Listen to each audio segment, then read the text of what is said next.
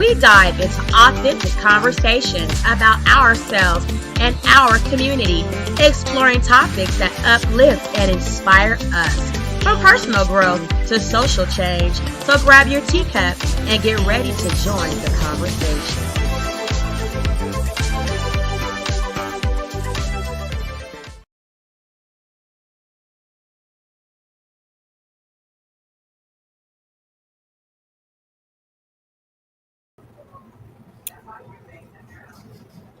We are live, YouTube. YouTube, we are live. Facebook, hi, Facebook sippers. What's up, my sippers? We live. Twitch, we live on Twitch. Hey, sippers on Twitch. We are live, y'all, over on Kick. Let's kick it on Kick with our new sippers. Hey, sippers over on Kick. Hi, sippers all around the world on all streaming platforms where you can watch Tanisha Talks Tees TV. We are live, y'all. Is today the last day for deliberations for the jury for Diddy? Did they go back to deliberate today? What's T, y'all? What's T's? Let's see. Diddy.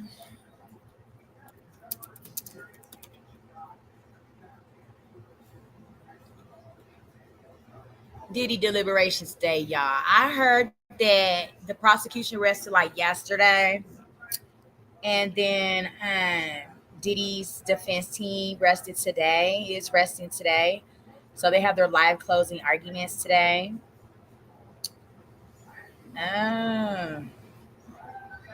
First, let's jump into the prosecution resting on Diddy, y'all.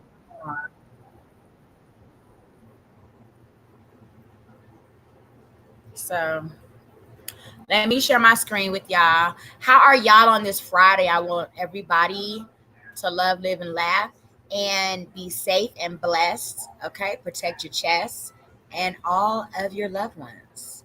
Let me share my screen with y'all. Okay.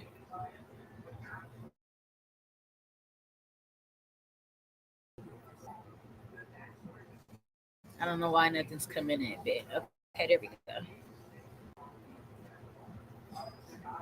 How are y'all doing, y'all? I'm a little stuffed. I had some Chinese food. I don't know about y'all, but I love dollar scoops. I love dollar scoops. So affordable, girl. I got a big platter of shrimp fried rice for $9.99. I am a bargaining budget girl. I love a good bargain budget. Budget bargain girl. Okay. So any hoochie, let's keep it moving. What's Gucci? On Diddy's about done wrapping up his trial, girl. Let's listen to what TMZ had to say on winners and losers, day 26.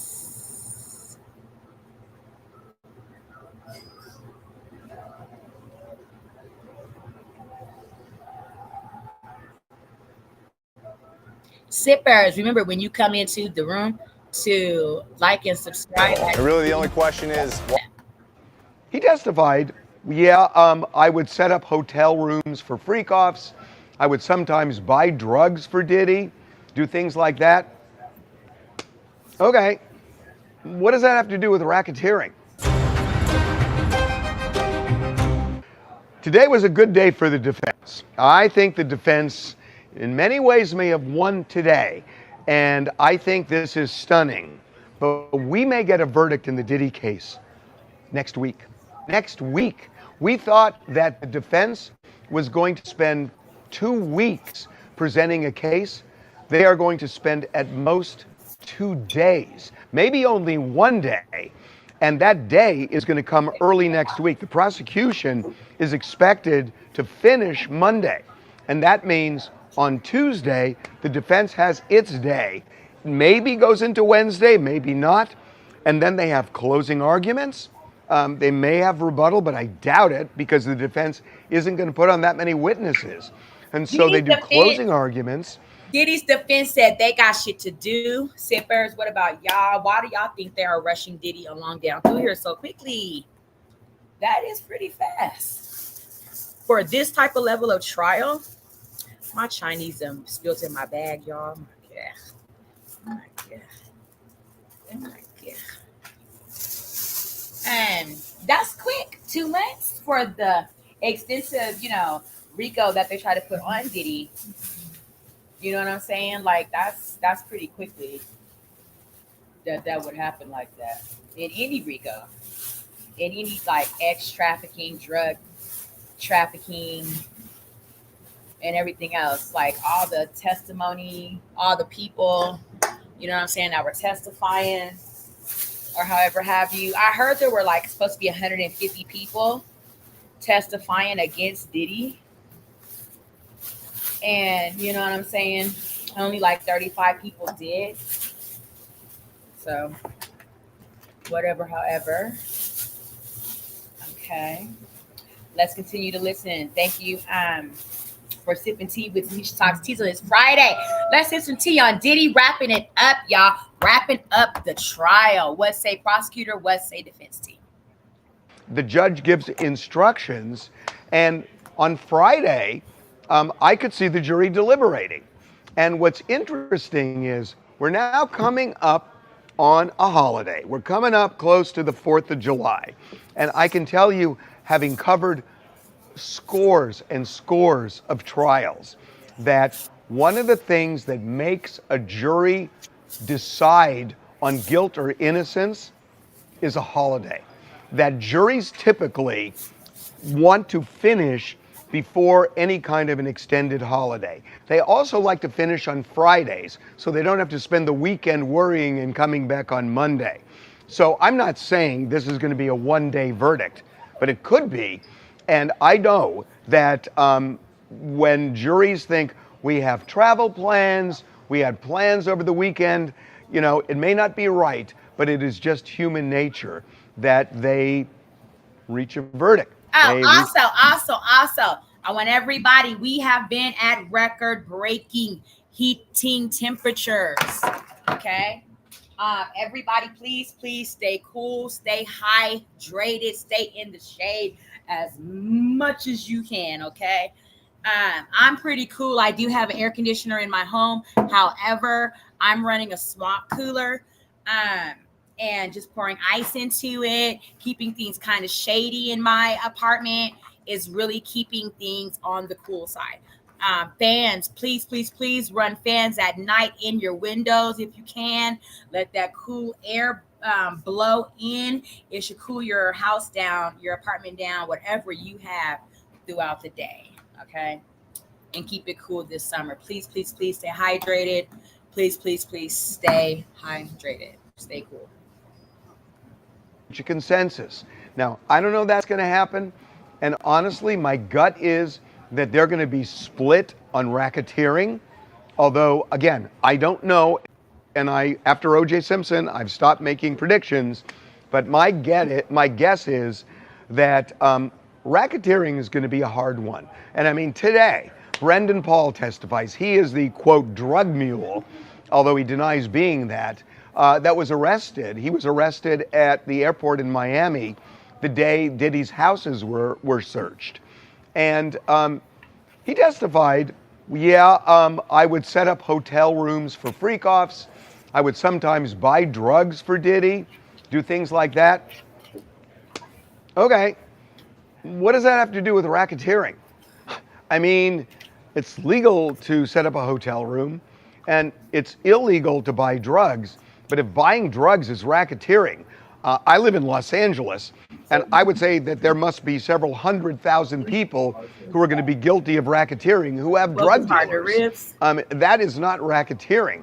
And, we get back to this whole thing about racketeering, that it really is kind of organized crime, where you have a business which is a subterfuge for some illegal operation. Diddy is a disorganized criminal. He's scattered all over the place. Get him, get her, do this, do that. He's a terrible boss, and he is a criminal for all of the things that have come out. But is he a racketeer? it is not the traditional view of racketeering. And I say that again with Brandon Paul. I'm just not seeing it. And as a matter of fact, one of the reasons I said Diddy won today is that, well, on cross-examination, Diddy's lawyers asked Brandon Paul, what about Jane, who was involved in the freak-offs, and the prosecution says she was coerced. Well, they asked Brandon Paul, did you see any evidence of coercion? And he said no. Again, I am not saying whether Jane or Cassie was coerced, was not coerced. I'm just saying when somebody testifies to that and it's the prosecution who called that person, you got to wonder, why did the prosecution call Brendan Paul? How much good did Brendan Paul do for the prosecution in terms of proving racketeering? I don't see it. But in terms of talking about consent, since he saw Jane, that seems to help the defense. So I don't quite understand that game. So we are now coming upon what could be a very interesting jury deliberation. And there are three real elements here. One is racketeering, which I've talked about. My gut tells me there's going to be a split, at least initially, on racketeering.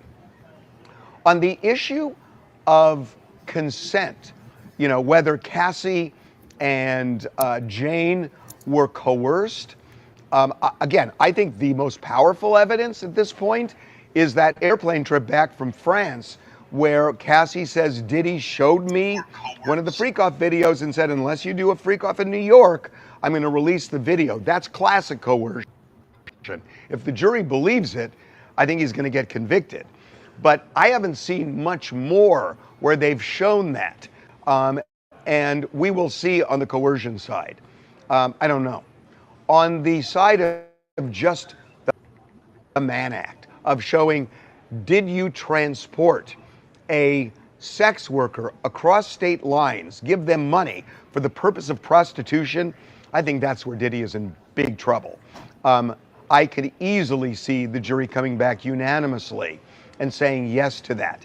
And I think that is going to be the most interesting charge, because you may have some jurors who say, I want to convict him on something, but I'm not quite feeling racketeering and not even feeling the consent issue, but at least I can get him on the MANN ACT.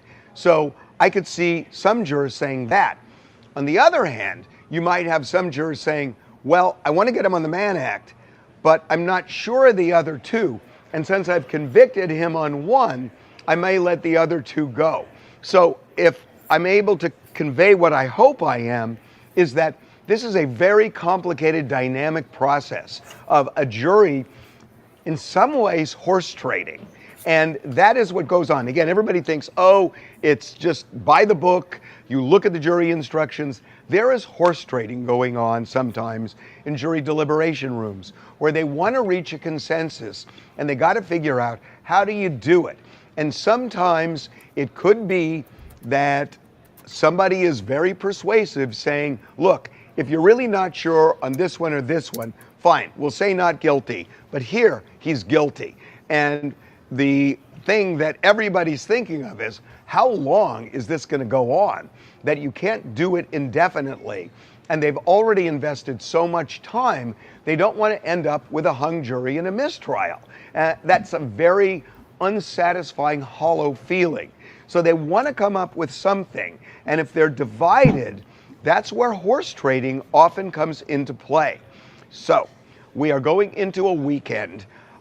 Next week is going to be very, very interesting, because I think the jury is going to have this case next week unless something really unexpected happens. And I do want to say one other thing. The defense initially said that they were going to spend 2 weeks. So you got to wonder, why 1 or 2 days instead of 2 weeks? So it could be a variety of things, but my gut tells me that they don't have necessarily the strongest witnesses to call, number one, to rebut what the jury has already heard. But even more so, maybe they feel that they've got enough reasonable doubt that if they look strong and say, we don't need to rebut a lot, all we need is a day or two to button certain things up, and then we're going to give it to the jury, there's a feeling of confidence that the defense shows by doing something like that, that telegraph to the jury, where the jury thinks, they don't think the prosecution proved their case, so they didn't have to do the full 2 weeks. And they might also think, and they're giving us a break because we don't have to sit through 2 more weeks of testimony. So there's a lot at play here. But I would say to you, be ready. And ready we are, Mr. Levin. We are going to pause this right here. We're going to continue to sip Diddy's tea. We are sipping tea on Diddy being done almost with trial, and the deliberations are coming up. I want to understand more of what the MANN Act is. We heard Mr. Levin talk about the MANN Act. What is the MANN Act? The MANN Act was enacted in 1910 to stop trafficking, but it was also misused to unfairly target people, especially Black men. Based on outdated moral standards, it has been amended to focus more clearly on exploitation and trafficking, especially involving minors. It's still used today in serious cases with strong penalties for those who are convicted. The MANN Act prohibits X trafficking, but it was once a weapon of racism. The law, referred to as the White Slave Traffic Act, the White Slave Traffic Act at the time was amended a few times since its enactment in 1910. It is no longer used to justify the persecution of marginalized individuals. This article looks at the MANN Act, including how federal prosecutors use it to prosecute crimes against victimized people, how it was used as an instrument of racism and other forms of oppression, how the act has changed through the years, related laws, and more.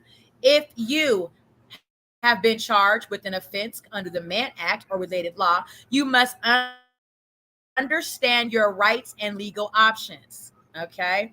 A criminal defense attorney near you can help you understand your charges and make informed decisions. So, the MANN Act, a controversial history. Boxer Jack Johnson, the first African American to hold the world heavyweight title, faced charges in 1912 of violating the MANN Act. His alleged crime was the kidnapping of Lucille Cameron. Cameron was a white woman whose relationship with Johnson was consensual. The two married in 1912. But the sinister intent of this and many other MANN Act prosecutions was to punish Black men for violating the norms of white society.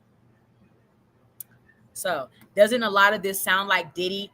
You know what I'm saying? According to their MANN Act law, is violating the norms of white society by having all of these freak offs. So how convenient for them to try to throw the MANN Act at him. In Hoke v. United States, a case from 1913, the U.S. Supreme Court established that the U.S. government could not regulate prostitution, but SCOTUS, SCOTUS, SCOTUS, said the government could regulate interstate commerce that involved X work. The MANN Act was still used as an instrument of racism. Okay.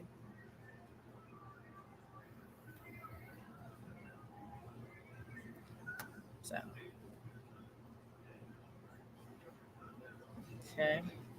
With Hoke, the MANN Act took on another quality. It criminalized prostitution by targeting instances where it occurred in a multi-jurisdictional way. Many celebrities, including Charlie Chaplin and Chuck Berry, have faced charges under this MANN Act. What are the key elements of the MANN Act? Since its inception in different ways, it has barred forms of human trafficking. It has specifically targeted those involved in prostitution. It has also placed bars on types of foreign commerce involving debauchery and other immoral purposes. Okay. What are some words that we've heard throughout this Diddy trial? Debauchery is one of them. Okay. Wasn't the Jane Doe saying the debauchery? Wasn't she calling like their freak off some type of debauched situation or whatever? It is one of the more difficult and dark criminal laws. You know how they're trying to make it seem like Diddy's freak offs were so dark and sinister, right? As it addresses such causes of human sex ex trafficking, human suffering.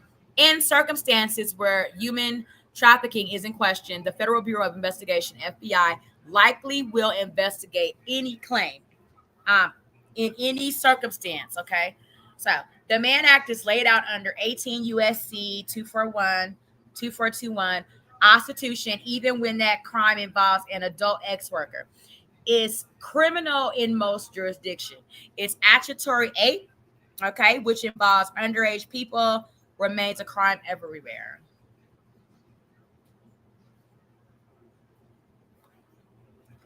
Under the Mann Act, any sexual activity during involving an ex worker is not treated as consensual. This means engaging in the services of ex workers is illegal sexual activity. That's what they're trying to get Diddy on, this Mann Act shit that they created back in the 1900s to entrap black people for sleeping with white people and shit like that. Okay.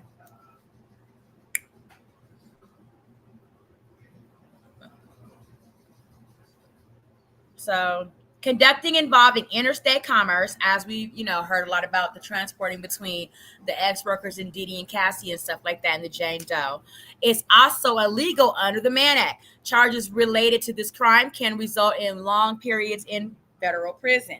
Law enforcement and the courts take this offense seriously. So this is where they may lock Diddy up for 10 to 20 years. Okay. However long. Under this Mann Act that was drawn out of racism in the 1900s.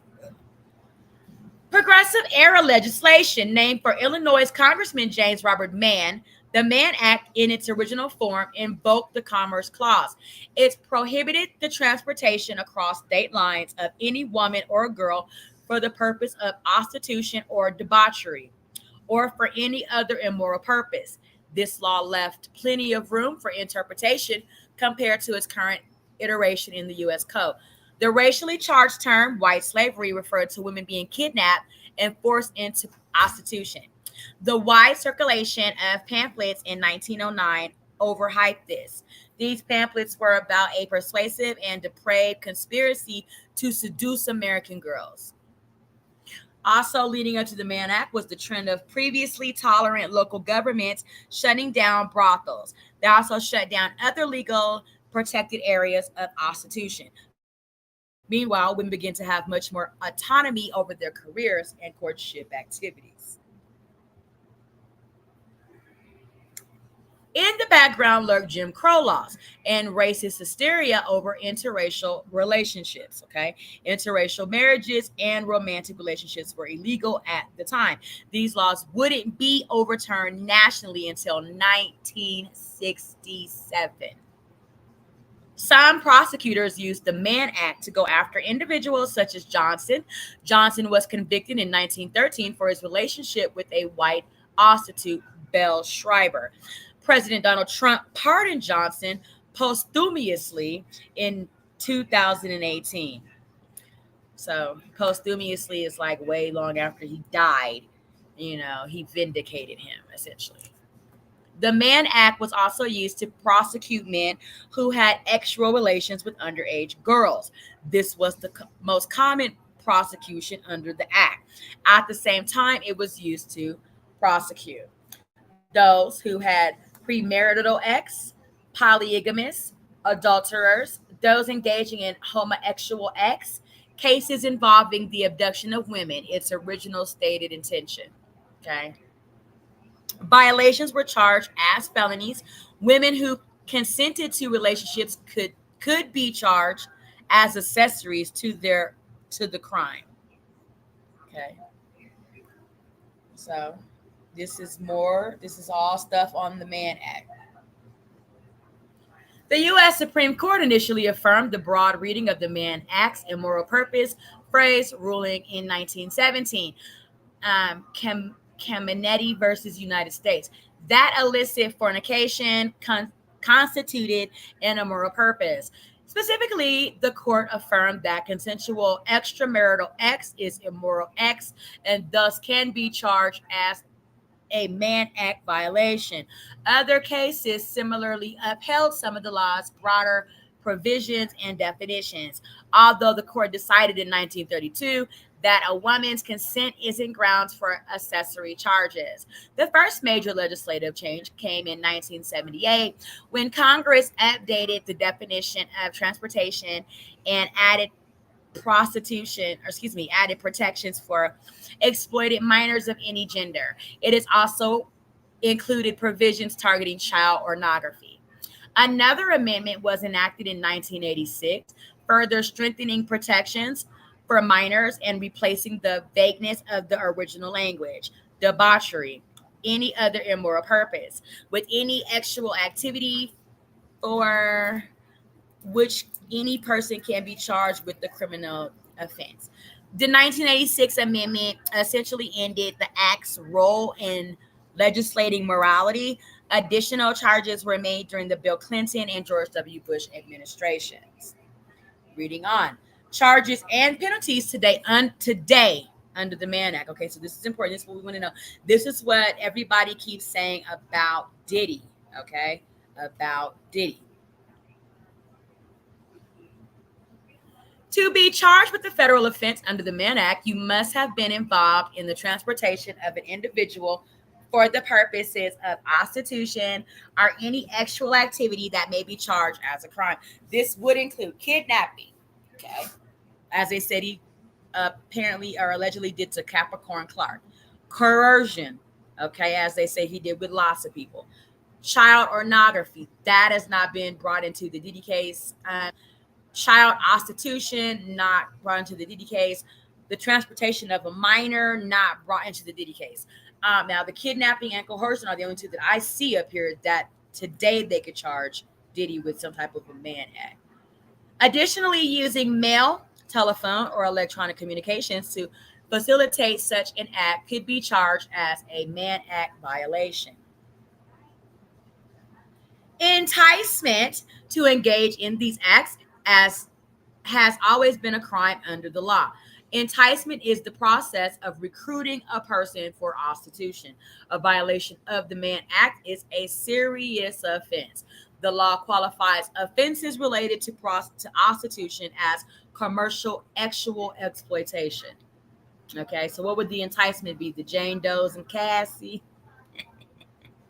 Offenders may be sentenced to a fine and or up to 10 years in prison. Woo, Diddy. Penalties depend on the severity of the case, the defendant's criminal record, and other factors. Other charges such as kidnapping or solicitation could also apply. Other federal statutes may be invoked for these types of offenses addressed by the Mann Act, including Trafficking Victims Protection Act, sexual exploitation and other abuse of children, peonage, I don't know what that word is, slavery and trafficking in persons, racketeering, RICO. Okay. Facing charges under the Mann Act or another state of federal law, get legal help today. If you've been charged with a felony, you could face prison time or any other very serious penalty if convicted, whether you're facing Mann Act charges or something else. Protecting your interests by exercising your right to legal counsel is very important. Get started by contacting an experienced criminal defense attorney near you. That is all of the understanding we need to know about what this Mann Act shit is that they're trying to say that they could possibly very well still give Diddy some time for. Okay, it was created back in 1910 to stop X trafficking, but it was also misused to unfairly target people, especially black men, based on outdated moral standards. So you take it for what you want to take it. Let's continue to take some of this tea, more tea on Diddy. When you come in, please like and subscribe. and get your teacup filled up with Tanisha Talks Teas.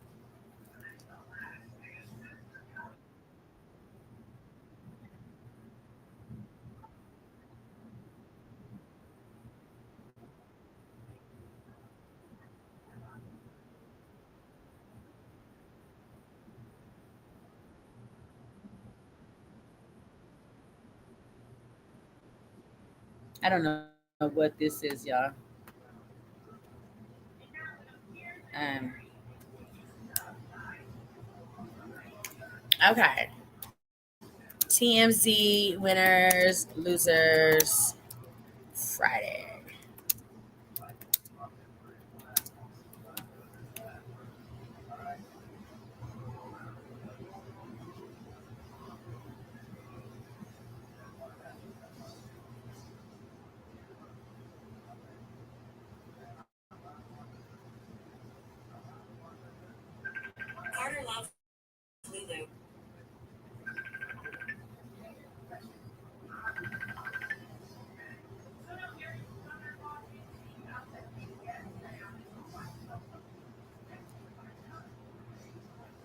Stung, at least in terms of the testimony in the Diddy case, because the prosecution has rested and the defense, as we told you the other day, is not going to call a single witness. This case is going to be over as early as Friday. So closing arguments are now set for Thursday. Presumably, it will not take more than a day, and the jury could get this case on Friday. Now, I say as early as Friday, I don't think that's going to happen because based on everything we have heard, this is a complicated case. And I just don't see the jury all agreeing on all counts at the beginning or even a day or two in. It feels to me, and I may be wrong, but it feels to me like there's going to be a lot of discussion and arguing because even if they agree on two of the counts, the remaining ones they may disagree on, and the judge is going to want some closure on everything to the extent they can do it, certainly before declaring a mistrial. So, look, I see this going into next week. The complicating factor is that next week is the 4th of July. 4th is on Friday. Now, on Thursday, court is closed, but the judge could make the jury continue to deliberate Thursday.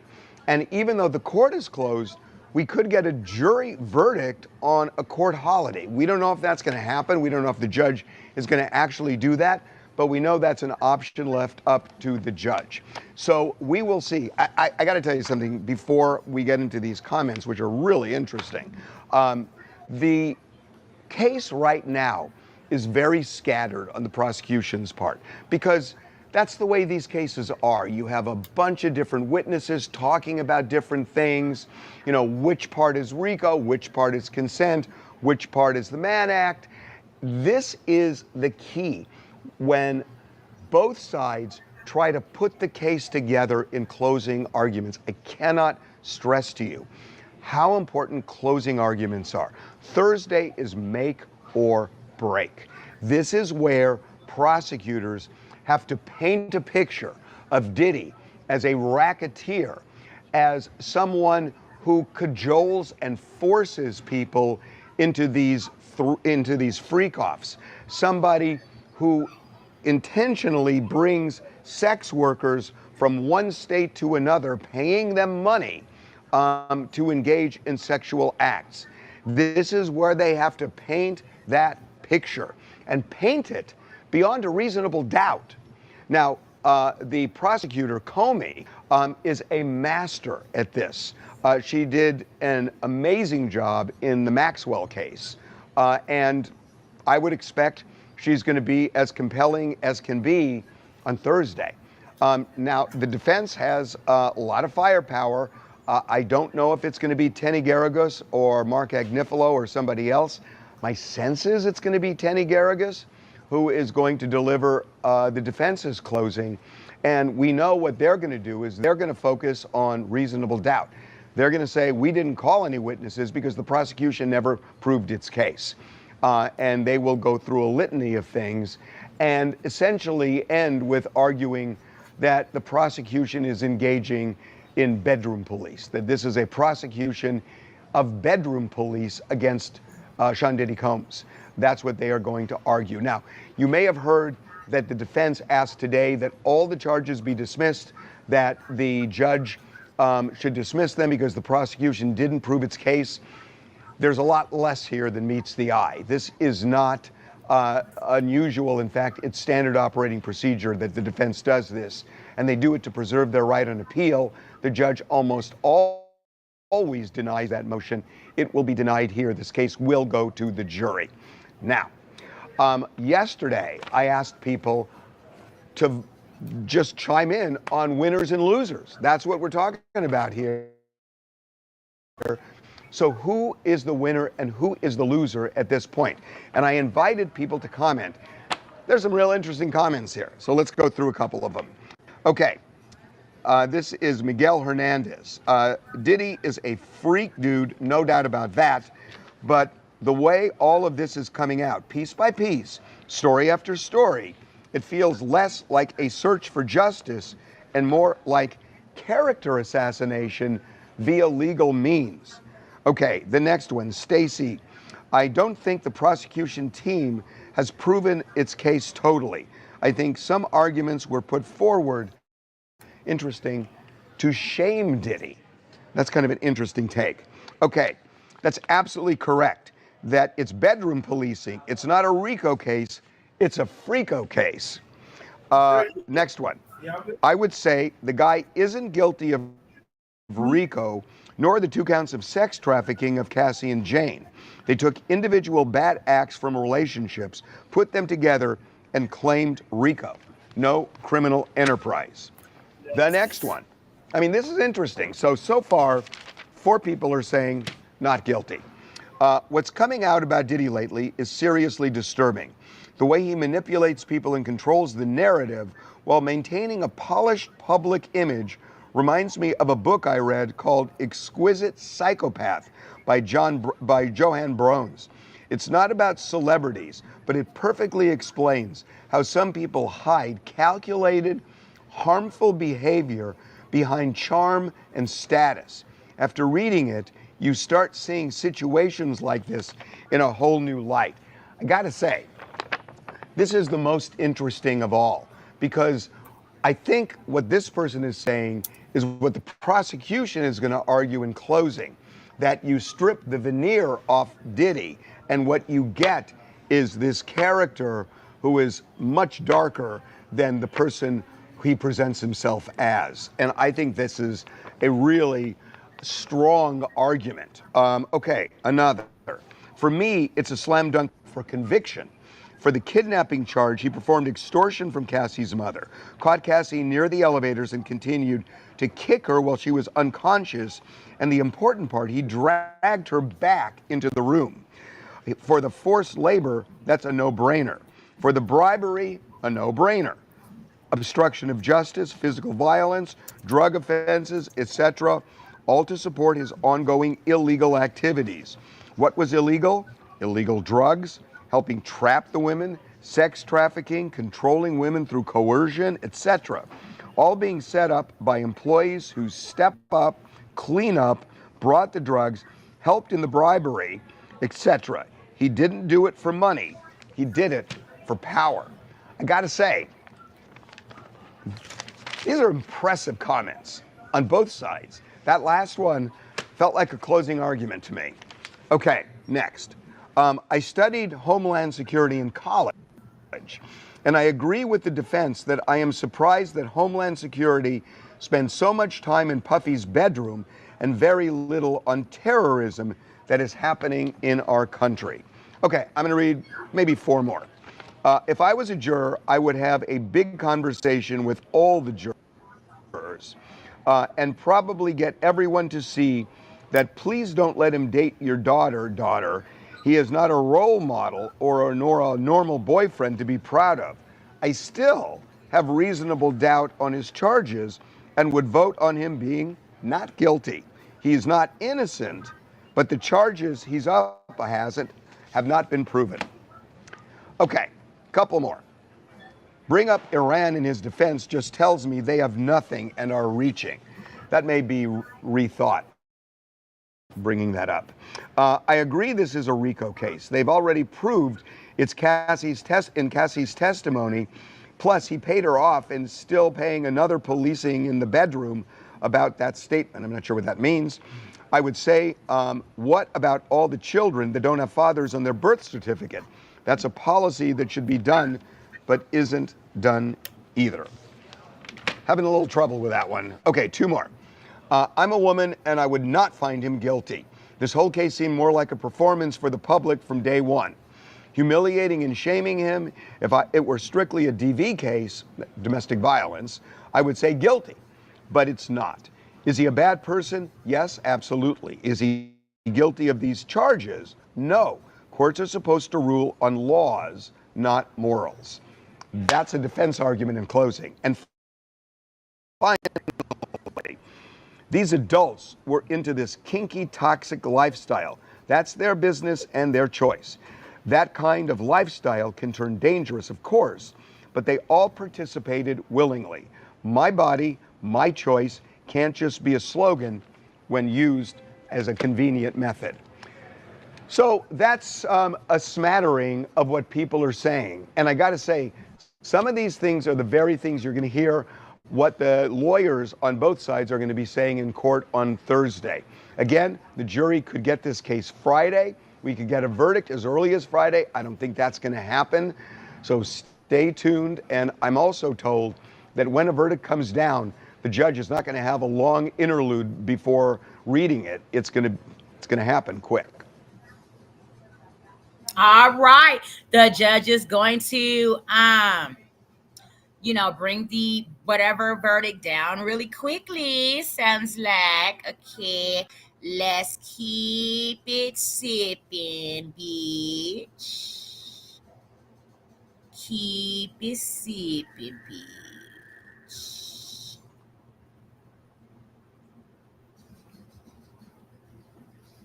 It comes in so many different. Thank you guys so much for sipping tea with Tanisha Talks Teas. We are live on this Friday afternoon. We are explaining all of the final arguments of the Diddy trial. We are closing in on the deliberation date of the jury, ladies and gentlemen.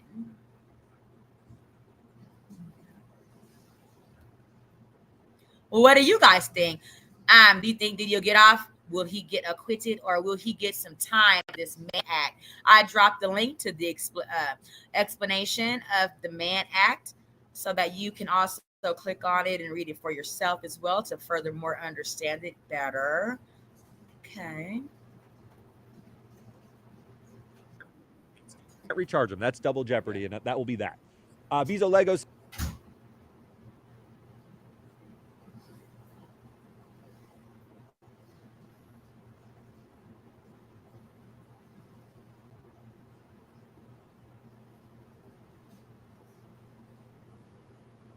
Had the floor today for the closing arguments.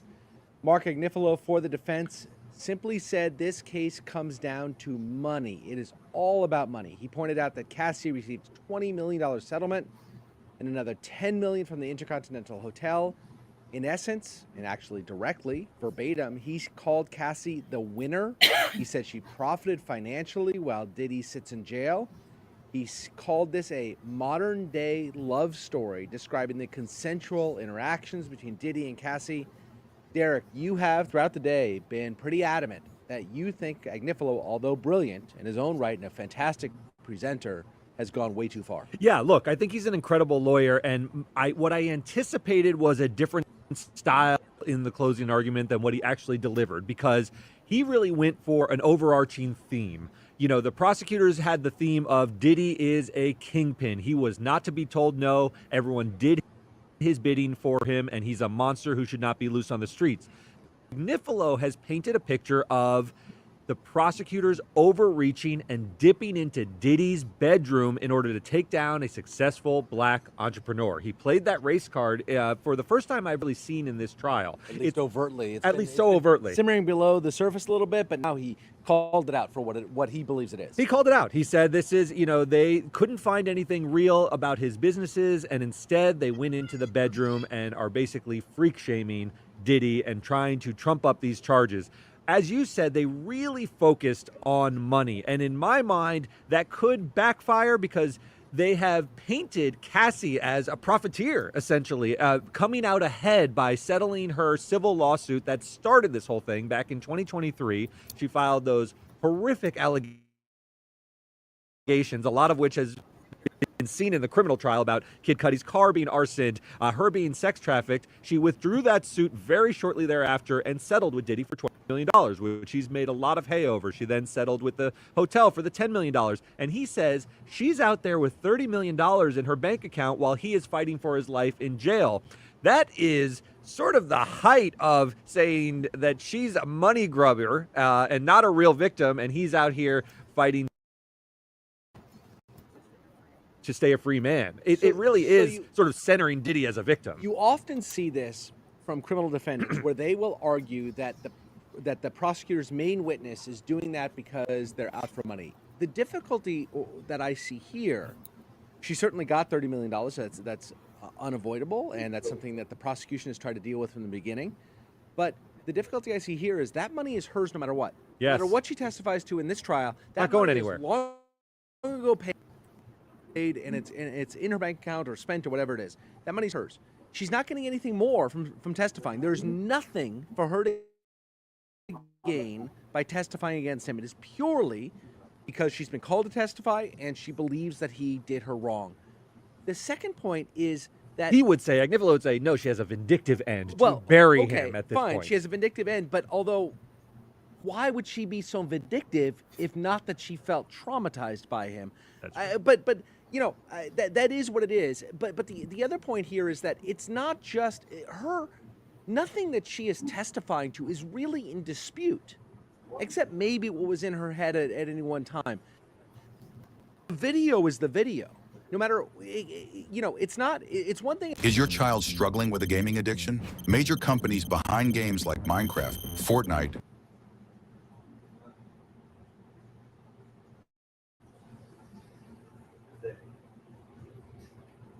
engaged in the freak-offs. She doesn't deny that she engaged, nor does the prosecution deny that at some points she expressed consent. But it is also unimpeachably true that at some points she expressed reservations about it. That's right. And Agnifilo's not running away from the hotel video. He says it's a horrific instance of domestic violence that my client is not on trial for. He says that would be a state crime. It is not what this trial is about. This is about sex trafficking, and Cassie was never sex trafficked because you saw how enthusiastic she was about freak-offs. He even said during his closing arguments that the infamous incident involving urination, he said Cassie wanted to be urinated on. Now, on rebuttal, as we're talking about this, the prosecution has stood up again and said, basically, how dare you? This woman suffered such extreme trauma, and by the way, testified, so the prosecutors can point to Cassie's testimony about this settlement where she said, I would give it all up to not have gone through what I went through, and I suffered serious trauma, and the $20 million. That's easy for her to say. She has the money. It is easy to say, but they can at least point to her tearful testimony and remind the jurors that this woman did say she would prefer to not have the money and have not been sex trafficked as she thinks she was a victim. The other thing is, I think his closing argument, Agnifilo's, was quite persuasive on Jane's testimony, where he said he had a zinger of a line. This is a very effective lawyer, and the theatrics during the closing have been on point, and I think they're landing with the jury from what we're hearing. He said Jane testified to all of these awful things, and then she left her testimony and went back to her apartment that Diddy pays for. Now, how do you think that lands? Do you think the fact that Diddy is still paying for the apartment that Jane, the woman who testified under the pseudonym, still lives in, cuts in favor of her credibility or against her credibility? To me, it cuts in favor of her credibility about the awful things, but yeah. So you think it's cuts in favor because he's paying out of a sense of guilt or desire to make things right because he has guilt. He has the risk of losing it by saying these things. I don't think it has. I don't think it goes necessarily either way in her credibility. I think her credibility is what it is. I don't think anybody really thinks she's lying up there. The question is whether or not the conduct that we've heard is illegal or not.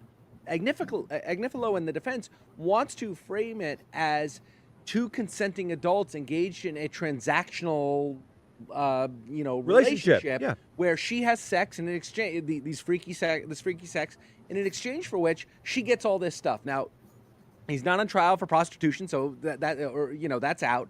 Instead, what he's on trial for is coercing her, cajoling her, forcing her, and if she's going back to his apartment that she seems to enjoy, that seems to maybe suggest that that it's not against her will, that she's not cajoled, that she's not being forced or coerced. Right, that she is still sort of in some sort of ongoing consensual relationship involving payment of her apartment. So it's a complicated issue. And that's why the jury instruction that the prosecution fought for was so important, that any one act of sex trafficking is enough. You don't have to show that Cassie or Jane are always the victims of sex trafficking. You have to show that it happened to either of them at least once. So are there moments where they willingly participated in these activities? Absolutely.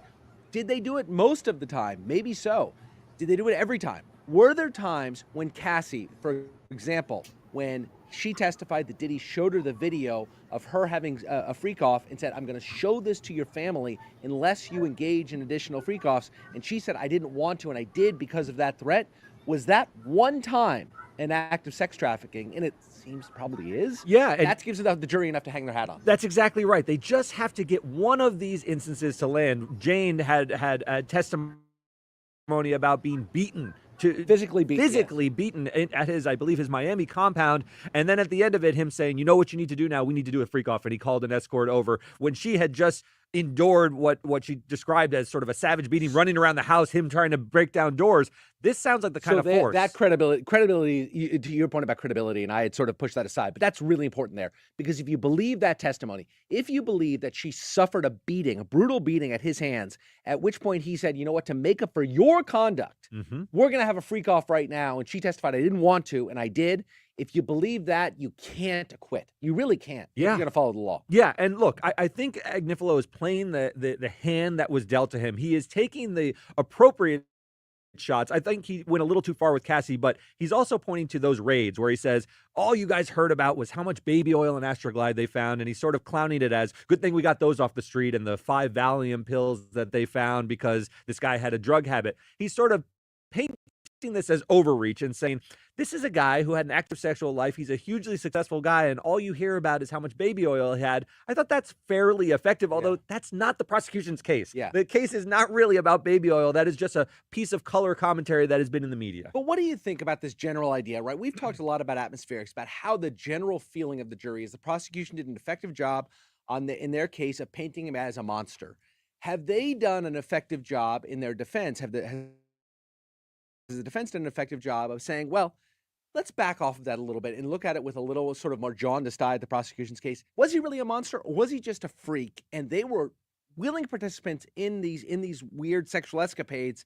And, forget about Thanks to Restore, Primetime is back. This is my time. I didn't want to be bold any longer. If you're daydreaming about having, do you see a group of people who just really enjoyed a different deviant kind of sex? Yeah, without it being televised, and even when it's televised, you don't see how these things land with the jury. Yeah. But my impression has been they have painted effectively, the prosecutors have painted him effectively as a dangerous person. And it's not so much about Cassie and Jane for me. What it is more the assistants who testify, Christina Coram, who testified about being taken and whisked away to an abandoned warehouse, tied up to a lie detector because she was accused of stealing some jewelry for 5 days, and was sort of taken back and forth for 5 days and subjected to this sort of torment. That really lands with me, that this is a man who's incorrigible when he has money and power to throw around, he abuses it. Yes. That has landed with me. A lot of people in this office and outside have framed the RICO charges as the weakest. They've said, this is not a criminal enterprise. It's a head of bad boy records who like to do some freaky stuff on the side. I actually find the RICO stuff quite compelling. I find he's not just a jealous ex-boyfriend. He's a guy who can order people to firebomb cars, and that scares me. So he does seem to be the type of guy who could do more harm in the world if he's freed by the jury. How does that land with you? Yeah, I tend to agree with you. It's not just the firebombing cars. I mean, that's the biggest one because we all know Kid Cudi and we all heard that story. We reported on that story years ago. You have the firebombing of cars. You have the bringing the weapons to a confrontation with Suge Knight. You have the arranging for drugs, whether the Valium or Vicodin, but we also heard about cocaine and other drugs being brought to the freak-offs, being disseminated, distributed to people. You also have the extortion attempts at Cassie to get her engaged in the freak-off. If you put all of these things together, this is really a classic case of a RICO case. You have certainly multiple people involved in the conspiracy. You have him as a kingpin. I know I keep going back. I said it over and over again to the Tony Soprano being in the archetype of what we consider a RICO perpetrator of RICO. Other than the fact that one was an Italian mafioso style, and this is sort of like a music mogul with women. It's hard to find the daylight between those two types of conduct. And therefore, I fall on the side that you do of Diddy was a racketeer. He was the head of a criminal enterprise. He was the head of an enterprise that engaged in all kinds of crimes. The other thing I want to say is Agnifalo's done a good job of waving his hand at these incidents and saying that's not really his style. He would have confronted Kid Cudi. He's not a guy who firebombs cars. I don't really buy that for a second, and I'm not sure a jury will buy that. The other thing I want to say is racketeering. I think they've laid the predicate that some of these criminal things happen, the extortionate attempts, the kidnapping, the arson. It doesn't mean that Diddy was always monstrous. Just as Tony Soprano had a capacity for charm, these guys have capacity to be incredibly generous at times. I'm sure Diddy has done wonderful things. I'm sure he's donated to charities that I care deeply about. He's been in plays. He probably loved Cassie at a certain level. I think he did love her. I think he absolutely loved her. And I think he was also monstrous towards her. And what he's on trial for are the monstrous activities. It doesn't negate the fact that as a fully formed human, he did a lot of great in this world, made a lot of good music. He's still a monster in my mind. Maybe trials are necessarily reductive, but to have to even say the words just because he was nice to her sometimes doesn't mean he didn't commit. I mean, we are all aware, either firsthand or secondhand, of abusive husband-wife relationships where he loves her and adores her, and she loves and adores him, and most of the time they're fine, but sometimes he drinks too much and beats the shit out of her. Right. Do we ever say, well, let's not convict him because most of the time he's nice to her? Yeah. And that's sort of like, I mean, just to, again, reduce it down to its sort of most base level, that's kind of what we're talking about here. We're talking about a guy that most of the time was quite kind. Most of the time was very charitable. Most of the time was great to his employees. Lots of people say wonderful things about him. And certainly all the time he was quite charming. But sometimes he would beat the shit out of people. Sometimes he would bring in escorts and force women to have sex, not force them at gunpoint, but force them through threats to their career, threats of exploiting them or showing their worst moments to their friends and family. Those are crimes. Yes, and created a cumulative sense that they were scared. They were scared and felt trapped that they couldn't leave his clutches in some way. And I think the prosecution has made an effective case of that. Agnifalo called this a modern-day love story with Cassie. I think that kind of rhetoric overreaches. And so that's how it landed with me. We will see. Now, the rebuttal will be done. The jury is going to be charged on Monday. Yeah, talk through the time. We're going to go to comments in just a second, Tony, if we can get those up pretty soon. But I think talk us through the timeline. What do you expect to happen over the next few days? It's Friday afternoon as we're recording. That's right. It's Friday. It is late on the East Coast. They are finishing up the rebuttal, and that will be it. But there's not going to be enough time, apparently, to charge the jury. So the instructions have been set, but Judge Subramanian said he's going to bring in the jury on Monday. He's going to instruct them. That will probably take an hour, maybe 2 hours at the outset. Then he's going to send them off to deliberate. And deliberations will begin on Monday. That jury will be locked in a room. They will take straw polls. They will discuss the evidence. They will sort of see where they are and try to come to a verdict as quickly as possible. We've discussed how the 4th of July holiday is going to The impact 3rd that. of July is actually a federal holiday, right. It's closed. So that's Thursday. And the judge has suggested, as is his right, that he might hold court open on Thursday for continued deliberations. I don't really feel that that's a true threat. I think he's saying that in order to get the jury to really lock in I think he and is as try well. to resolve it by Wednesday. If I can see if they come back and there's conversations in the judge and the jury, they will come out and ask questions and want to hear additional testimony. If he gets the sense they're quite close, if they inform him that they're done, that they've reached a verdict on 2 of the 3 counts, he might send them back just for a partial day on Thursday to try to see if they can resolve it.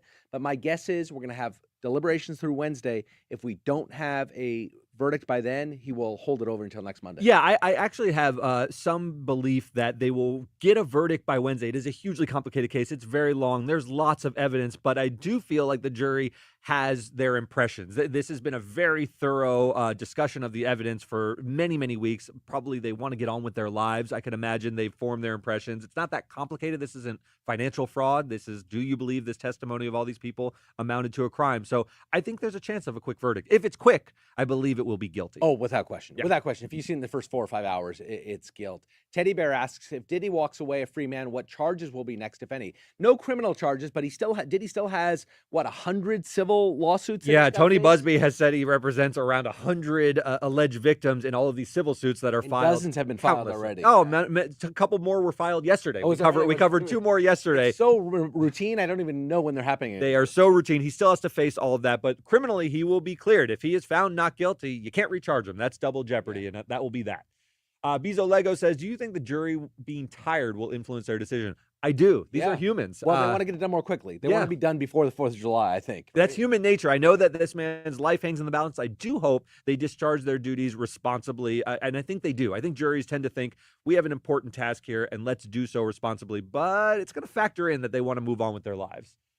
SAS 1000, how do NDAs, hush money, or confidential settlements interfere with investigations or trials? Typically, they don't. Those kinds of things are tossed aside when it comes to evidence, especially in a high-profile criminal, particularly in a criminal trial where the evidence is essential to the determination of guilt or innocence. Civil cases, they can sometimes be excluded depending on the issues. But if you're subpoenaed to testify, you're subpoenaed to testify. That's right. And that is a penalty if you don't come in and testify. NDAs are extremely common, and most of the time they are for very good purposes. Two businesses are coming together and they have to exchange trade secrets to see if they want to do work together.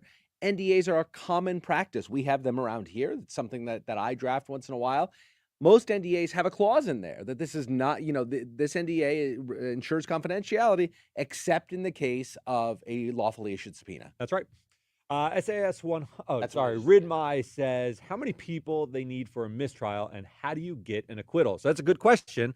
An acquittal. One person's that's mistrial. Right. One for a mistrial. If it is a hopelessly deadlocked jury, which just means we can't all get on the same page about guilt or not guilty on a particular charge, that is called a hung jury, and they have to try very, very hard to be deadlocked and not be able to come to a verdict. Acquittal is all of them saying not guilty. That's as hard as getting guilt in some sense, because you have to get everyone on the same page that he should walk free. Now, at the end of it, if there is a hung jury, the lawyers will have the right to poll the jury to see how many people were not voting for guilt, or how many, what the breakdown of the 12-person vote was.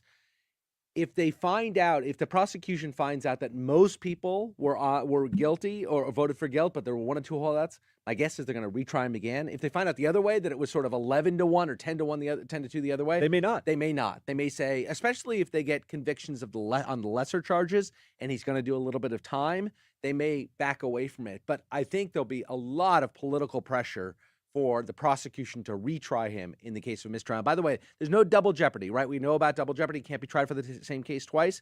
A mistrial, it's as if the first time never happened. You start over from scratch with jury selection, and you go through the whole thing. People know this. That's what happened with Karen Reed. She had a mistrial, and then they had an acquittal. Let's go to some comments, or let's go to Danielle Franzi says, when is sentencing? I don't know the exact timing of sentencing. Whenever the judge has time on his calendar. The judge will, 3 or 4 weeks out. That's right. Yeah. That's right. There'll be different motions about how harshly they should sentence him after that's true. It could be actually a lot of motion practice here. You may be talking about a few months. Diddy, assuming he's convicted of a crime, he will be kept in prison until sentence. That's exactly right. And one more comment, we'll say Grazino, prosecution has examples of every charge, only need 1 of each. True, except for the RICO charge, they need to prove 2 Act. But remember, one of those predicate acts is the Mann Act. It's illegal to, one of the predicate offenses would be just transporting prostitutes, which is a pretty strong case for them. And then they can go for the kidnapping, arson, extortion, all those drug distribution. Here's where I think the tail wags the dog a little bit, because if the jury wants to convict him of RICO, there are plenty of predicate acts to convict him on. Yeah. So if they don't want to convict him on RICO, that's okay too. But if they want to, we don't have to worry about Prosecution has given them a lot of avenues. The picky unit analyses of which might constitute a predicate act or not. It's whether or not they want to do it, and then they'll be able to do it. Plenty of evidence. And one more thing about that, they're not going to have to, on the jury verdict form, say, we believe he bombed Kid Cudi's car. They're just going to say guilty on RICO. Yeah. And right. Their finding it necessarily involves that they found 2 predicate acts. So it's not going to be that specific in the verdict. All right, guys, it's pretty exciting, Derek. We've been doing this since May the 5th, right? That's when the first day of trial was, and we are finally, closing arguments are now over. On Monday, the jury would deliberate. I expect within 24, 48 hours of Monday's deliberation, we will have a answer to the question, is Diddy found guilty or not of the crimes for which he's been accused? Yeah, what a trial. See you guys soon. Bye.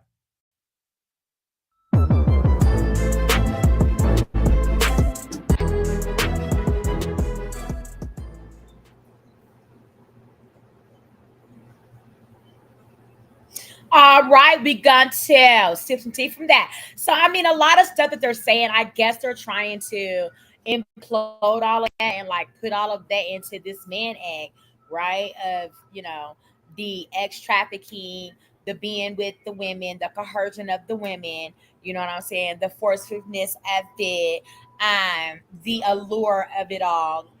Girl, they got all of that craziness in the Mann Act and more that they created back in 1910 sometime to convict and persecute Black men for dating white women.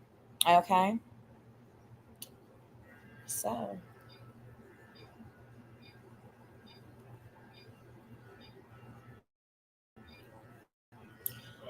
when you come into the room, please remember to like and subscribe. If you've got pink salt, apple cider vinegar, and baking soda in your kitchen and you're not using this recipe yet, you're throwing away your chance to lose weight effortlessly. Today, I'm here to teach you how to make the new Japanese pink salt recipe for fast weight loss. I started using this. We don't do her. We don't do her, y'all. We just don't do her.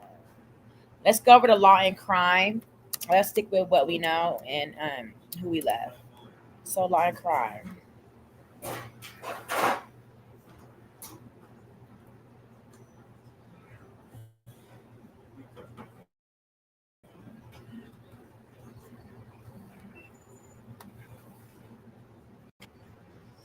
Law and crime got those closing arguments, closing in on Diddy's trial. Wrapping it up.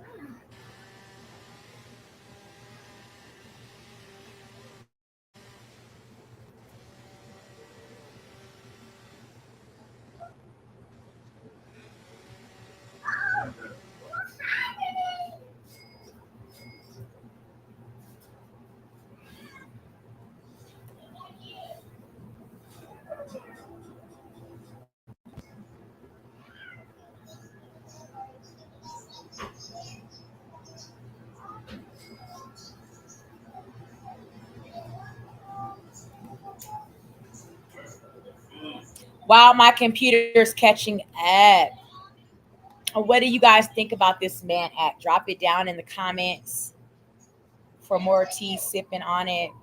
Let us sip what you are sipping over there. What's tea on your thoughts about this Mann Act? There's a link in the chat. You can click on and learn more about it, how it came about, when it came about, and what it's been used to do and what it's intended to do. I don't know. My computer needs to catch up, y'all. I might need to update it or something, but I'll have to do it before my next live.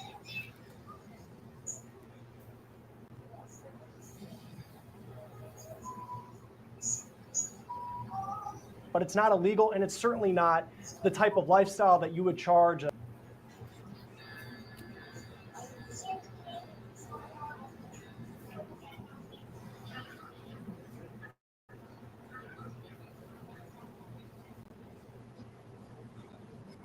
a gang leader or a mob leader with?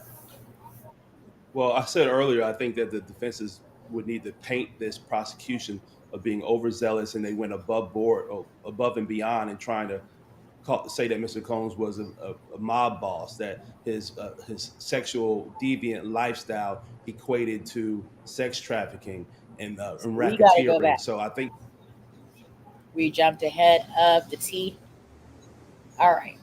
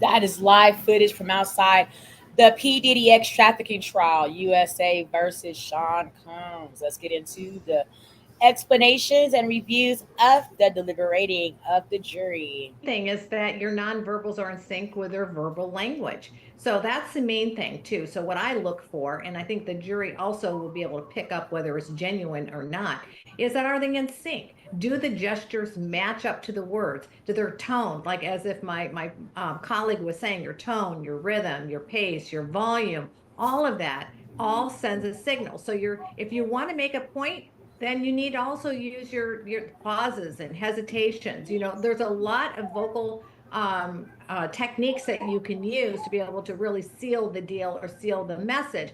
So the main thing is that I look for is the synchronization of what they say and what their body language says. The other thing is that you want to keep their body language within their frame. When a person is very confident what they're saying, and they're very pointed in it, then their gesturing stays within that frame. When an attorney starts to flay off, is basically kind of going off the grid, it can look a little bit disjointed. So the main thing is making really good eye contact, not piercing on eye contact, but on the other hand, make sure that everything is in sync together, and it'll naturally flow, Chris, when you really believe it. So that's the big thing. You can't fake it to make it. Either you believe it or you don't believe it. But if you try to push it, it's going to come across as being inauthentic, and the jury's is going to be able to read right through that. Yeah, and to Tyler's point, and especially in this case, if you're a juror and you think of someone, the profession that sticks out to me is the juror who's a deli clerk, and they're 30 years old, and they're about to decide whether or not Sean Combs, who's someone I'm sure they grew up watching, whether he could go to prison for the rest of his life. So to Tyler's point, you got to be authentic in that moment in laying out the stakes. I want to bring in the third member of our panel right now, Aaliyah Roberts, trial attorney. We just got an update from the courtroom that the judge has said that the judge has entered and confirmed that deliberations will start Monday, which is what we were expecting. And I want to take our first question from the chat. This is from Show and Tell Knitting. And Aaliyah, I'll let you get started for us. What do attorneys look for in body language of prospective jurors during voir dire when they're picking the jurors, kind of interviewing them and determining whether or not they're a good fit for a jury in a trial? Sure. Good morning, everyone. I think that when you are picking a jury of voir dire, you want to make sure that they're leaning in and paying attention. You want to make sure that they can actually hear you, what they're saying. They're not looking down. They're not looking at their phone. They're not looking at their watch, trying to get out early or trying to have an excuse to leave early. You want to really look at them leaning in, really focus on what they're saying, really attentively listening. And that's how you can pick a good juror, because you know that they're going to actually be listening to you when it's time She to ate all present the shit evidence. out of mine. And Thank in you. this Now case please get out of specifically, here. when the last day was closing arguments. And Tyler, we'll dive into what Diddy's defense team is saying once the closing arguments actually begin. But as far as a timeline of how long it could take to present that closing argument from the defense, earlier this week they said he was going to take a little less than 3 hours. Compared to the prosecution, they went all day yesterday for roughly 4 hours. Why would the defense not want to, especially when you don't call any witnesses? You didn't call any witnesses in this trial. Why go shorter than the prosecution? Well, the defense's theme is clearly that the prosecution has not proved the elements of the crime beyond a reasonable doubt. They're probably going to hinge on the fact that most of the interactions between Mr. Combs and the victims was consensual. They'll try to nail down facts to show that there If she were come no back up criminal here screaming, I'm enterprise. gonna knock her out. The difference Not even between the playing. defense is the I don't know why I prosecution gotta has to keep telling prove y'all. these things. The Give defense me just some business just when has I'm to point busy. out how the Busy. prosecution has failed to prove their case. And I think that's what the overarching theme has been this entire case. When they've cross-examined witnesses, they try to attack little small facts to show things may have been consensual or it wasn't a real criminal enterprise. And on the closing, I just see them trying to reiterate those things and bring them to the attention of the jury one last time. Susan, we don't have any updates as of yet of what Sean Combs, what he seems like, what his demeanor is today. But there was a big moment heading into closing arguments earlier this week, that moment when the judge asked Diddy how he was doing, and Diddy said fine. And then he went a step further and said, Judge, by the way, something along the lines of, I think you're doing a great job. When you compare, you take that moment, you kind of line it up with, he was nodding at the jury, he got scolded for that. Our Elizabeth Milner has said that he also was making eye contact with each juror when they enter the courtroom throughout the trial. What did that moment earlier this week tell you about Sean Combs? Well, he's trying to build rapport with everybody, right? He's trying to build rapport with the judge.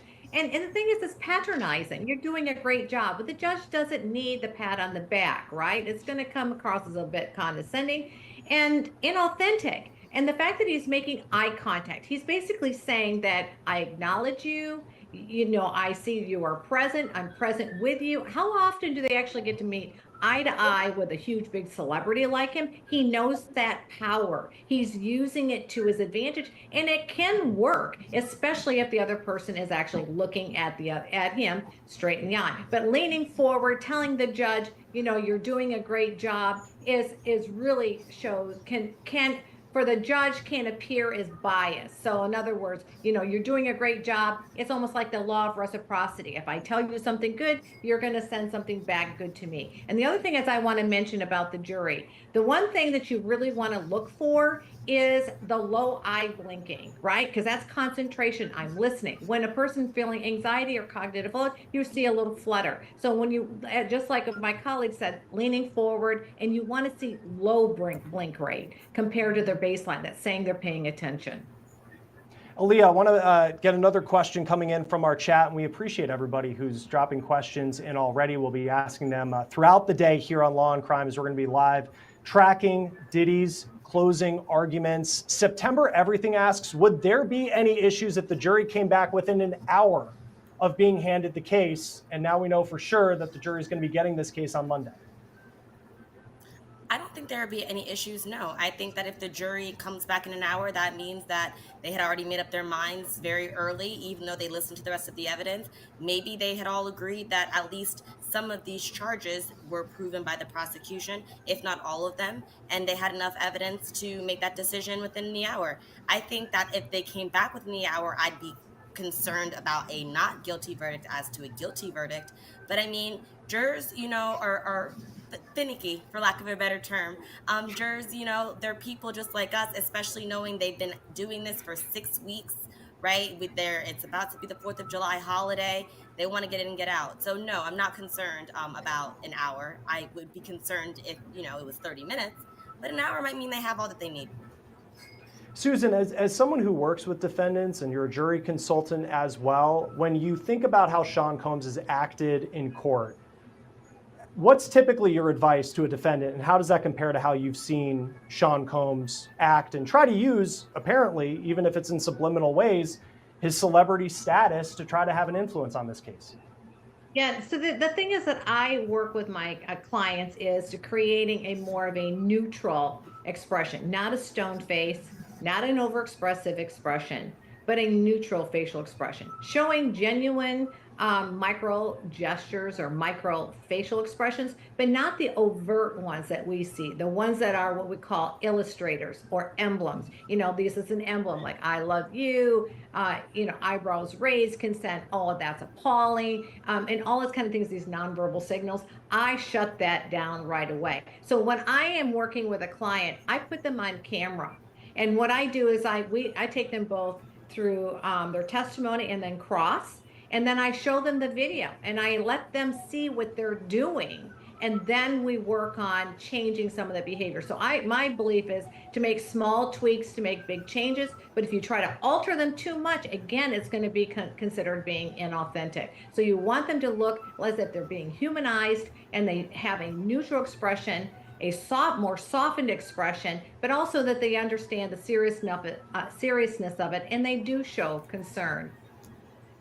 Tyler, as we're awaiting the beginning of Diddy's closing arguments in this case, if you were to, in that 3-hour time span, try to convince this jury that Sean Combs, even though they've seen that 2016 video, they've heard some very emotional testimony, how do you, in that 3-hour period, get a jury to believe that Sean Combs is not guilty of the charges that he's facing? I would try to point out some of the best facts that came out for the defense throughout my entire closing.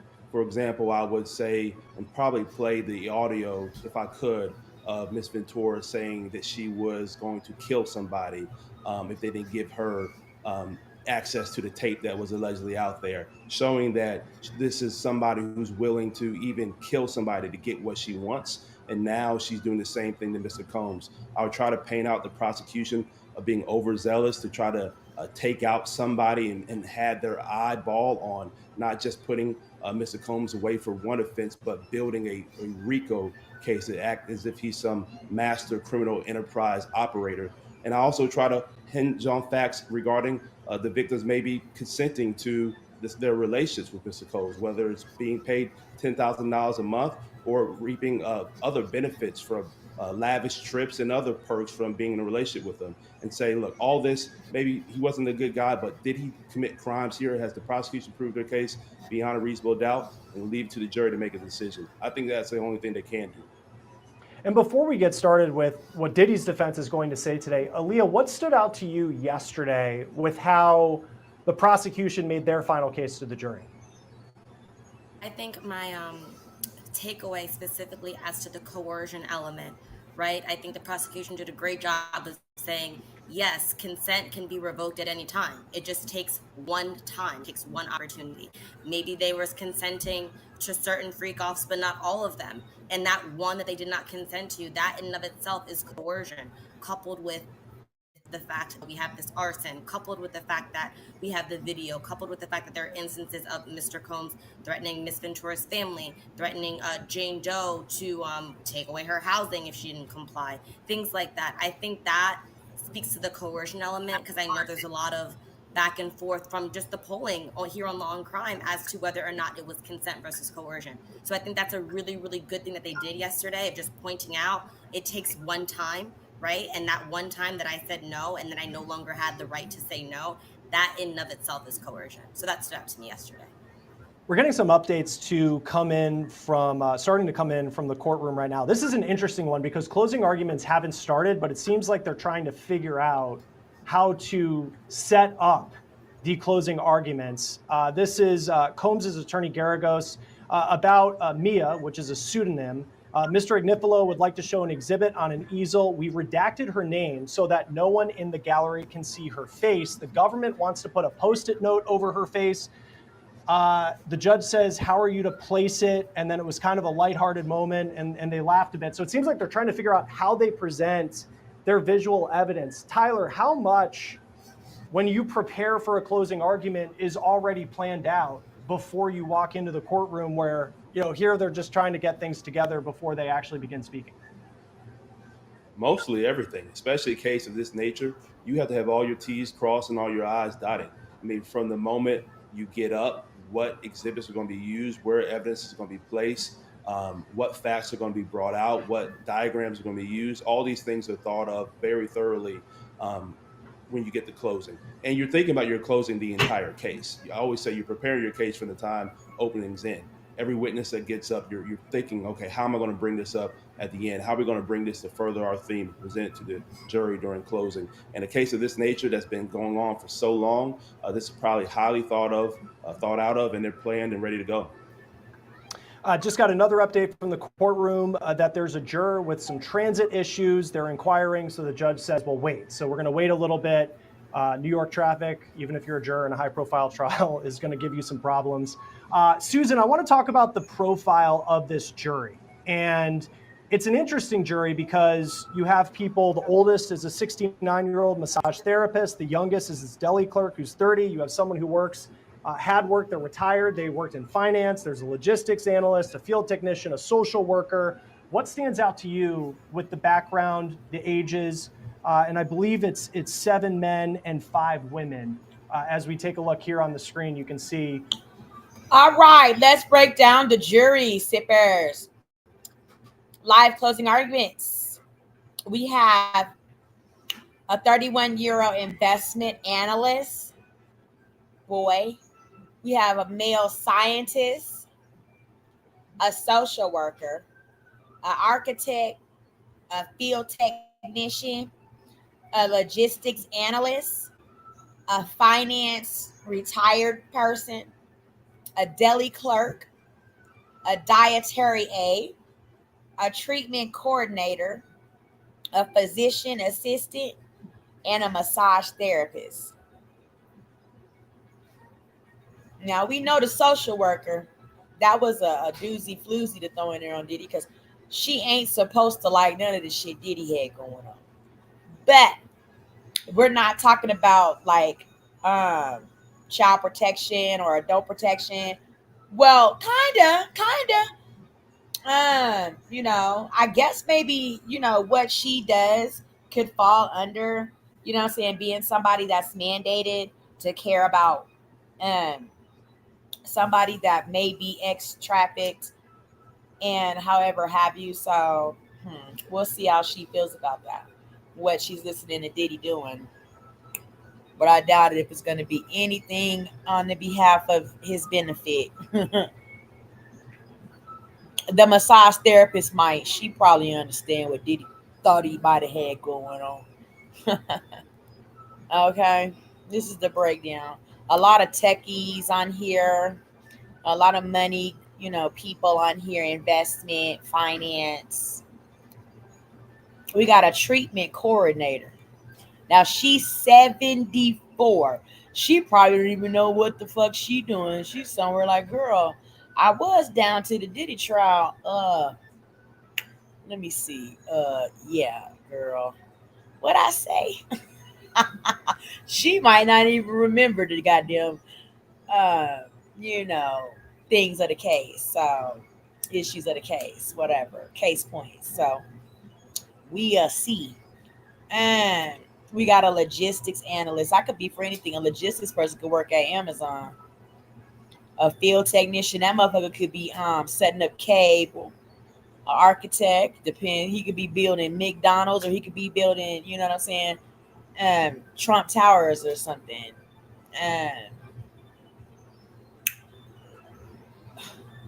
Then the 74 female is a treatment coordinator, treatment coordinator, all the drugs that Diddy and them have talked about in this moment, in this matter case, that she's not going to have, if she can't remember the case points, you know, because she's an old girl. If you know what I'm saying, she is okay with, or you know, I don't really know how else to explain that. With all of the drug use, being that she was a treatment coordinator, that means she finds treatment for people that are addicted to drugs, right? Or however have you. She coordinates stuff surrounding treatment facilities, treatment of drug addicts, which is exactly what Diddy is. Okay. So we gonna see. This is interesting. Back to law and crime, closing arguments with law and crime. Remember, when you come into the room, like and subscribe. Drop your teacups in the chat. We are sipping tea with Tanisha Talks Teas on Friday. Diddy deliberating days, y'all, are here. Let's get it. The layout of the jury. What stands out to you when you look at this?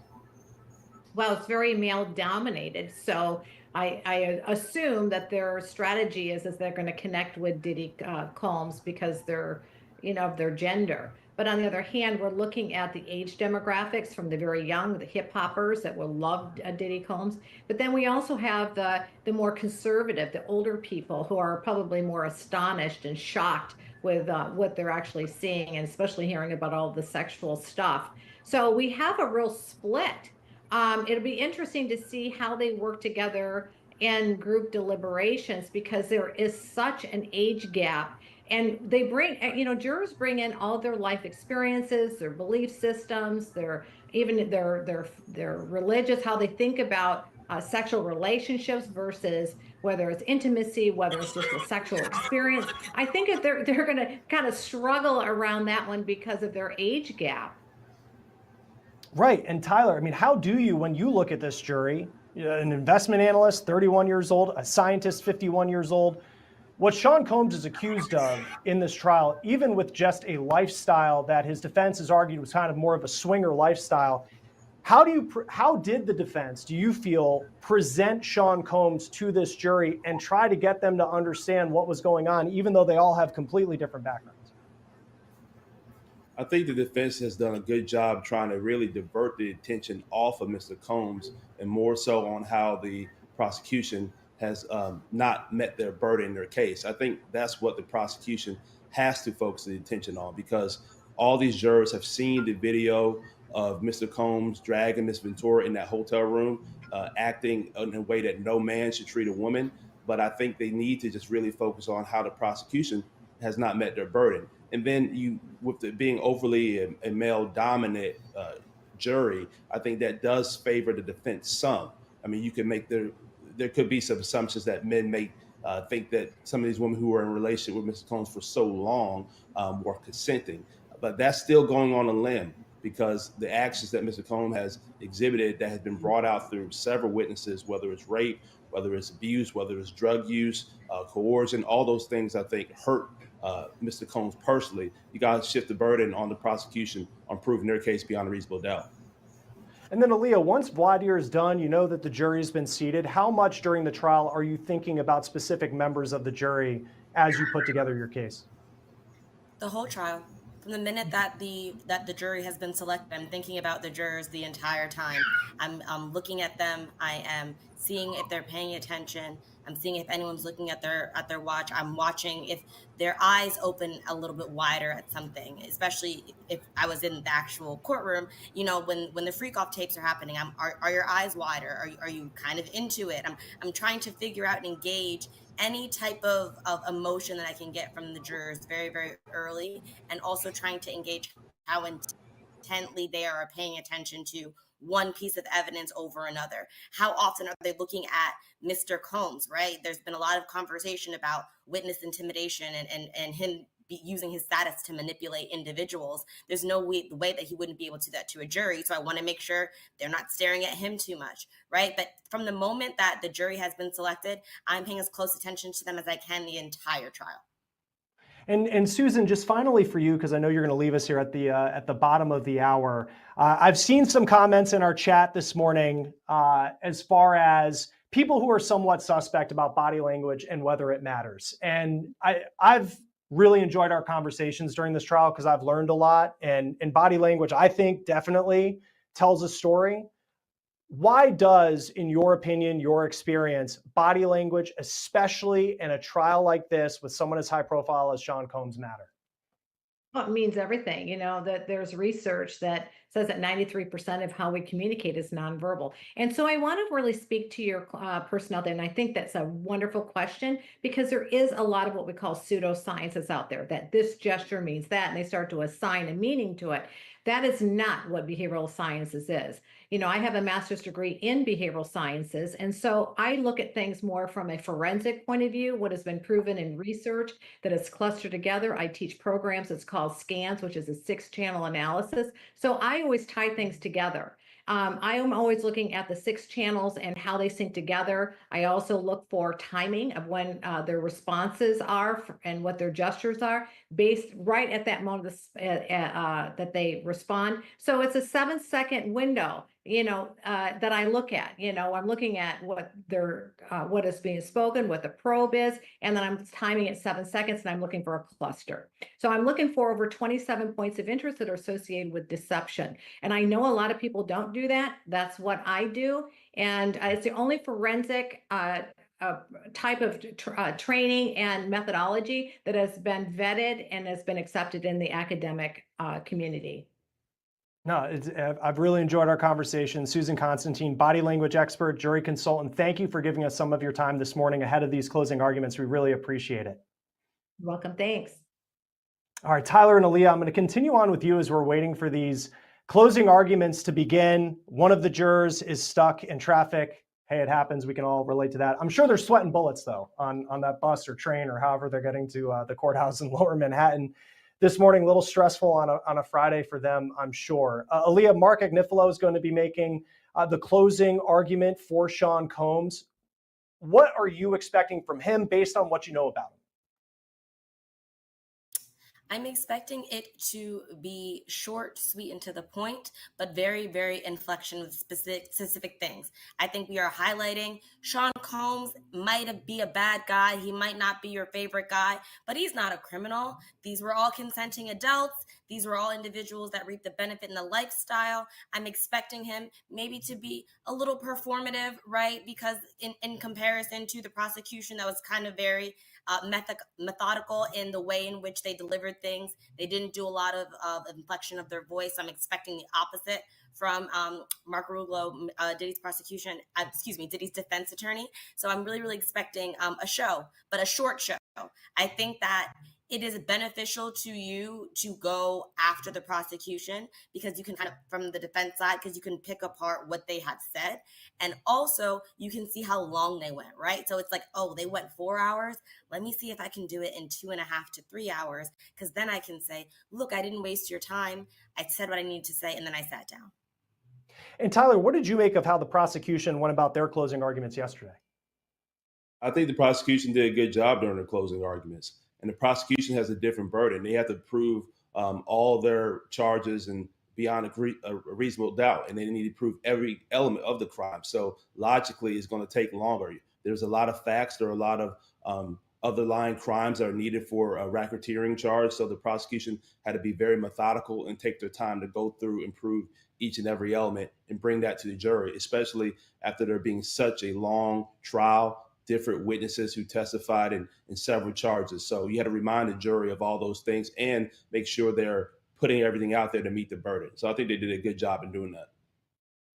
Another update coming in as we're waiting for closing arguments to begin.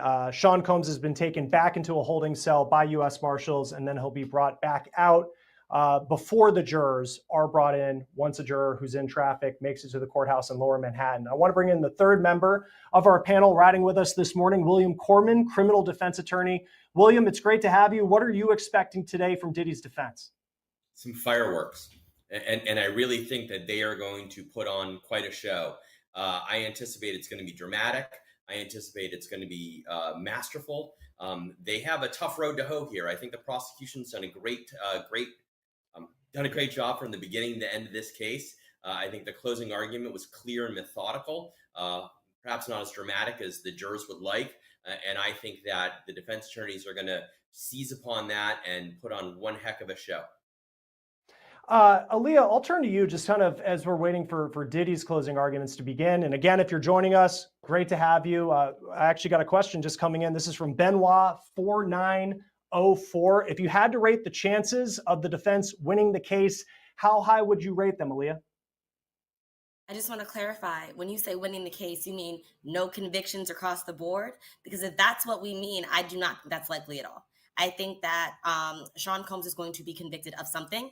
It's just a matter of how many convictions he is going to have, not a matter of if there are going to be any convictions and how long he's going to serve, not a matter of if he's going to serve at all. There's been too much evidence that's been proffered by the prosecution to get not guilty across the board, in my opinion. And for Tyler, turning to you, what is what's going to be the most difficult charge you think the jury's going to have convicting Sean Combs of if they do find him guilty of anything? I think the most difficult charge is going to be sex trafficking in regards to victim, I believe, number 2, which would be Jane. I think that's the hardest one because of the complexity of Mr. Combs' relationship with Miss Jane under the pseudonym that she testified under. I think that's going to be the hardest one. I mean, he's still allegedly paying her rent today. There were several facts where she was helping arrange the freak-offs and seemed to be a willing participant in those freak-offs. And then it seems like she really changed up after she learned of Mr. Combs and Ms. Ventura after the lawsuit that she filed was made public. So I think that's going to be the hardest one for the prosecution. The racketeering charge, I think there's going to be some predicate fact and crime, whether it's arson, whether it's kidnapping, that's going to lead to possibly there being a racketeering conviction. The only way I see Mr. Combs not being convicted of racketeering is if this jury really doesn't believe the government met their burden and that the government should have never charged Mr. Combs. I think if there were some facts of a sloppy investigation that came out, or some officers that really were, or agents that really just crossed the line, that would help the defense. But I haven't heard that during this entire case. So we have another, this is the big update that we are finally underway here in closing arguments. Mark Agnifilo, his first line, there is a trial set forth by text messages. Then there is the trial out of the prosecutor's mouths. They are different. Text messages, to Tyler's point, seeing those moments where you have the victims in this case where it seems like they were willing participants in things like freak-offs, that has been, I mean, just the crux of the government's case, or excuse me, Diddy's case in many ways. How did the government do, in your opinion, William, in laying out text messages and sending the message to the jury that this was consensual? So I think the best thing for the defense in this case has been these massive digital footprints that nearly every witness has, right? I mean, they've gone back, they've pulled text messages. We have text messages from Cassie Ventura. We have text messages from Jane. We have text messages from Mia. And each and every one of them, there's something the government can use there. But more importantly, from the defense standpoint, there's stuff there as well.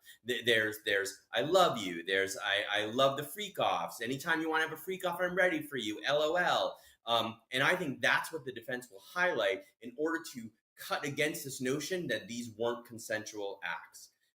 And I think the digital footprints are the defense case. They've almost always been the defense case since Jump Street. And we're waiting for a couple more updates to come in, and we'll let you know what the defense is saying. Aaliyah, I do have a question just as far as part of what the prosecution said yesterday, Attorney Slavic. There was part of when she was making her case about the sex trafficking charge. She said the line Astroglide, which is the baby oil, was brought across state lines. Where when someone says something's being brought across state lines, you think of cocaine, maybe weapons. Baby oil is not. And you think for Astroglide has had a heck of a couple of weeks as a company. But why does baby oil matter in this case, especially in the context of it being an issue being brought across state lines? I think I will credit to what my colleague said here on Long Crime yesterday. It's not so much the Astroglide or the baby oil, it's the amount. It is the massive, massive amounts of Astroglide and baby oil that were found. It's not 1 or 2 bottles being transported across state lines. It's 10, 20, 30 bottles being transported across state lines. So that is indicative of it's not just an intimate one-on-one type of encounter we are planning some large scale type of sexual encounter, right? I think that's why it's really important about the quantity of the Astroglide and the baby oil. Not just that they have 1 or 2 bottles, but when you're taking this amount of Astroglide and this amount of baby oil across state lines, it's indicative that there's a lot happening. It's not just an So intimate what encounter. if Diddy wanted to lay down and fuck 12 bitches in the backyard? What the fuck? You know what I'm saying? Like, now he can't do it, but when it was cute when they was doing it back in the 60s at what was that big ass orgy fest they used to have back in the 60s, y'all? Damn it. Hold on, let me Google it. Woodstock. It was okay for everybody to be doing it during Woodstock era. But Diddy can't do it. Diddy can't take enough lube to make sure he slip and slide up in the bitch's insides in another state. But he got to stay in New York, Miami. Like, what are y'all saying?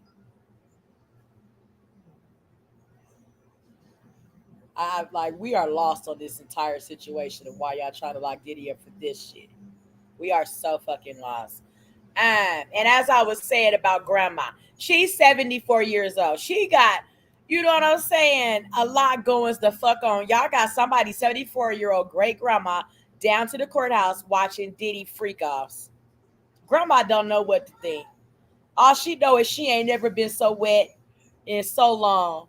And she probably need to put the depends on because she is finna slide out of the chair in there watching Diddy freak off. That is somebody's great grandmother y'all done took from wherever the fuck she was living the rest of her peaceful, natural black ass or white ass life. Okay. And now she's somewhere with the forever thought of Diddy and them freaking. And I ain't saying she might not have liked it, but still, it's like, come on, y'all know y'all are wasting people's precious motherfucking time. And so what? Diddy didn't care about his goddamn time. Okay, he's still in this case is not seeming to have done what this case is calling him to the stand for. It just doesn't. We don't see it. But we are Tanisha Talks Teas sippers. Like and subscribe when you come in the room. Drop your teacups in the chat. Let us know what your thoughts are on the live closing arguments of the Diddy X trafficking trial. USA versus Sean Combs.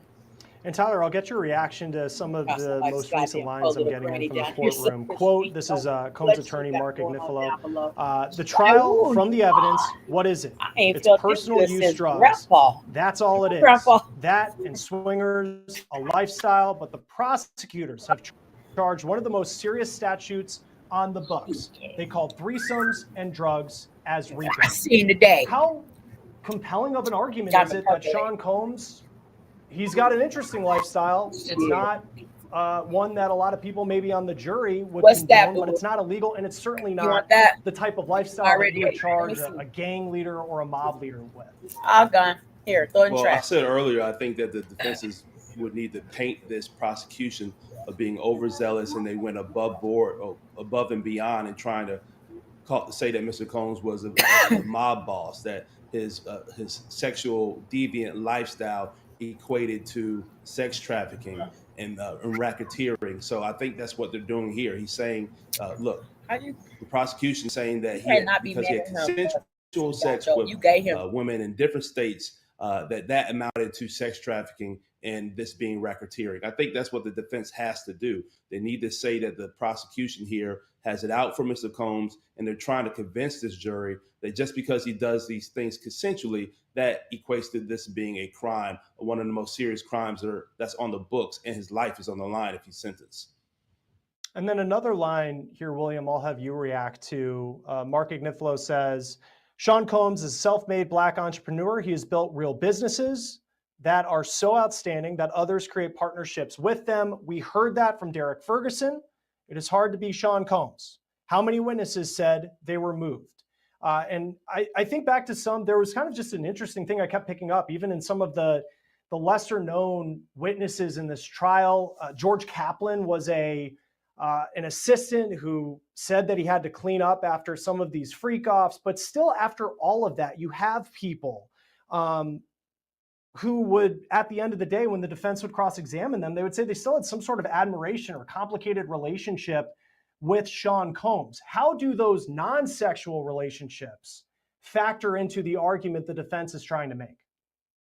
Well, look, we all know that Mr. Combs is a self-made man. He has been very, very successful, not just in music, but in all these other businesses that he has. I mean, there's no way around that. And it's important for the defense to highlight that, right? Because one of the things you want to do in your closing argument, especially if your client doesn't testify, and especially if you don't call any witnesses on your client's behalf, is you want to humanize your client. And you want to remind the jury that this isn't just some guy off the street. This is an individual who has done very, very, very well in life. And I think that that's what those witnesses were referring to. And it cuts both ways, because we also know that as part of the RICO, or I'm sorry, the sex trafficking, there is this idea of coercion and intimidation. So it does cut both ways. But I think it's incumbent upon defense counsel to do their best to humanize Sean Combs, especially in light of the prosecution's closing argument. Some good questions coming in from our chat. We really appreciate it. Keep them coming. We'll make sure that we'll have our panel answer them as we're live on the air following Sean Combs' defense team's closing arguments. This is from Steph Frank 1234. Aaliyah, could the jurors not be paying attention if they have already made their minds up? Could they? Yes, because we are humans and sometimes we tend to look off into space sometimes. I hope that they are not, because if they were, that means that they were not listening to all of the evidence from an unbiased standpoint, as a juror is supposed to do, right? The whole purpose of a jury is to be unbiased, to listen to all of the evidence that's presented from both sides and not make an opinion until all of the evidence has been presented. That said, this has been a case that has been, very, very highly publicized. The famous 2016 Intercontinental video came out long before this trial, right? So it would be hard not to, from the human standpoint, not to have an idea of who you think Mr. Combs is based off of seeing that video, one way or another, right? Again, we hope the jury has not done that. We hope that they have listened to all of the evidence, and then only after all of the evidence has been considered and applied the law to the facts that have been presented, will they make a unbiased decision. And Tyler, here's another question that I think would actually end up being probably debated in a law school class if this is a guilty verdict. Kelly Bees 6578. If prostitution is legalized in the U.S., can they then appeal the charge of transporting across state lines to engage in prostitution if Sean Combs is found guilty of that? So, great question. I do not think that under federal law, prostitution is going to be made legal in the U.S. I could see maybe a state like Nevada allowing brothels in certain areas, but I don't see any way in federal legislation that prostitution will be made legal. For example, marijuana is able to be consumed in some states recreationally, but still in a federal law, it's still a crime to engage in recreational use of marijuana. So therefore, I don't see it happening. And that would be some lofty, more so of a plea for some pardon if he's prosecuted under a crime. I think that becomes legal maybe in the state of New York or other places.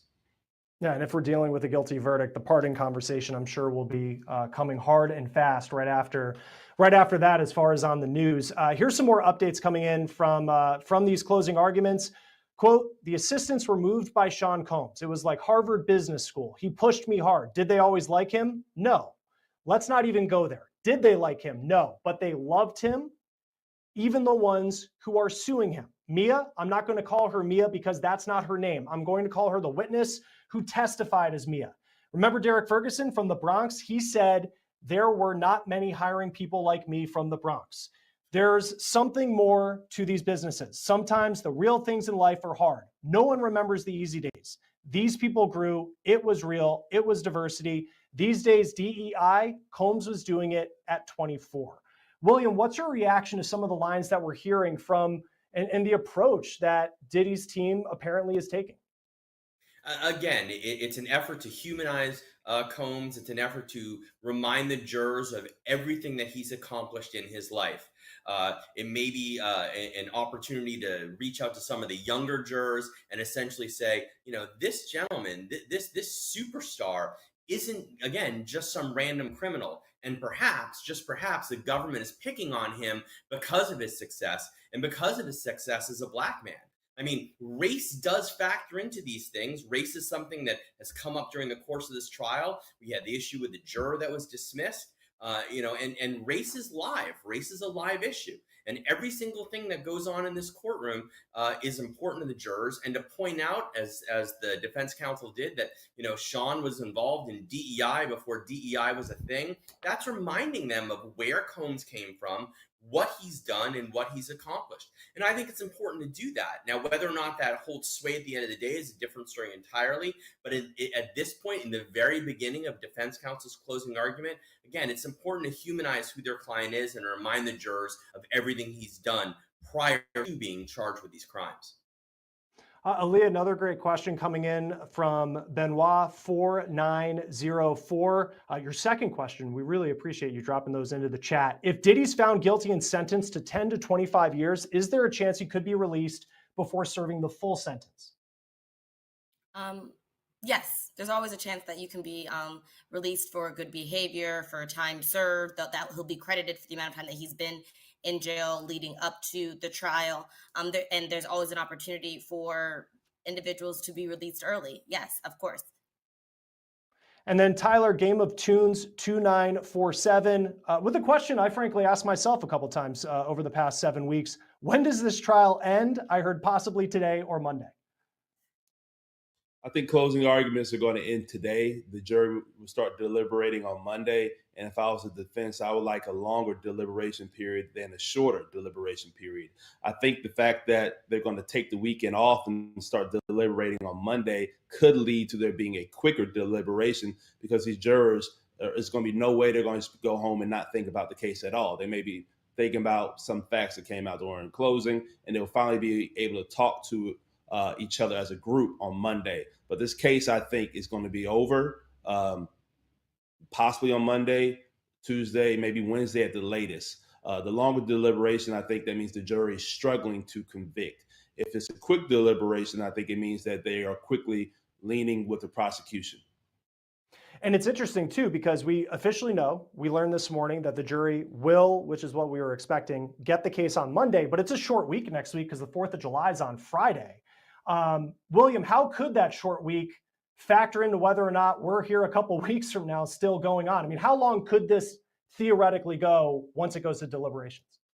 I mean, that's always the $64,000 question, right? We never know how long jurors are going to deliberate. They can deliberate until they have a verdict or until they reach out to the judge and say that they don't. I don't love the fact that it's a short week. As a defense attorney, I don't usually like jurors to get cases right before either a long weekend or a holiday, simply because you want jurors to be able to take the time and to go through everything. So I don't love the fact that it's going into the holiday week as a defense attorney. I think that jurors may unfortunately rush a little bit in order to not have to come back after the long holiday weekend. Realistically, I don't know that the jurors get the case on Monday. I think it's more likely they get it on Tuesday. I'm not sure that the jury instructions are going to be that quick. I think that today is almost entirely going to be made up of defense closing argument. And then, of course, don't forget the prosecution has the opportunity to give a rebuttal argument.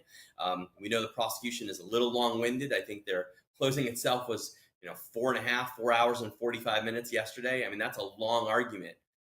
So I think that Monday would be optimistic for the jurors to get this case. Before I get to a couple more of the questions that are coming in fast, which we appreciate, update again from the courtroom. Mark Agnifilo says, the prosecutors call his business racketeering. That's the fake trial. What happens? He gets arrested. They destroy his property. They have an SRT, special response team. They're clandestine, can't follow with a camera, rampant. They ran. His kids were there. And here, 6 or 7 in the second row. So he's pointing to Sean Combs' kids. He has 7, believed to be 6 or 7 of them who are there. And of course, he has a young daughter who's an infant.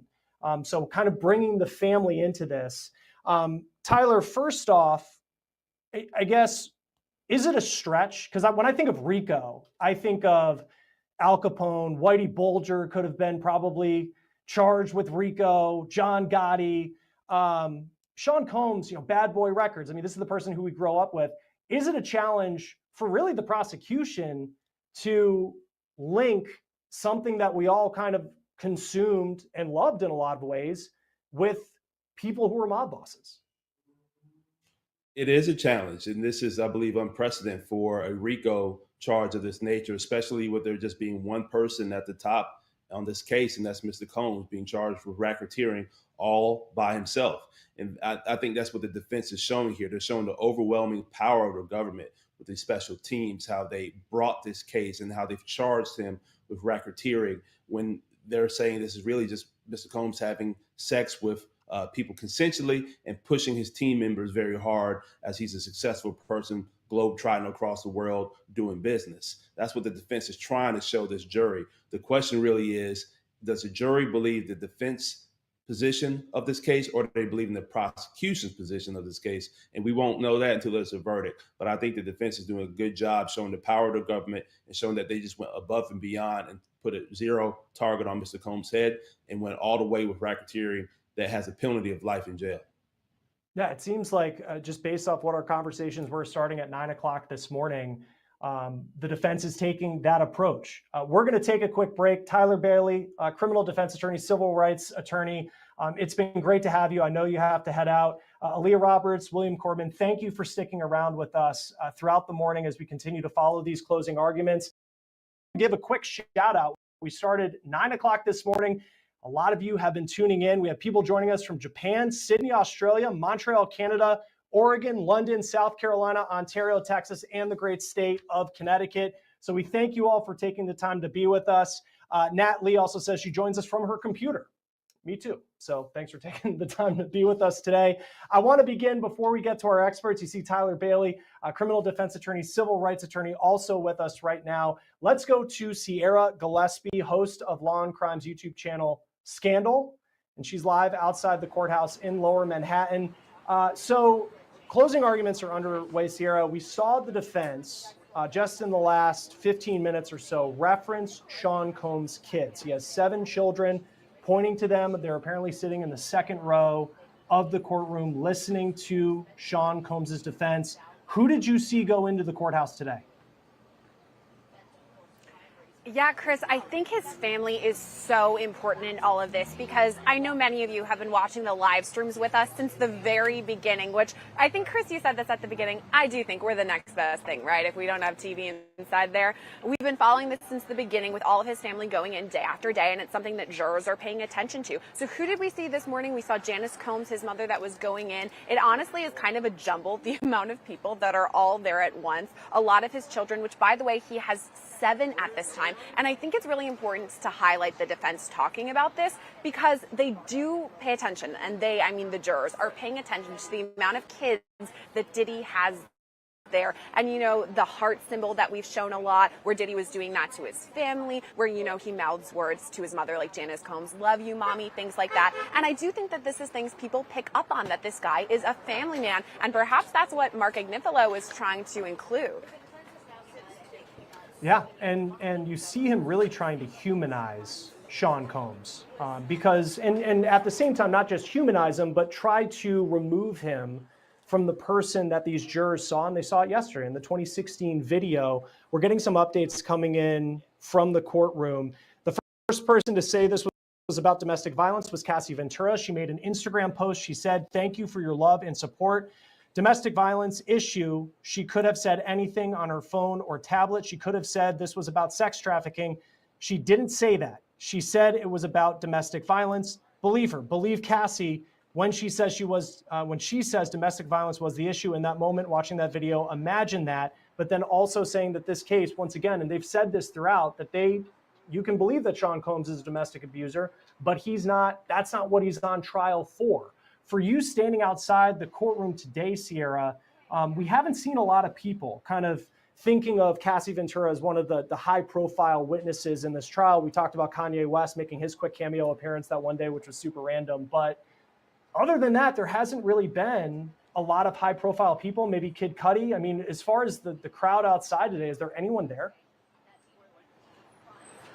Honestly, the answer to that is no. I love how you refer to the Kanye West situation as random because I think it was just that. It's like he showed up, people took a bunch of photos of him, he goes into the court overflow room for an hour and then leaves so that we can talk about how Kanye West was here. And since then, we haven't really seen anyone like that. Earlier today, I did see what looked kind of like a protest across the street, and I started thinking, okay, what are we talking about now? And I was looking over there, and I found out that it was in regards to Britney Spears. Actually, it had nothing to do with the Free Puffy movement that we've seen over here before. So I guess it's good to know for Britney's team that people are still talking about it, even though she's no longer part of the conservatorship.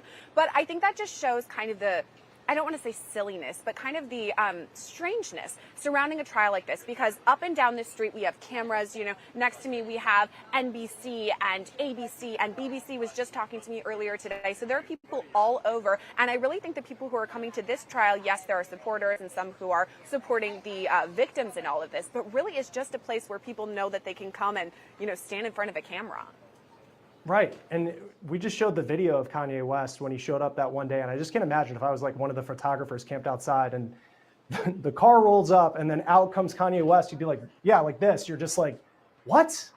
Kanye? Sure. All right. Right. Yeah. Well, Sierra Gillespie, host of our YouTube channel Scandal here on Law and Crime. I know you're going to be taking things over for us here on the live stream at 10:30 at the bottom of the hour. So everybody watching, stick around. Sierra does a great job, and we'll continue to do so as we follow these closing arguments. I now want to turn to our panel of experts. We have Aaliyah Roberts, trial attorney, William Corman, criminal defense attorney, still with us right now. Thank you both for following along these updates. And I'll just read another one where it appears that they're now focusing on Cassie Ventura, who was really the star witness in this entire trial. Mark Agnifilo, Diddy's defense attorney who's making this case, says, no one called 911, they called civil plaintiffs' attorneys. This case is about money. Cassie Ventura sued Sean Combs for $30 million because he has $30 million. If he doesn't have it, no civil lawsuit and no criminal case. Aaliyah, what do you make of the approach now that the defense is taking? I think that there would be a criminal case regardless. I think that there's conspiracy, there's bribery. I think for me, what people are kind of not recalling is Kid Cudi's testimony. And I think that is very, very, very important for more than one reason. Reason number one, we have the conspiracy to commit arson, right? Because we know that some of Diddy's Mr. Combs' affiliates were the individuals who arranged for that to happen. And we also know that it happened around the time that Cassie Ventura was trying to leave, which speaks to the coercion element, right? I tried to get away from this individual. I tried to date someone else, and then he blew up my boyfriend's car, allegedly, right? Or I tried to leave and I tried to get away, and then he shows up in the city that I'm in another part of the world to try to come get me. So I think that there's this whole argument of Cassie wanted money. Cassie was with Sean Combs for, 10 years. You think that she hadn't acquired enough, even if not actual cash, in jewelry, diamonds, bags, that she couldn't actually take care of herself? Cassie Ventura is also married with 3 children, and I believe her husband is very successful. That has nothing to do with money at all. This has to do with she finally stood up and said something, and it's very unfortunate that is the route that the defense is taking, but it's expected because they have to have some sort of defense.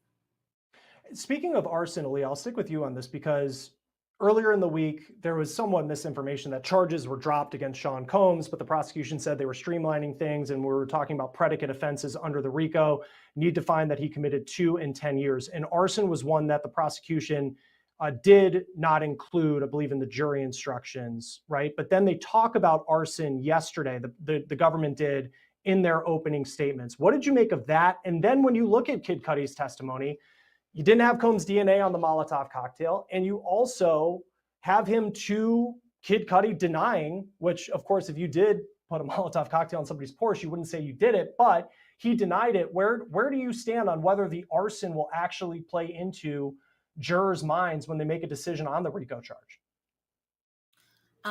Again, there's a lot of factors here, right? I think what's most important is, as you know, we've talked about this a lot, right? We grew up with Diddy. Yeah. So this whole Molotov cocktail, this whole argument, that had the situation and the story has been around for some time.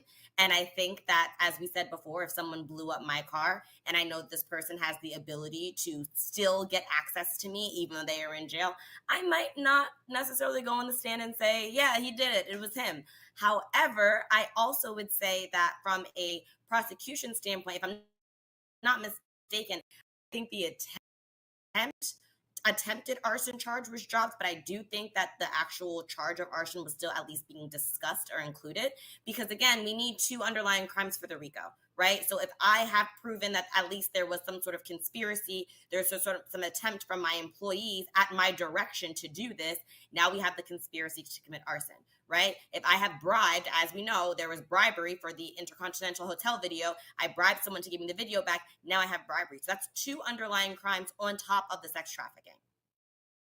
And William, as I kind of get some more updates coming in here, I'm thinking about the story that the defense is telling right now. And they began with Sean Combs. This is the successful guy that we all know. Look at his family in the front row. He's a family man. Now they're diving into Cassie Ventura's testimony and trying to show that the relationship they had was consensual. Mark Agnifilo says, on sex, they found each other. It's a beautiful thing. You won't find a single text where she says, I didn't like that sex.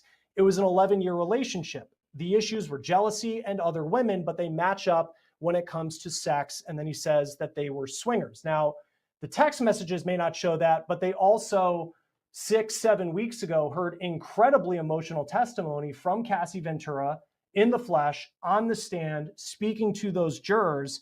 And that leads me to the next question that we're getting from Benny Blanco, Bronx. Doesn't the text messages prove it was consensual, William? So I think the text messages are important. Again, I think, and that's what the defense attorneys are going to focus on. These text messages, these digital footprints of Cassie Ventura, of Jane, of Mia, of all these folks, there isn't a lot there that says it wasn't consensual. They talk about it a little bit here and there, but especially with Cassie Ventura, the text messages go way beyond that in terms of, and I love you, and I love the freak offs, and I'll do whatever you want, so on and so forth.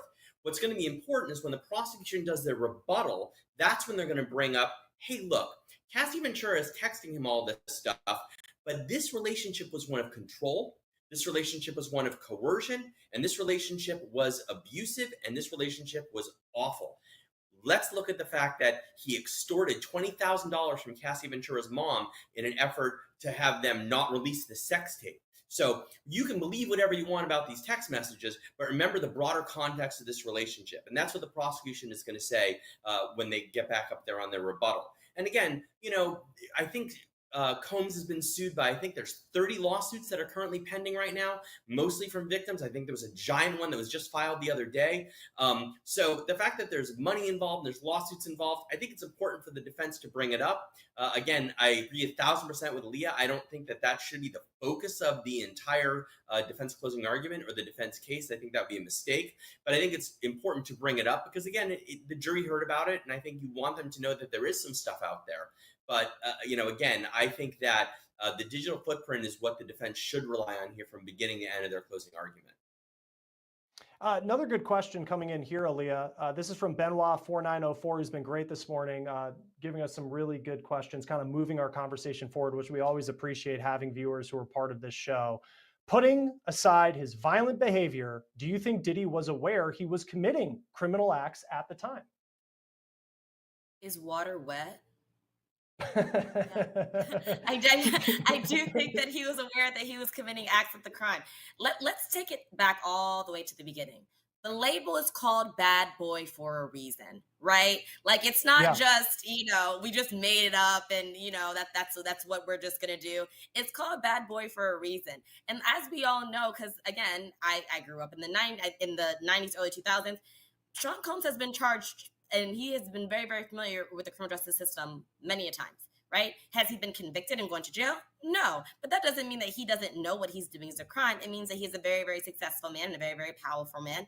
And he just is able to, slip through the cracks and continue on doing what he's doing. Sean Combs knew that he was committing a crime, right? If you have to acquire drugs that are pink, has anyone else just gone out on the street and think, hey, oh, pink cocaine? Yeah, I'm just going to go grab that. That's not accessible. You have to actually go and find that and buying that. That's a crime. You're committing a crime by acquiring these drugs. I really appreciate you saying that, because sometimes, I mean, especially, I mean, we're covering a very important trial, and I try to speak in some legal terms, and, in my mind, I'm wondering what are the right words. At some point, you just got to say, is water wet?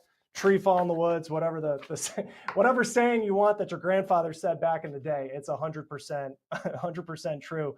William, a question coming in from Allison Jones, all the way from the UK, which we really appreciate you joining us. Do you think it's appropriate that his children are exposed to the details of the case? I wonder if the children have been pressured to attend. How do you handle that? Because he has someone like Justin Combs who's 30, but he also has some younger children. How do you handle that, knowing it's going to be some pretty tough testimony? I mean, the fact of the matter is this: he's on trial for his life right now. And so having the kids there helps. I think having the kids there humanizes him. It's what they have to do. Again, he didn't testify, so bringing up the fact that he has a family is important. Having the family there to show support is important. Again, they're there today. I don't remember how many of the younger kids especially were there throughout the course of the testimony.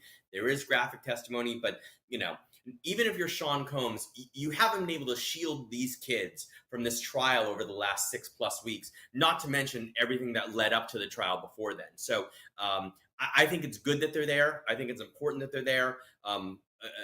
Whether or not it's appropriate for them to hear some of the testimony, I don't know the intricacies of the family dynamic that well, but I think it's more important that they're there and hearing things that may make them uncomfortable than having them not there at all. Yeah, I think he has some twin daughters, and I remember early on in the testimony when it was really starting to get graphic at the beginning, it was reported that they got up and they walked out of the courtroom. I mean, you do whatever your opinion is on Sean Combs, to hear those things that your dad's accused of, it's not easy to listen to. Another update from the courtroom, Mark Agnifilo says, Cassie gets a burner phone. Finally, that's what you expect in a racketeering case. She's the one who got the burner phone the morning of December 22nd, 2021. The whole thing with Cuddy, talking about Kid Cudi and all that, she had 2 hotel rooms, and room for a burner phone. Aaliyah, he's really going in on Cassie Ventura right now.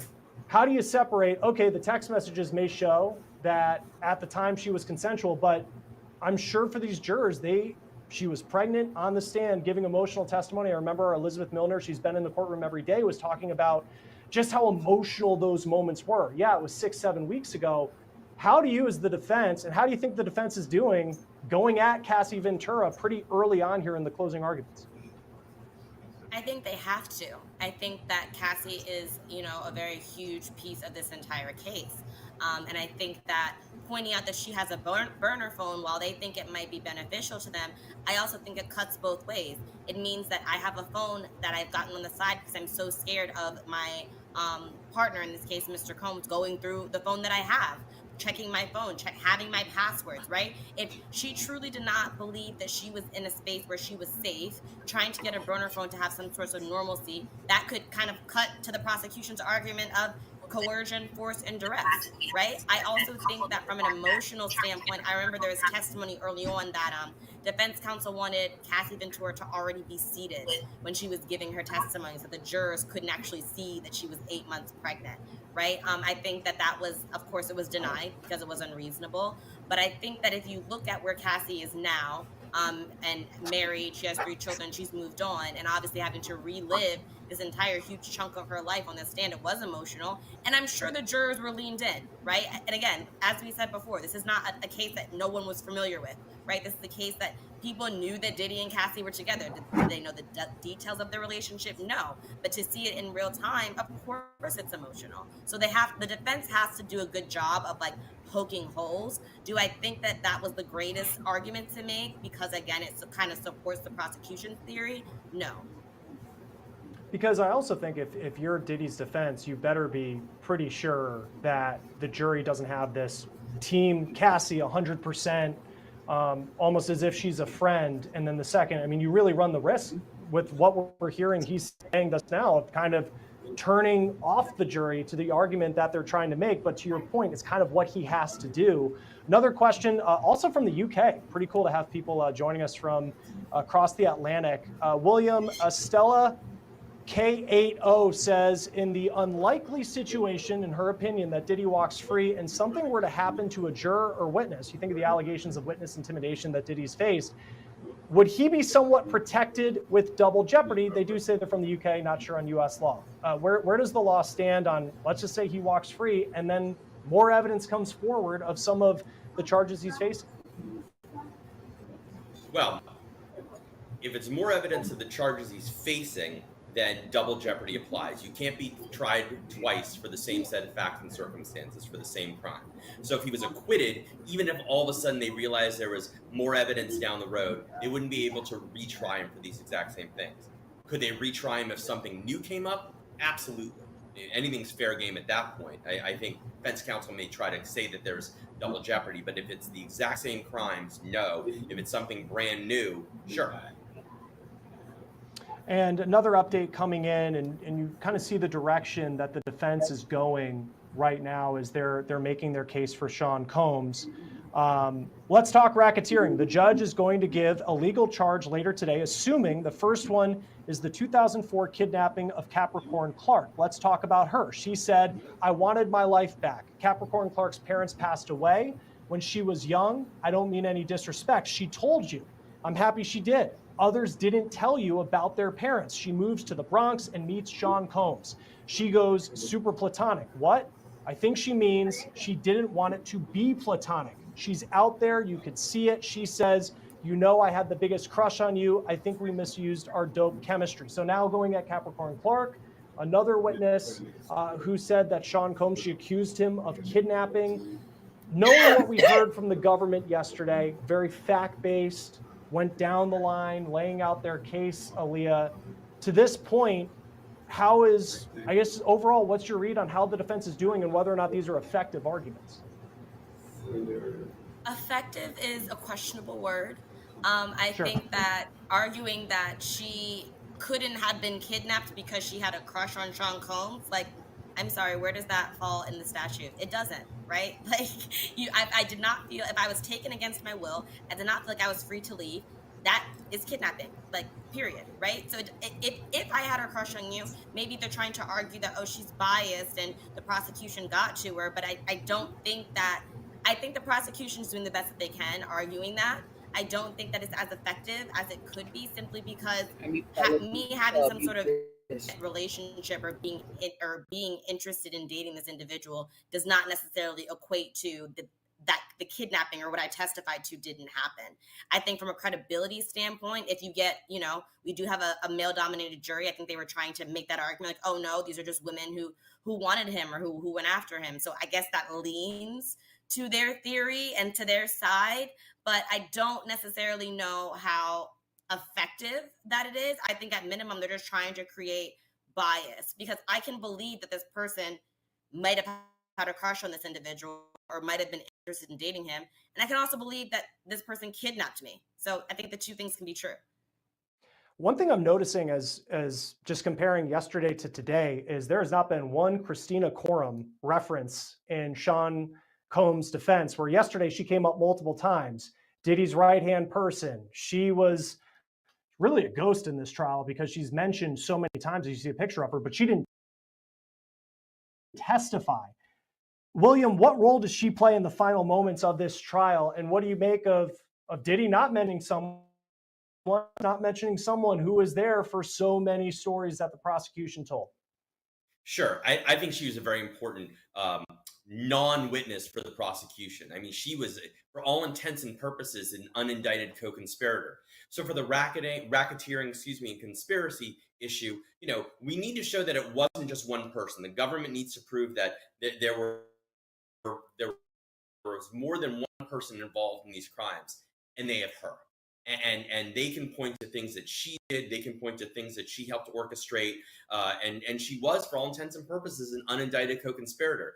I don't think that the defense has anything to gain by mentioning her once. Because again, remember, the prosecution gets to give a rebuttal argument after the defense closing argument. So if the defense attorney starts talking about, you know, where's KK? Why didn't she testify? Or anything along those lines, that opens the door for the prosecution to just hammer home that this wasn't just Sean Combs doing these things. And they need to show that it wasn't just him. He was sort of on top of the pyramid, if you will, and there are other people there. She's one right under him. So I'm not surprised that the defense is staying away from that. I would. But again, she's important. She's been important throughout the course of this trial.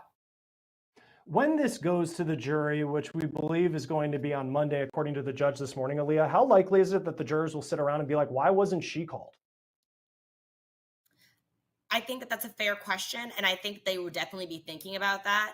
I think that it also speaks to the fact that neither of the sides called KK, right? She was also not offered by Sean Combs as well. So I think that that also leads to that whole argument as to maybe she would have been beneficial to the prosecution, maybe she would have been beneficial to the defense, but I would be asking the same question. Well, why didn't she testify? The prosecution might come back and say, even though you did not see her physically in the courtroom, you have heard from her, you have heard these text messages, you have all the witnesses mention her and how she has been involved. So maybe they're just going to try to rely on the fact that even though she wasn't in the courtroom, she was in the courtroom. But I would definitely be asking myself that question as well if I'm a juror. Like, well, why didn't we see her? Well, we only have a couple more minutes.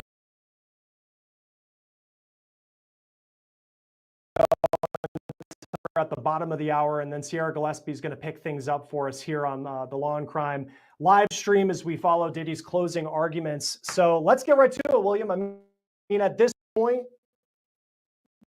we've heard part of what the closing is from the defense. And I know Aaliyah is kind of smiling. She knows the question that's coming, and probably the one that so many people just want to know. How do you see this finishing? I think that Mr. Combs is going to be found guilty of at least 3, if not all 5 of the charges that are remaining. Probably all 5. Which one is his best chance of being found not guilty of? The sex trafficking of Jane. Interesting. Why so? I think that is murkier. I think that it certainly isn't as clear cut as Cassie Ventura. I think it isn't as clear cut as the racketeering. I think it isn't as clear cut as the transporting of the sex workers. I mean, the transporting of the sex workers is practically a given.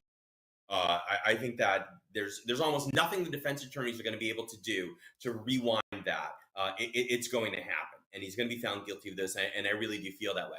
And I think Cassie Ventura, such a key witness, very important, brutal testimony, and I don't think that the defense scored enough points on cross-examination. I don't know that they could score enough points on cross-examination. Same thing with the racketeering. There's a lot here. When Aaliyah was talking before about is water wet, Sean Combs knows he's committing a crime when you hand a guy, $10,000 in a brown paper bag to get a video. That's problematic. That's bribery. There's no way around it. That witness testified under a grant of immunity because he himself had criminal liability as a result of the things he did at the behest of Combs.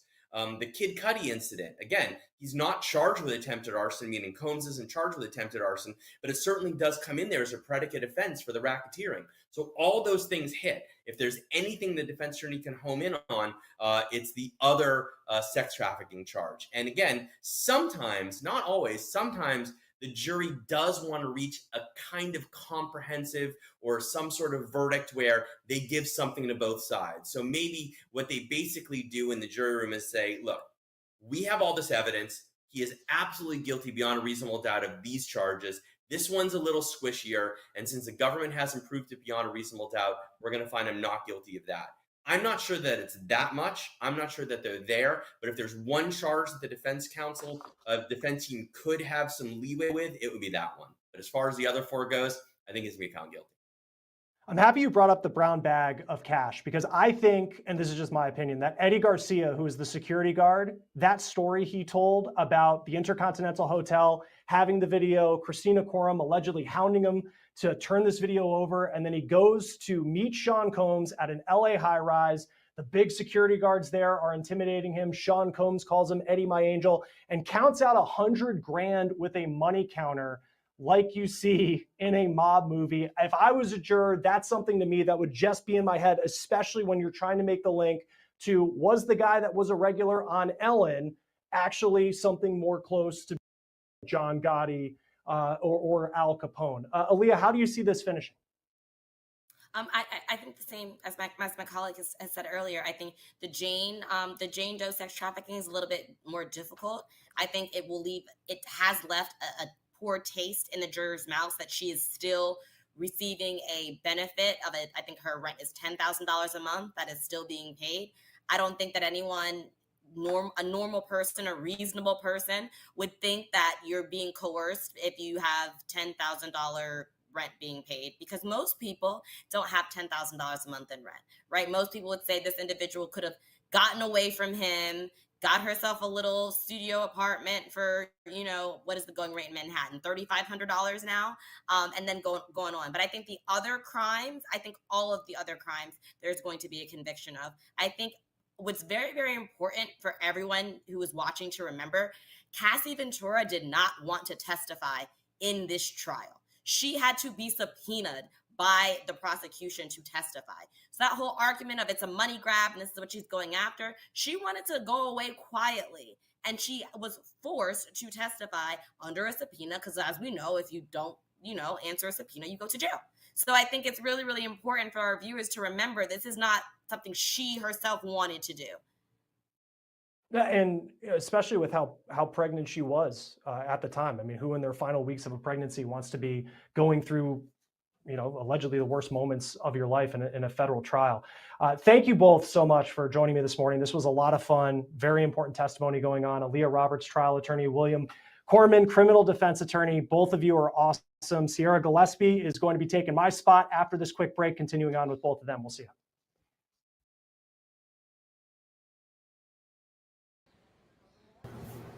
All right, we still got a lot of naysayers. We got a lot of yay-sayers for the acquittal or the conviction of Diddy. Y'all drop it down in the chat where y'all are. We're going to keep it on with the Diddy trial. Okay. 867. She says, with the prosecution charges, how much time does Diddy face now? Will, what are you thinking? Well, I mean, these charges are very, very, very serious. I want to say that racketeering carries, 20 years plus, and after if he's convicted, the judge has the ability to stack these charges one on another, stack the sentences one on another, and at that stage of the game, we're into the stratosphere in terms of possible years away. Again, this isn't a drunk driving case. This is about as serious as it gets. I mean, sex trafficking, that carries with it a significant sentence. Racketeering, a significant sentence. And the judge decides to stack these sentences one on top of the other. Unfortunately for Mr. Combs, that could be literally decades behind bars. And I mean, if we think about it too, he's 55 years old. He spent almost the past year at MDC Brooklyn, which isn't the Ritz or, the Intercontinental Hotel for that matter. It's not one of these amazing hotels. I think, any sort of sentence like that where we have decades could be the rest of his life. I mean, it's definitely wearing. Let's go to another viewer question now. I have two. This is A. Bex 5009. She says, says, so the defense won't bring anyone, and that's the end. Did people want to support him, or what happened there? What are you thinking about that one, Aaliyah? I mean, they didn't call anyone. No, they did not. They had a list of proposed people to call, and I think we talked about this briefly yesterday. I think someone from I don't know if it's Revolt or Bad Boy or Human Resources of one of his multi-named companies was supposed to appear, right? I think that they thought about that because on Cross, that individual is now going to open the door to even more of the support for RICO, especially if we start talking about accounting and what was paid out of a business account for the freak-offs or for transporting these sex workers, right? Or for buying baby oil and the other substance that was used. I think there were two more witnesses that were purported to be called, but they were not called. I think it's very, very interesting that there was not one person that was produced. I'm sure as a viewer, like myself, you're thinking, well, why didn't they do that? It's strategy, right? Some people were thinking that Sean Combs was going to testify. I'm glad he didn't. I think that would have been a bad move on the defense counsel's part.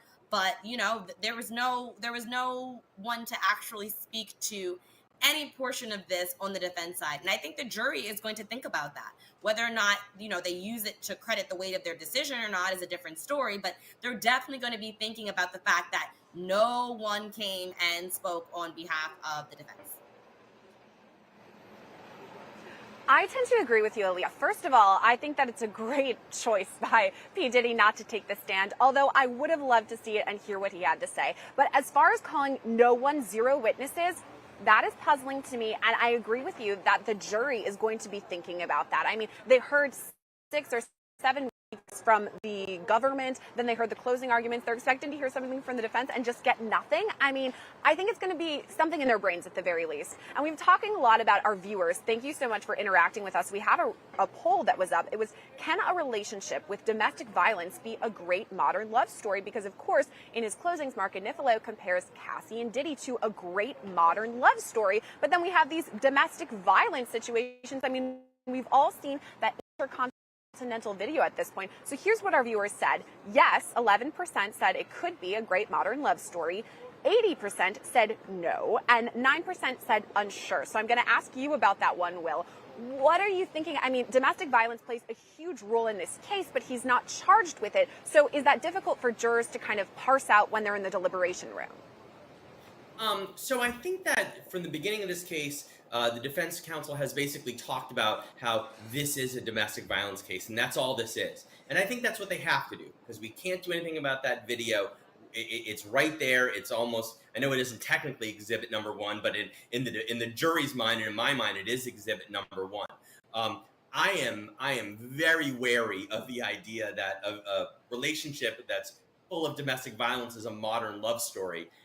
I take issue with that. If I were the prosecution in my rebuttal, I would be all over that, because I think that's somewhat offensive to suggest. And with all due respect to the 11% of the folks in the poll who think that that is a modern love story, that's troubling.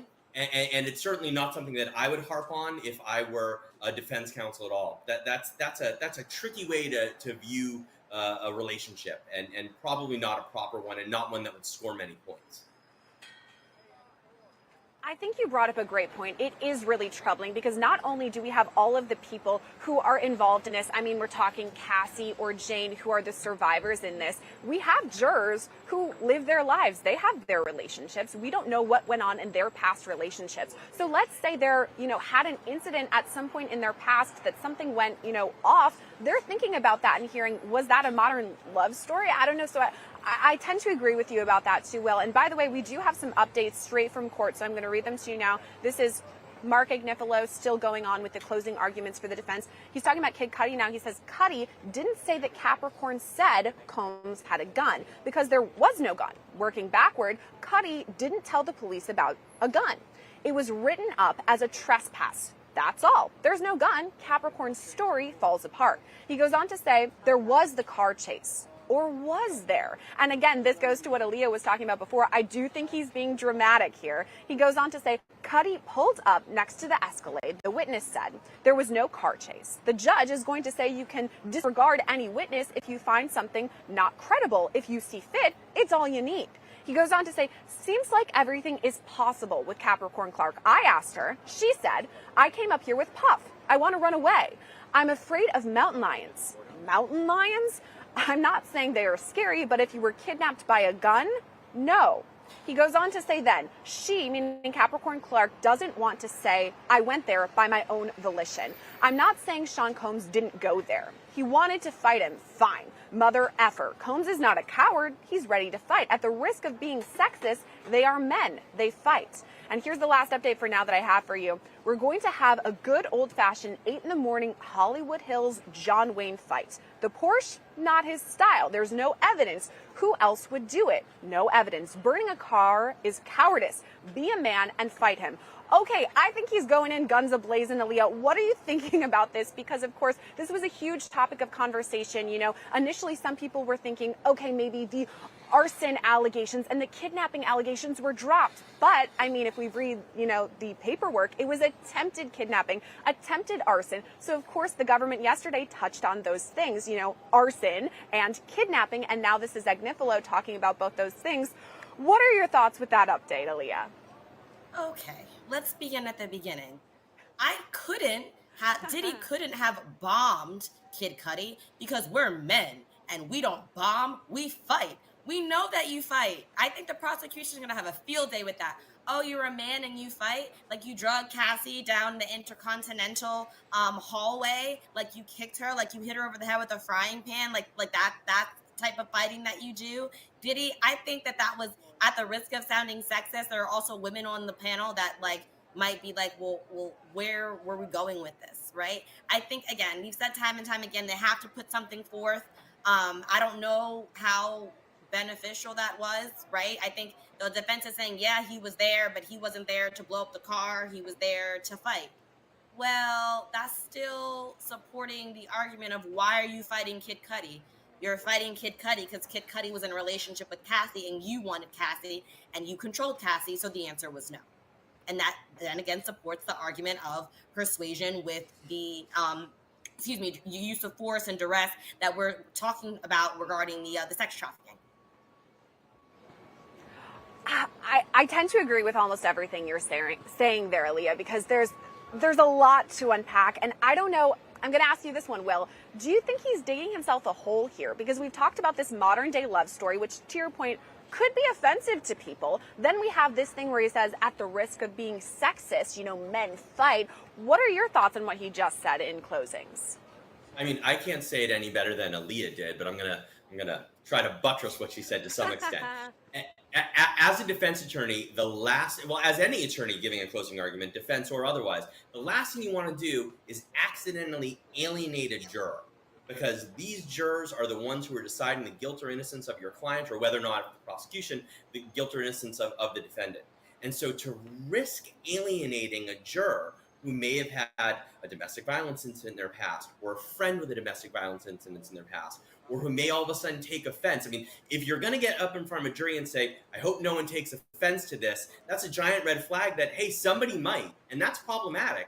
I'm a little surprised by this. Now, what would be interesting is we know that yesterday during the prosecution's closing argument, it was very methodical. They had a lot to get through. There was a lot of reading. Whether or not they are going to be able to pivot and be as emotional in response to defense counsel's argument as defense counsel has been to theirs, because that would be a home run for the prosecution. If they can pivot and go from reading the cold hard facts to now actually feeling some emotion on behalf of the alleged victims in this case and convey that to the jury, it's a guilty across the board if they're able to pull that off. And I do wonder if that's what it's going to be, kind of a slow burn. Yesterday, the government went through, and it basically was a list of, okay, this year this happened, and here's what you heard from this witness, and laid everything out. And I'm sure it was a lot to digest. But then, if they have the defense with Mark Agnifilo potentially slamming his fist, as we keep saying, and saying things like the modern love story and potentially sexist things, then if you come in, guns a-blazing with the government for their rebuttal, I think you're right. I mean, that's the last thing that is going to be in jurors' minds. So I'll be interested to see what happens there. And by the way, we do continue to see your guys' questions, the live stream viewers. And so I have another one. This is from JAM 1035. He says, Sierra, giving the impending civil lawsuits accusing Combs of sexual assault against children or minor youth, could the feds or state bring class action lawsuits, rather? How would they best proceed? And Aaliyah, I'm going to send this one over to you. I was interested in the fact that there were civil lawsuits that involved allegations with minors,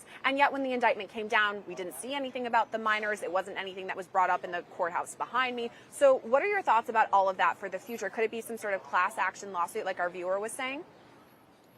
From a civil standpoint, there is an opportunity you have to have a class certified in order to bring a class action lawsuit. So they would have to essentially investigate all of these individual plaintiffs. When I say they, I mean the plaintiff attorney bringing the class action lawsuit would have to essentially vet all of these 30 or however many individuals there are to then build what's called a class, go before the court and say, hey, we have a certified class in this specific situation against Sean Combs, and then they would have to present evidence in order to be certified as a class action lawsuit from a civil standpoint. As far as the fact that there were minors that were potentially mentioned that were not. Sometimes that is a strategy standpoint to not bring minors in. It's also possible these children who have parents who would not allow them to testify, right? They are minors, which means they have a guardian or a parent that can say, hey, no, we're not putting our child through this. And in that case, you can't subpoena a child, right? You can subpoena a grown-up, but you can't subpoena a kid. So in that case, maybe there was a situation where they weren't able to do enough vetting to build the case for the minor specifically. We do have another viewer question too. This is from Kelly B's 6578, and she says, what's the maximum, a number, if a judge decided to make them consecutive? You said decades. Is that 30 years or 60 years? And thank you for asking. This is a really good question. And I think it's pretty straightforward. Could be life. Could be the rest of his life, all of it, if he's found guilty, especially if the rack is hearing. What do you think, Will? And this is down the line, obviously, if there's any sort of conviction in this. When it came time for sentencing, I mean, are we thinking consecutive, concurrent? And again, this is all speculation because there hasn't been any sort of verdict. We don't know if it's mixed or a full sweep or what it is. But what does it tend to generally lean toward?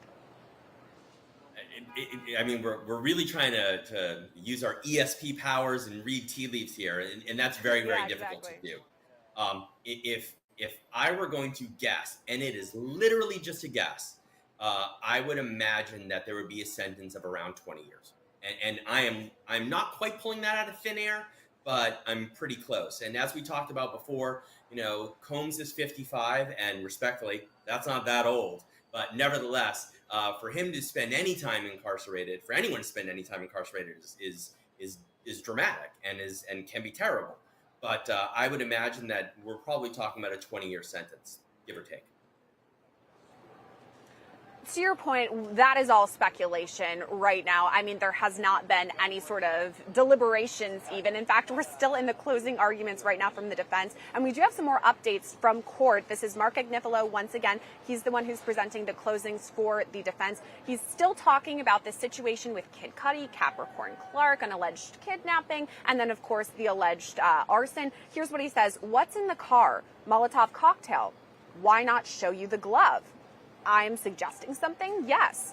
The investigation stunk. It's terrible. 2 fingerprints. What happened? Well, I don't know. You're going to determine his fate on arson, on this. And again, he's talking about all of the situations that the investigation after Kid Cudi, you know, reported this and spoke with police. And then there's that glove, the driving glove that was there. Agnifilo went on to say the DNA was consistent with a female contributor. That witness was not helpful. If it had come back consistent with Combs, they would have bragged about it. Investigator Jimenez never followed up. He tried to find Cassie. He said Jimenez said Capricorn's brother obstructed him. They fought.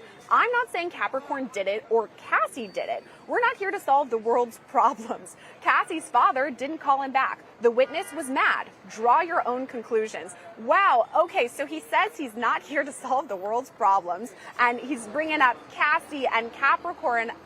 This is fiery to me. Aaliyah, what are you thinking? Remember how back in the day we had, if the glove don't fit, you must acquit? Remember that? Yeah, we remember that, right? So in this instance, right, the same argument we're trying to make now, I'm not going to say that I think OJ did it. OJ did go off and then write a book and say, if I did it, here's how I did it, right? Take that what you may. But the arguments that he's trying to make here is, hey, look, the DNA wasn't a match, so it couldn't have happened. That also speaks to the RICO charge. Why would Sean Combs go and do it? Now, I'm not saying Sean Combs did it. I'm saying that someone in Sean Combs' camp did it. That's the argument that the prosecution is going to make. And then I saw how they were trying to say that, oh, the investigation specifically, they didn't do a good job of following up, et cetera, et cetera. And that's fair, which is why Kid Cudi was brought into the court to testify.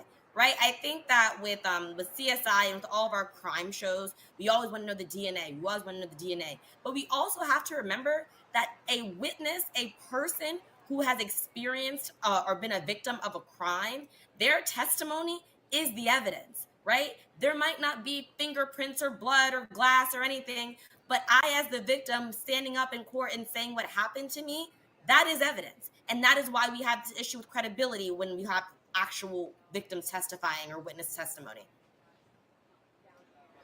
It's so funny that all roads seem to go back to a glove. I love the comparison you made there with OJ, and now of course we have the driving glove in this case. I think it's interesting to bring up, and I liked your point, Aaliyah, when you were talking about the investigation, because many of us watch these shows, Criminal Minds. I used to binge that with my roommate Nicole in college. We love it, and yet it's not the same in real life. Will, I'm going to toss it to you for the next question here, and my question is, we're waiting for that rebuttal. We're hearing a lot from Agnifilo. Fiery, I didn't mean to say that as a pun as we're talking about arson. It just kind of came out. But hey, there it is. So we're hearing a lot from Agnifilo. What are we thinking are the points that the prosecution is going to touch on during rebuttal? I think what the prosecution is going to hone in on is everything you just heard from defense counsel doesn't matter. Because what they're trying to do is they are trying to distract you. It's sort of the magician where they're waving their hands around so you're not watching exactly what's going on. And that's what it is. Because at the end of the day, regardless of whether or not the glove fits or the glove doesn't fit, it almost doesn't matter. Because as Aaliyah said a minute ago, what really matters is who is doing this and who are they doing it whose direction. So it doesn't matter if Sean Combs' DNA isn't on the glove. It doesn't matter if it was a woman. It doesn't matter if it was a man. It doesn't matter if it was whoever or whatever. But the fact of the matter is that if we can show that Combs was directing it, that's all we need to prove. We don't need to show that Combs was literally the one who was calling prostitutes and saying, will you please fly to LA? Will you please fly to Atlanta? Will you please fly to Ibiza? We just need to show that someone was doing it at Combs' behalf. We don't need to show that Combs was day after day beating up Cassie Ventura, beating up Jane, beating up Mia, in order for you to know or for you to believe that there was such an atmosphere of coercion and fear and threats and intimidation that these women would do anything he said. That's what they're going to say. They're going to say, don't be distracted by the show that defense counsel is putting on for you, because what you really need to do is drill down in the details. And the details are, this guy, Sean Combs, was orchestrating this entire thing. The proof is from the witnesses themselves who said, as we talked about earlier, they went to an LA luxury high-rise and Sean Combs is there counting money to give to Garcia. The evidence is there. This awful video that we've seen over and over again where Sean Combs is brutally beating up Cassie Ventura. That's what this case is. Whether or not the glove fits is irrelevant. The fact that there was a glove, that's what matters here. There was the glove. Does the glove fit? I don't know. Still a lot of questions, but I like what you said there, Will. I'm going to have one more update from court here. Again, happening right behind me. Mark Agnifilo is giving closings, and here's what he's saying. Here's an email, obviously an exhibit. Why is she calling him Sean Puffy Combs? For some later proof? Doesn't mention any car? Forget it. Let's turn to the London hotel. If you want to go to someone's house, it's not a kidnapping. It's unfair. Cassie is public too. And of course, this is in reference to after Diddy allegedly stomped on Cassie's face. Then the alleged kidnapping is when he, again, I keep having to say allegedly, forced her to stay in this hotel and she didn't want to. Agnifilo says, remember, Cassie also didn't want the tape out. She had a movie coming out. Let's go back to what was said about the hotel staff maybe leaking the footage, and we're talking about Intercontinental Hotel now.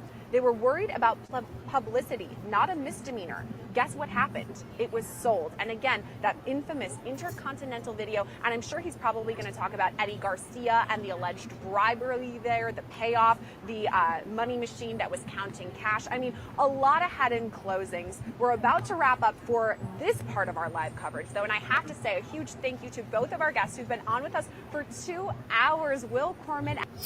All right, they're going to wrap that part of the deliberations of the prosecutors and defense.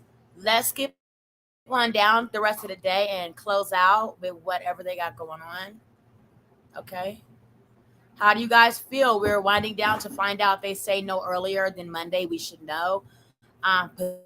Potentially, maybe, if Diddy will be acquitted or convicted. I say acquit.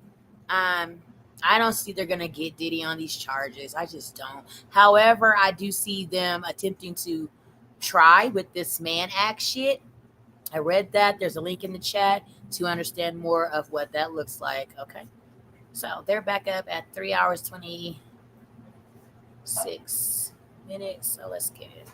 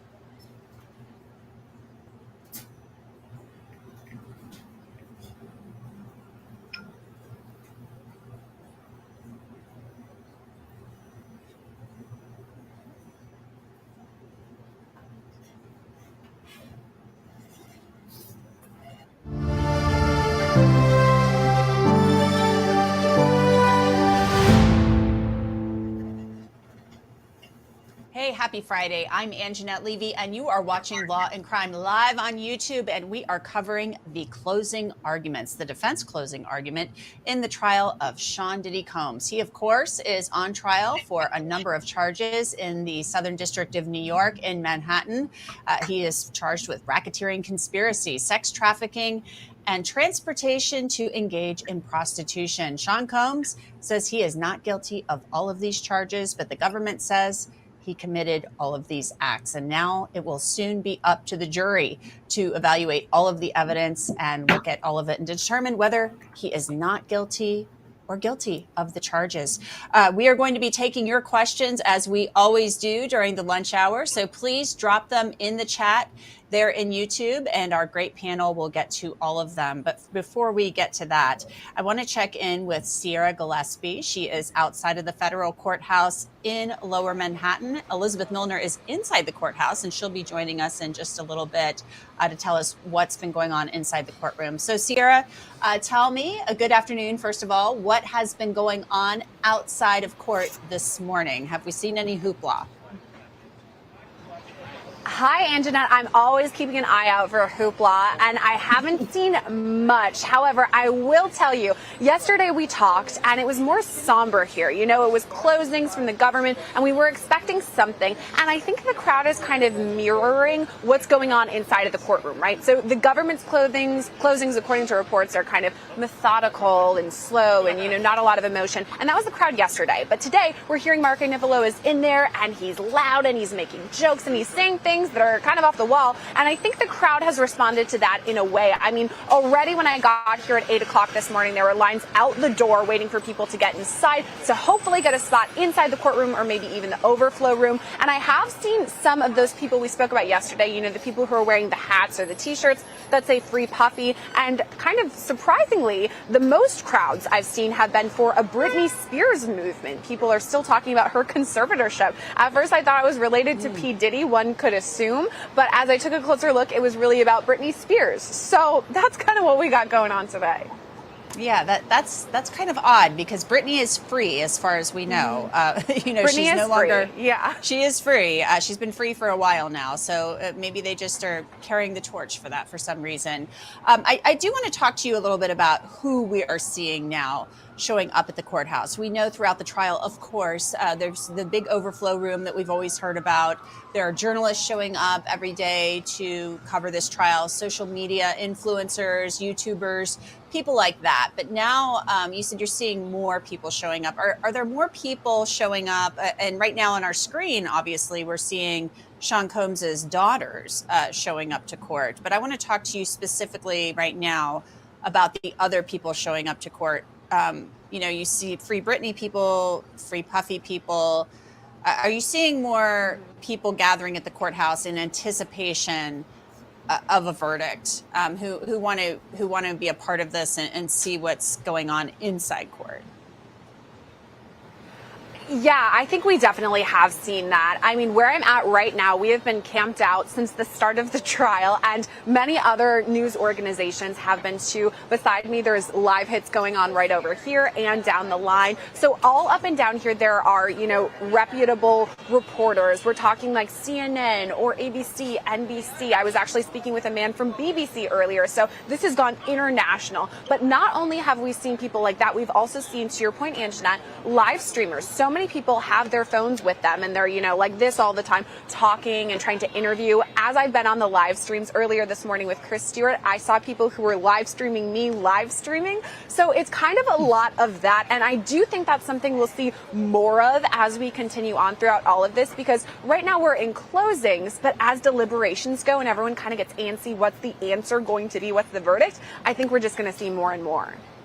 Now let's talk a little bit about Sean Combs's family, because he's had family support showing up, family members showing up to support him throughout this trial. It's almost like they've been showing up in shifts. The daughters were showing up this morning and yesterday. They had shown up in the very beginning of the trial, and then we didn't see them for a period of time. We know that they had some graduations and things like that. Plus, I mean, this is just kind of icky for girls to listen to, this testimony, for any child to listen to about their father. There's been some other stuff going on, though, with one of the sons, Justin Combs. So tell me a little bit about that. Is Justin Combs there today as we have some news about a lawsuit that's been filed?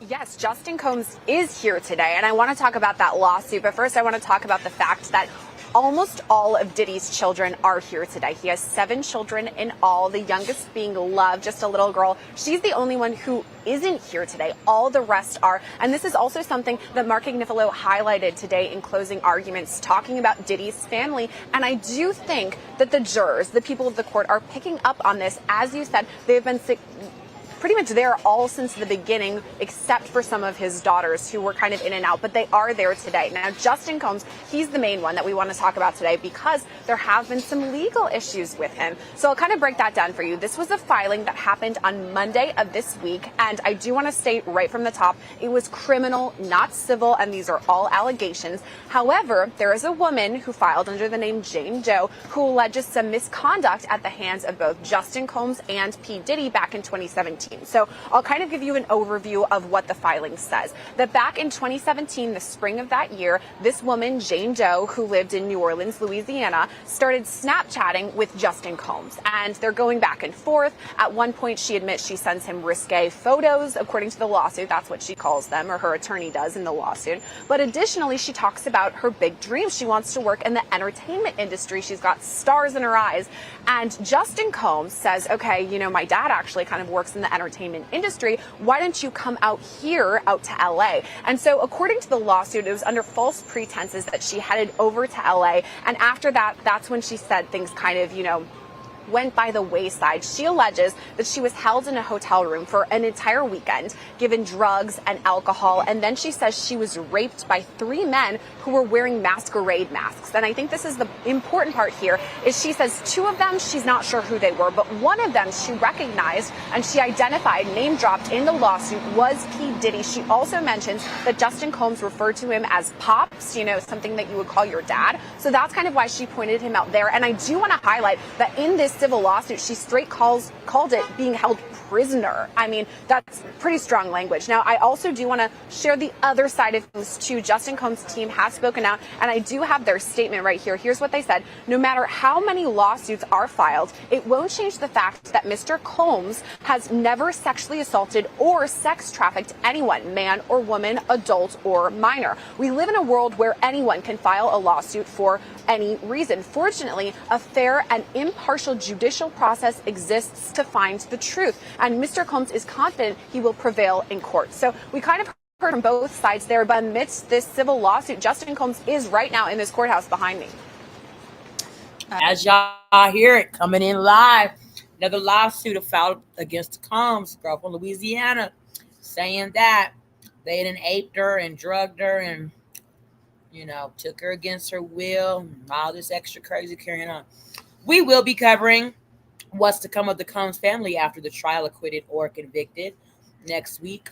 So stay tuned to Tanisha Talks Teas. We'll be covering some things, dropping some tea. Okay. Remember to like and subscribe when you come in the room. Also, drop your teacups in the chat along with what you think about what's going on with Diddy's wrapping up live closing arguments, ex-trafficking trial, USA versus Sean Combs. Very interesting, and an interesting development given that we're at the end of this trial.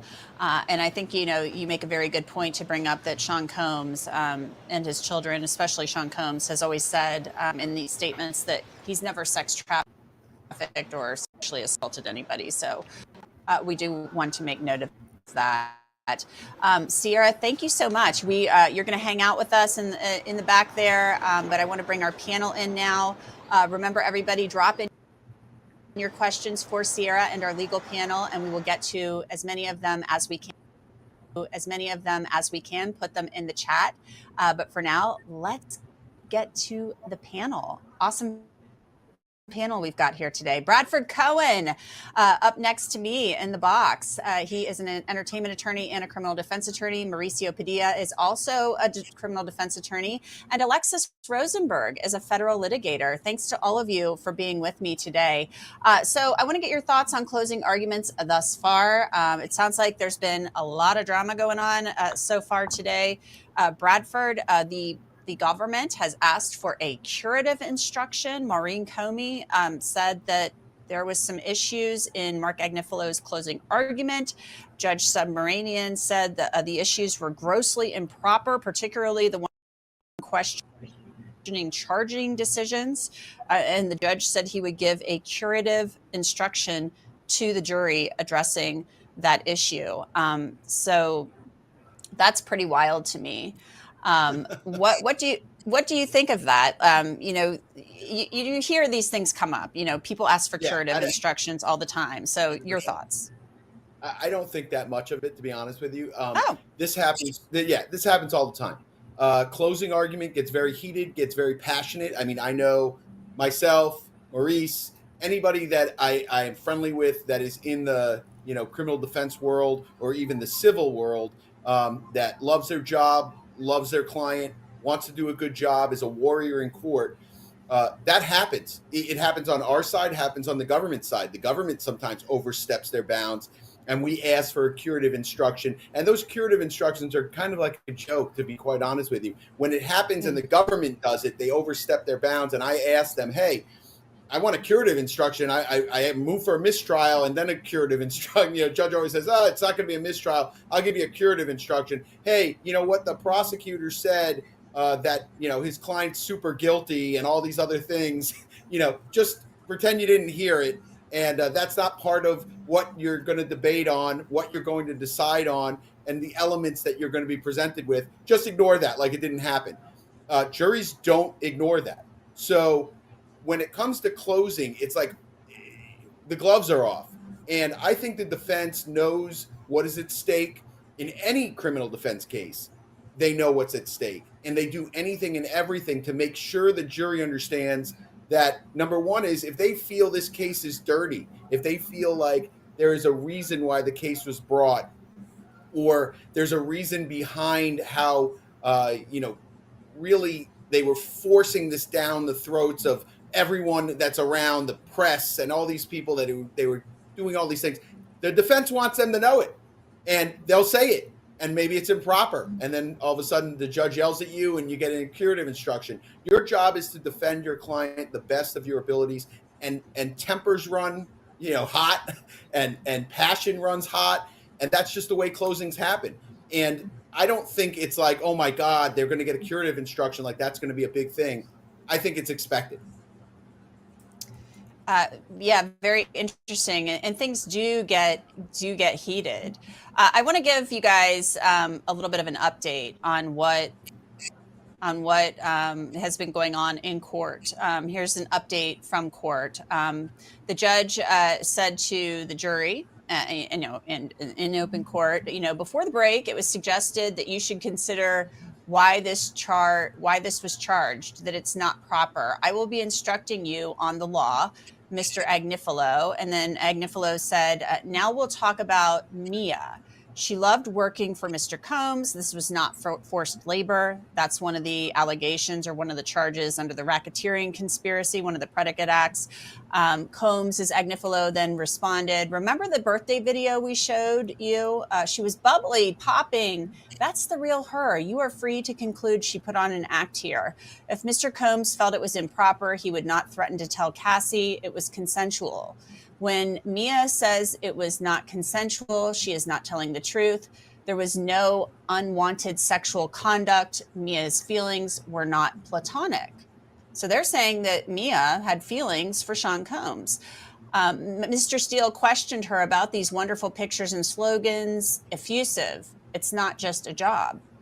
Agnifilo then said, this is a demonstrative. You can't take it into the jury room. Consider the scrapbook that she made. And she was questioned about that by Brian Steele as well. It was a scrapbook for his birthday about all of his accomplishments.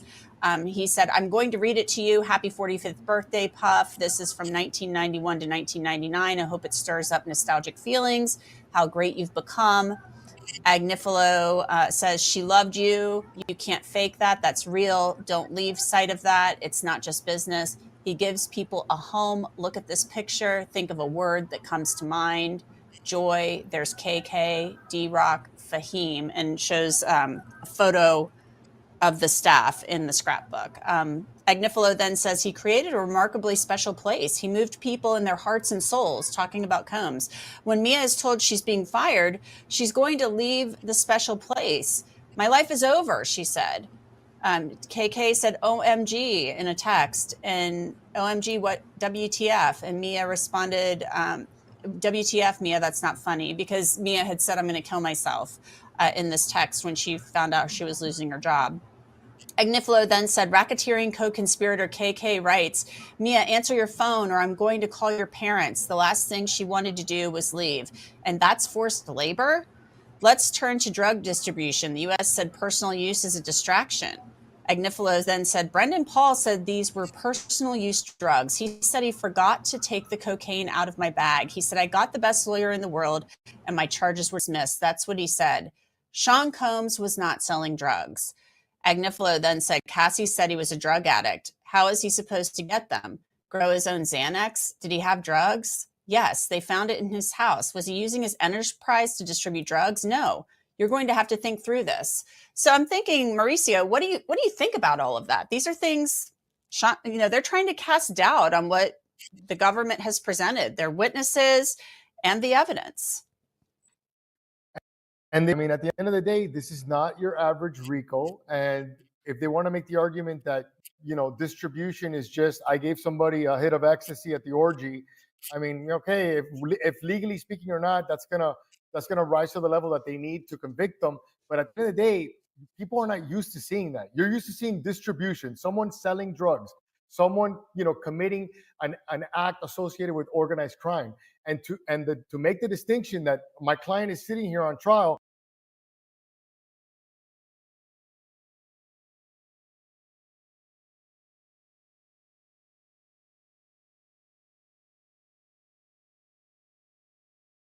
And at the end of the day, they're charging them with distributing drugs at the orgy, having orgies, flying people that look like willing participants in this orgy. That's a huge distinction. And I said it yesterday that I imagined that Diddy's defense counsel was going to get up there and make a joke about the 1,000 bottles of baby oil. RICO, and they said if they want to make the argument that distribution is just, I gave somebody a hit of ecstasy at the orgy. I mean, okay, if legally speaking or not, that's gonna rise to the level that they need to convict them. But at the end of the day, people are not used to seeing that. You're used to seeing distribution, someone selling drugs, someone committing an act associated with organized crime. This is Brandon Paul, okay? And he was supposedly a drug mule for Diddy, and he was like an ex-sports player or whatever. Didn't really have any direction after that. Diddy picked him up and had him picking up drugs and bringing it to and fro. Okay. However, it was not ever, to be, but believed to have been more than just personal consumption between him and freak off people. None of to the level of like distribution, manufacturing in the kilotons or no shit. So, and to make the distinction that my client is sitting here on trial, and at the end of the day, they're charging him with distributing drugs at the orgy, having orgies, flying people that look like willing participants in this orgy. That's a huge distinction. And I said it yesterday that I imagined that Diddy's defense counsel was gonna get up there and make a joke about the 1,000 bottles of baby oil, and he did. 1,000 bottles of Astroglide off the streets, and that's exactly what I would do. You need to highlight the distinctions between what people are used to seeing when it comes to RICO and what this case is, because they're miles apart.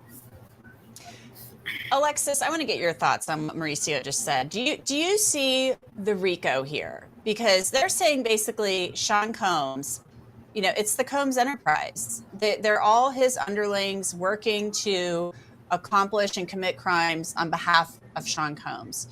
Do you see RICO here?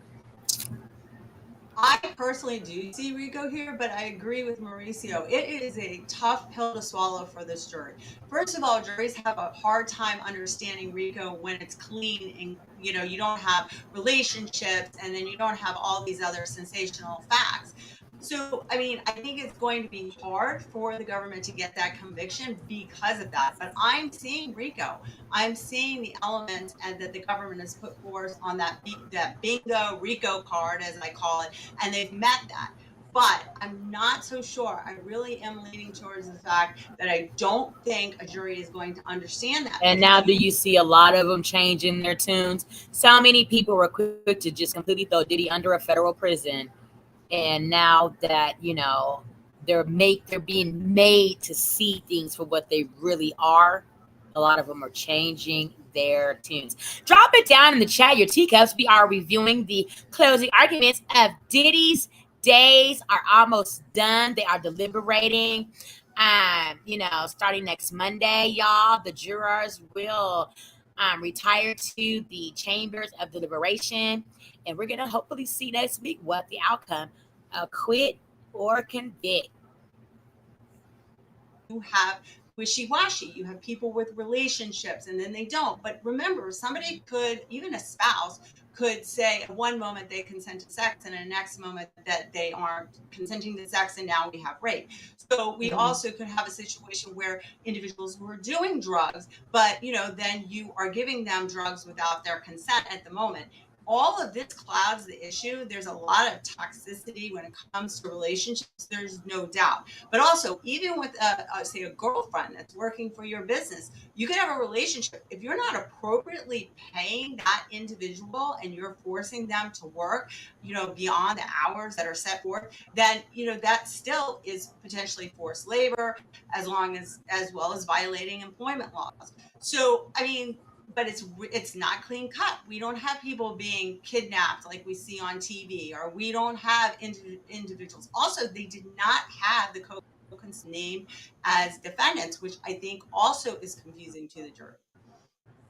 Well, they did say somebody was kidnapped. So they did say that Capricorn Clark was kidnapped. So we do have that. But yeah, I get what you mean too. And we don't have the co-conspirators testifying. We don't have them flipping on their boss. Course they will, and I think that's pretty interesting too.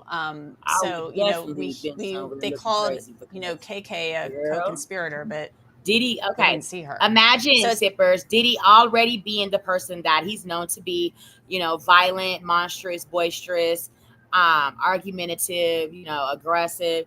Imagine Diddy now coming up off of this, what he has, if he gets acquitted. Let's say he gets acquitted. What is his temperament going to be coming out and having to go home to do, whatever life will look like now on an acquittal? He's going to be an evil bitch. So, I would definitely be changing my tune too if I was a lot of people sitting around somewhere in the Diddy trial.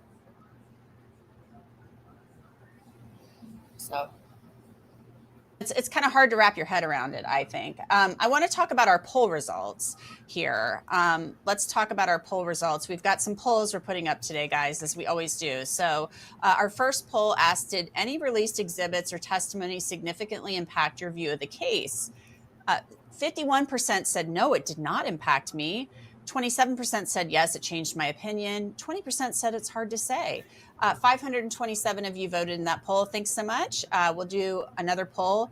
We're going to get to your questions now. So let's get to the questions. And please keep dropping your questions in the chat, and we'll get to as many of them as we can. So we always love taking your questions. Our first question, Bradford Cohen, is from Smarty Pants 1225. Why did AUSA go for 8 hours yesterday? I thought she was only supposed to do 4 hours worth of closing arguments. So that is kind of up to the court. Generally speaking, in federal court, they keep very, very tight schedules, very tight guidelines. The judge says, hey, you can go for this amount of time, 4 hours, 3 hours, 2 hours, and they try to keep to that guideline. It's not set in stone, though. So if she is going over new items, if she's not just beating a dead horse, which I don't even understand how you can go 8 hours in this case with the evidence that I've seen without beating a dead horse. And then don't forget, they still have the other side of the sandwich. So that means they do the closing now, defense goes, and then they have a rebuttal. I think that 8 hours is obnoxious. I don't think that helps a jury at all. I think a jury, especially in today's day and age, with individuals that are used to looking on their phone, looking on the computer, getting cliff notes to things, my belief is if you can't close a case in 3 to 4 hours, anything after that, I don't even think it should take 3 to 4 hours, but anything after that is just white noise.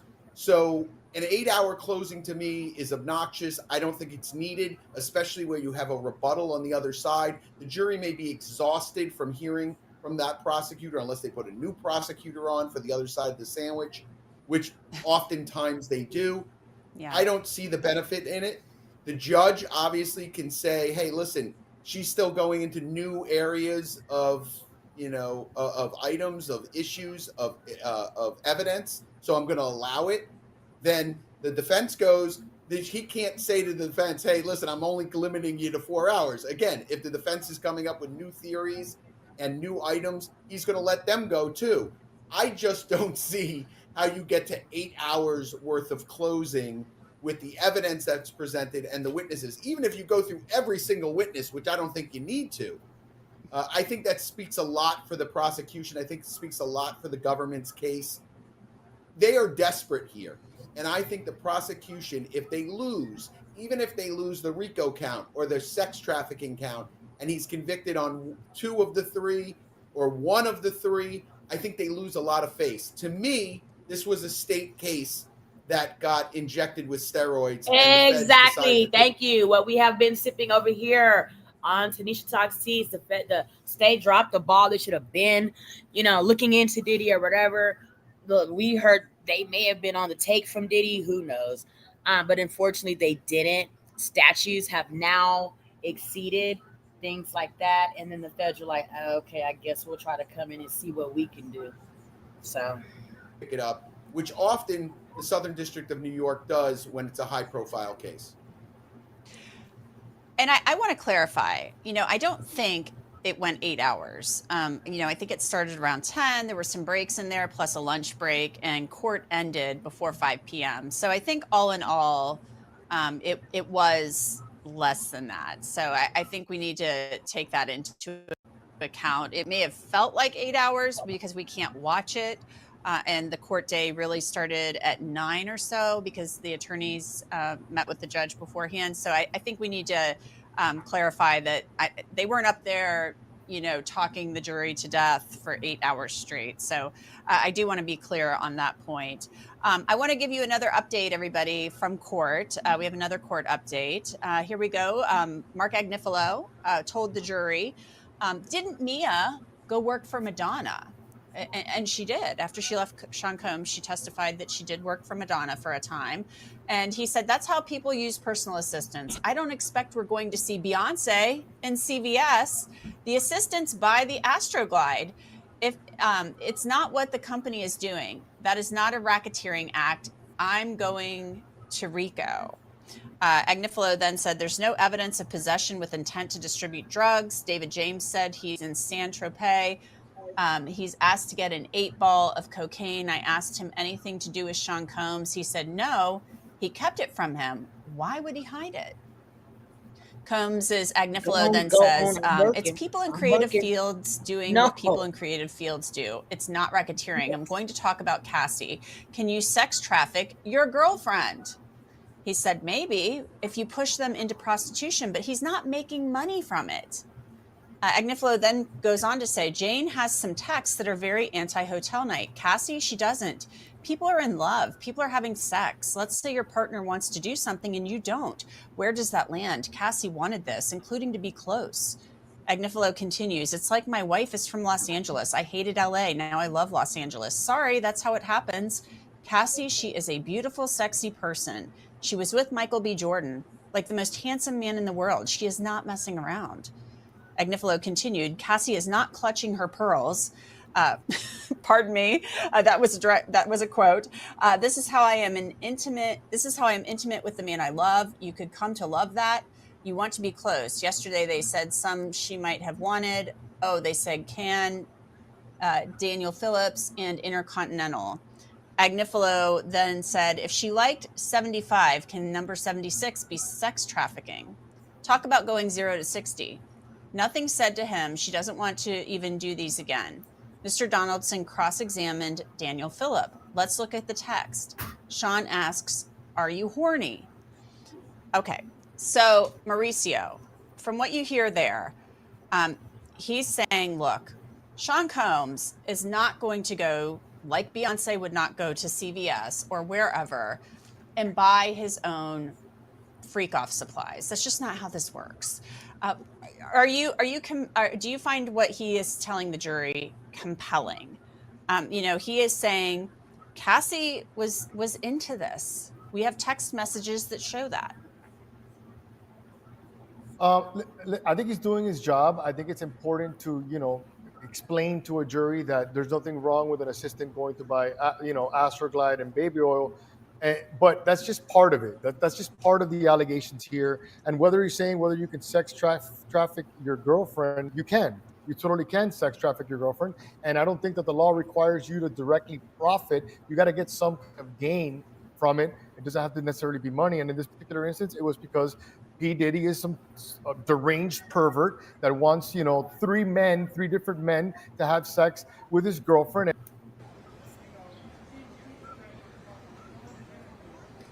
From court, we have another court update. Here we go. Mark Agnifilo told the jury, didn't Mia go work for Madonna? And she did. I think we need to take a quick break. We will be checking in with Sierra Gillespie here very soon. Charges stay open. It's not like they close the case because they can't get you back. So there is no real time limit on that. They'll wait it out as long as it takes. And they were talking, oh yeah, those guys, they're paid $20 an hour to be wearing these things. And I was like, oh wow, okay. Is obnoxious. I don't think it's needed, especially where you have a rebuttal on the other side. The jury may be exhausted from hearing from that prosecutor unless they put a new prosecutor on for the other side of the sandwich, which oftentimes they do. Yeah. I don't see the benefit in it.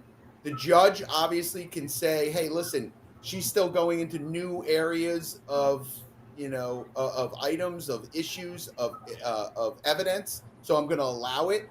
Then the defense goes, he can't say to the defense, hey, listen, I'm only limiting you to 4 hours. Again, if the defense is coming up with new theories and new items, he's going to let them go too.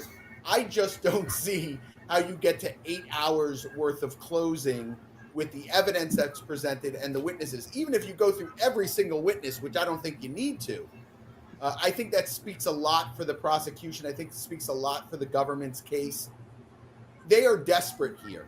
And I think the prosecution, if they lose, even if they lose the RICO count or their sex trafficking count, and he's convicted on 2 of the 3 or 1 of the 3, I think they lose a lot of face. To me, this was a state case that got injected with steroids and the feds decided to pick it up, which often the Southern District of New York does when it's a high defense thought shouldn't have come in, so that came in. So those are the various bases, but it's really difficult because not seeing a live stream, we didn't really, we can't really say exactly what happened specifically. But I did want to comment to the Free Britney. Do you think those people are being paid $20 an hour too? I don't know. Recycle the shirts. I don't know. I mean, maybe they just like the shirts. I think maybe we need to have Sierra go say like, "Hey, what's going on?" Because I don't know. The $20 an hour thing is interesting to me. But yeah, Britney has been free for a while, and that was LA. So I'm confused. So I think we need to get to the bottom of this. Sierra, if you're listening, maybe you could figure this out for us before we come back to you. I know she's probably listening. But yeah, it's weird. I don't get it. I really don't get it. I don't get it. Alexis, one thing that I think is interesting is that Alexandra Shapiro, the attorney who has been with them with the defense team. I think that's what she specializes in, is appellate work. So she's there, obviously, taking notes the whole time and advising and making arguments. That's not something you often see, right? In high profile cases, and if you have the money to actually, as he does, to have that, yes, then you would want an appellate attorney there taking notes in preparation for that appeal. So that does not surprise me at all. It's just most people don't have the ability to pay what we're estimating is $100,000 plus a day for a legal team to defend them. Yeah, I want to know exactly how much this is costing. I'm sure it's got to be in the millions. You know that. I mean, these are high-powered attorneys. He's got the Atlanta crew with him, you know, the Georgia crew, Brian Steele, Nicole Westmoreland. So there's a lot of legal muscle here. Let's get up to you now, Bradford. Our next question is from IAM 1035. If alleged co-conspirators, Bradford, of human trafficking flee to Bali and other places with no extradition, how long does that policy last? Well, we don't know. We don't even know if anybody else would be charged in this, even though they've been called co-conspirators. Yeah, and if you go to a country with no extradition, like Morocco, say, and there's no extradition to the United States, there is no time limit on that. If you get charged, if the charge stays open. There's a very famous case out of Las Vegas that was an interesting one, where a young lady drove off in a Brinks truck with, I think, $10 million. And she ended up somewhere in Europe with a fake passport for 10 years. And I think they negotiated her return to the United States. But they charged her, way before she left. And those charges stay open. It's not like they close the case because they can't get you back. So there is no real time limit on that. They'll wait it out as long as it takes. Maurice knows, I know. I've had cases that are 20 years old, Fed cases that are 20 years old. Guy disappears to wherever, and sooner or later, for some reason, that individual gets an itch to travel to France or travel someplace else, and then they get caught at the border and they get sent back. And of course, they attempt to try the case, and sometimes they're successful. So right now, we don't know of anybody else that's being charged. That may change depending on what happens with this verdict, or it might not change. You just don't know until the government decides to go forward or not go forward. My guess is no one else is going to get charged in this case. I think that they've had enough of the Sean Combs saga. I'm sure. Mauricio, here's a question for you. I know you're a defense attorney, but I think this is an interesting question. It comes from Jan at Canem 8485. What will happen to the 70 civil lawsuits against him if he's convicted? I think there actually might be more than 70, but I lost count a long time ago. So what would happen to those civil suits? Obviously, those are civil lawsuits. That's totally separate from this federal case. Those lawsuits are not going to be affected. They will continue. The only thing is that the people that are suing him in civil court, they see him as a deep pocket, because that's what he is. And the conviction, little by little, he's dwindling. So his assets are dwindling, but it doesn't affect it. Those cases are going to move forward. And I guess now they have the additional benefit that the person that we're suing has been convicted of certain criminal offenses that tie into whether or not a jury is going to find them guilty of the civil cases. Now, the question is whether or not, how could he be present during those civil matters, because he's going to be incarcerated. As far as I know, and I could be mistaken, I don't think that's going to affect them. I think that they could move forward. I think that they could try to, have him appear via Zoom, or try and do motions to have him transported from the federal system to a civil court, which they will not do. You could try and do it, but everybody that practices criminal defense knows how difficult it is for the feds to transport people. But as far as I know, those civil actions will not be affected. And if anything, they could be benefited in the sense that now everybody knows that he has been convicted for sex trafficking and other crimes. Yeah, very interesting. We have another update from court. So they are saying, before we get this next update, that if Diddy is convicted, those lawsuits will push through. They will figure out a way to get his black ass somewhere to be held accountable if need be for whatever lawsuits that will push through. Lady up here on the right, well, my right, y'all's left, says that, there are 70 plus lawsuits right now and counting. I know one was just submitted on Monday against Diddy and his son. Okay, let's keep sipping tea with Tanisha Talks Teas this evening. We are wrapping up the week for the Diddy trial, y'all. They are down to the very seconds, right? Coming in hot on Monday, we will be live to see what all is all for the diddler. Will he get acquitted or will he get convicted? Let's stay tuned. In the meantime, we're sipping this tea currently on the live closing arguments of the defense for the P. Diddy ex-trafficking trial, USA versus Sean Combs, day 32. Let's get it. Oh, remember, like and subscribe. Now let's get it. Court. Here, Mark Agnifilo is talking about one of the witnesses in this case. And she says, yes, she talks about fantasies. This is their lifestyle. She writes, I'm not going to do too many of these. My mother would. And then she writes about, being turned on. They are doing this together. I'm going to play part of the video. Agnifilo then says, in this intercontinental video, this would be Cassie, it's more likely than not, it is Combs's phone. And they're talking about, because there is a phone, an interaction over the phone in this video. Here she is. I am not going to show him throwing her down. You've seen it. I am not hiding it from you. Now there is a phone, because you do see him in the video take a phone, and the defense has contended this was all over her taking his phone. It had nothing to do with her leaving a freak off or anything like that. Agnifilo says, and here now, a well-known man sitting in his towel and socks. Looks like Cassie is saying, you're being a fool. Go back to the room. Look at it. It looks to me like she says, go back to the effing room. There's nothing scary in the room.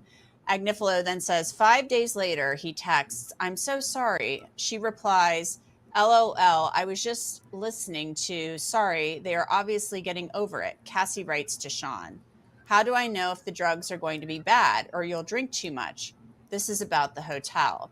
So this has been their argument, the entire time, Alexis, that this was not some guy pimping out his girlfriend for freak-offs and being a sex trafficker and throwing her to the ground because he's a pimp or a sex trafficker.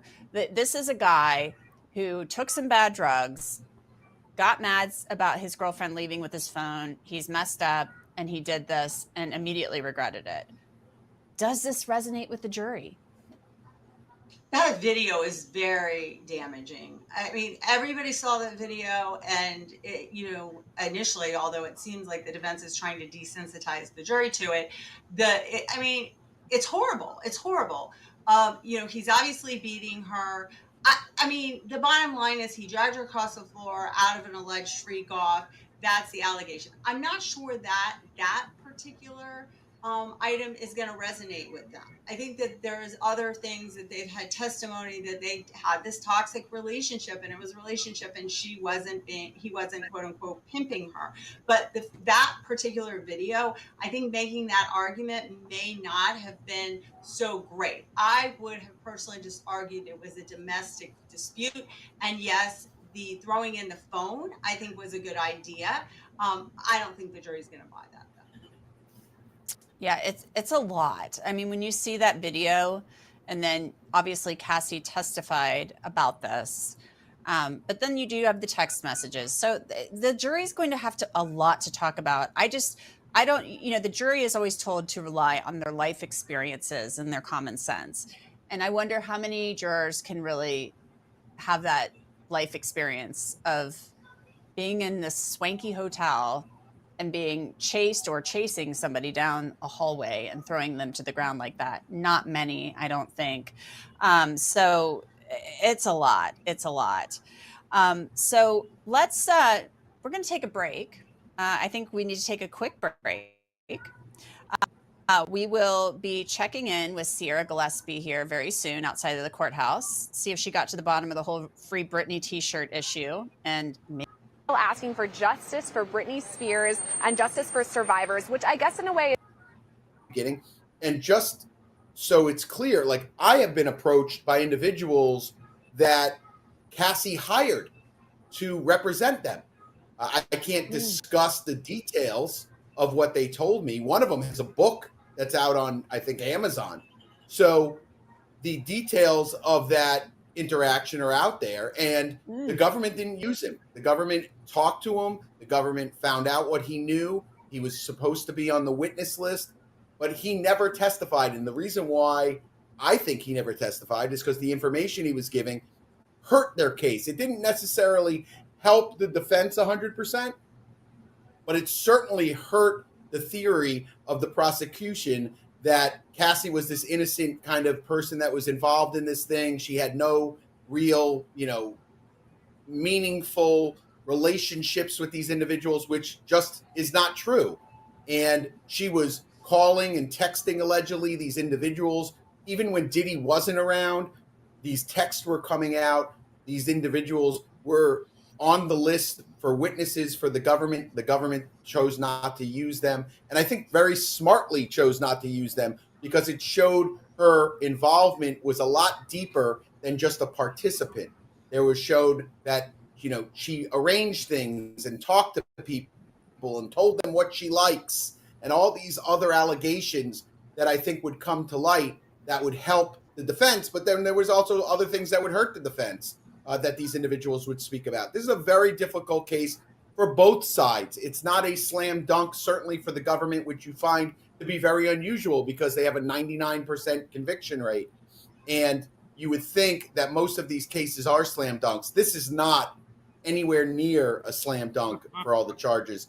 So it will be interesting how Mark finishes up, but I think he's addressing it. The only way you can address it, you have to have some compassion for the individual. At the same time, you have to express that this individual is not being truthful with you. There is more to the story here. These individuals that are saying, hey, I didn't want to do that, but by the way, here's a text that says, why are you buying Young Miami a purse? And I only got, a LV purse and she's getting an Hermes purse. That doesn't feel right to me. I want an Hermes purse too. That doesn't sound like someone who's been sex trafficked. It's complex and different for sure. It really is. It is. There is one thing I want to touch on. We have a lot to unpack, guys.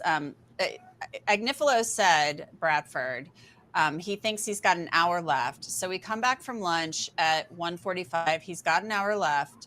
And then the judge said, Ms. Comey, so I'll charge at 4 or even 5. Because the feds get to do a rebuttal. If they charge the jury at 4 or 5, it's my understanding Combs has to be back at the MDC for head count at a certain time. Like he can't just be hanging out at the courthouse all night for deliberations. So I'm not sure if he charges a jury at 4 or 5 tonight, they're not going to probably start deliberations, I would assume, until Monday, right? Individuals who were charged, the juries that were charged 4 or 5 o'clock, and the judge kept the jury till 10. I had a case in Tampa that I won, by the way. But they kept the jury there till 10 o'clock at night because the jury was saying, oh, we can keep going. We can keep going. They came back the next day and we had a verdict before lunch. The key here is what the jury wants to do. No, Sean Combs is not going to hang out at the courthouse during the deliberations. But if there's any part of that the defendant needs to be back and present for, they will go get the defendant and bring them back and into the courtroom to be present for that. My guess is because of the logistics, because of the craziness, because of where he's being held, and if he's going to be held downstairs at the federal courthouse or if he's going to be transported back, all these different kind of things. My guess is that the judge would say, hey, let's come back on Monday and start fresh Monday morning. But not every federal judge does that. I've had state judges, federal judges. I've gone till 10, 11 It's one of those things that it's up to the federal judge. This judge seems like the kind of judge that would dismiss the jury for the weekend and come back on Monday. But, I've been wrong, at least 1% of the time. So who knows how this is going to go. That's quite the batting average, Bradford. I do okay. I do okay. I'm like the Feds. I'm like the Feds, except I'm on the other side. Let's give you guys a little bit of an update because we have a lot to talk about. So the Combs family has exited the courthouse. Somebody has fallen outside the courthouse. We're trying to figure out who fell. So please don't take that and run with it. Somebody fell. We don't know who. As soon as we find out, we'll let you know who fell. But I don't know. There's been so much talk throughout this trial about him having to be back at the MDC by a certain hour for the head count and the U.S. Marshals being stretched thin already.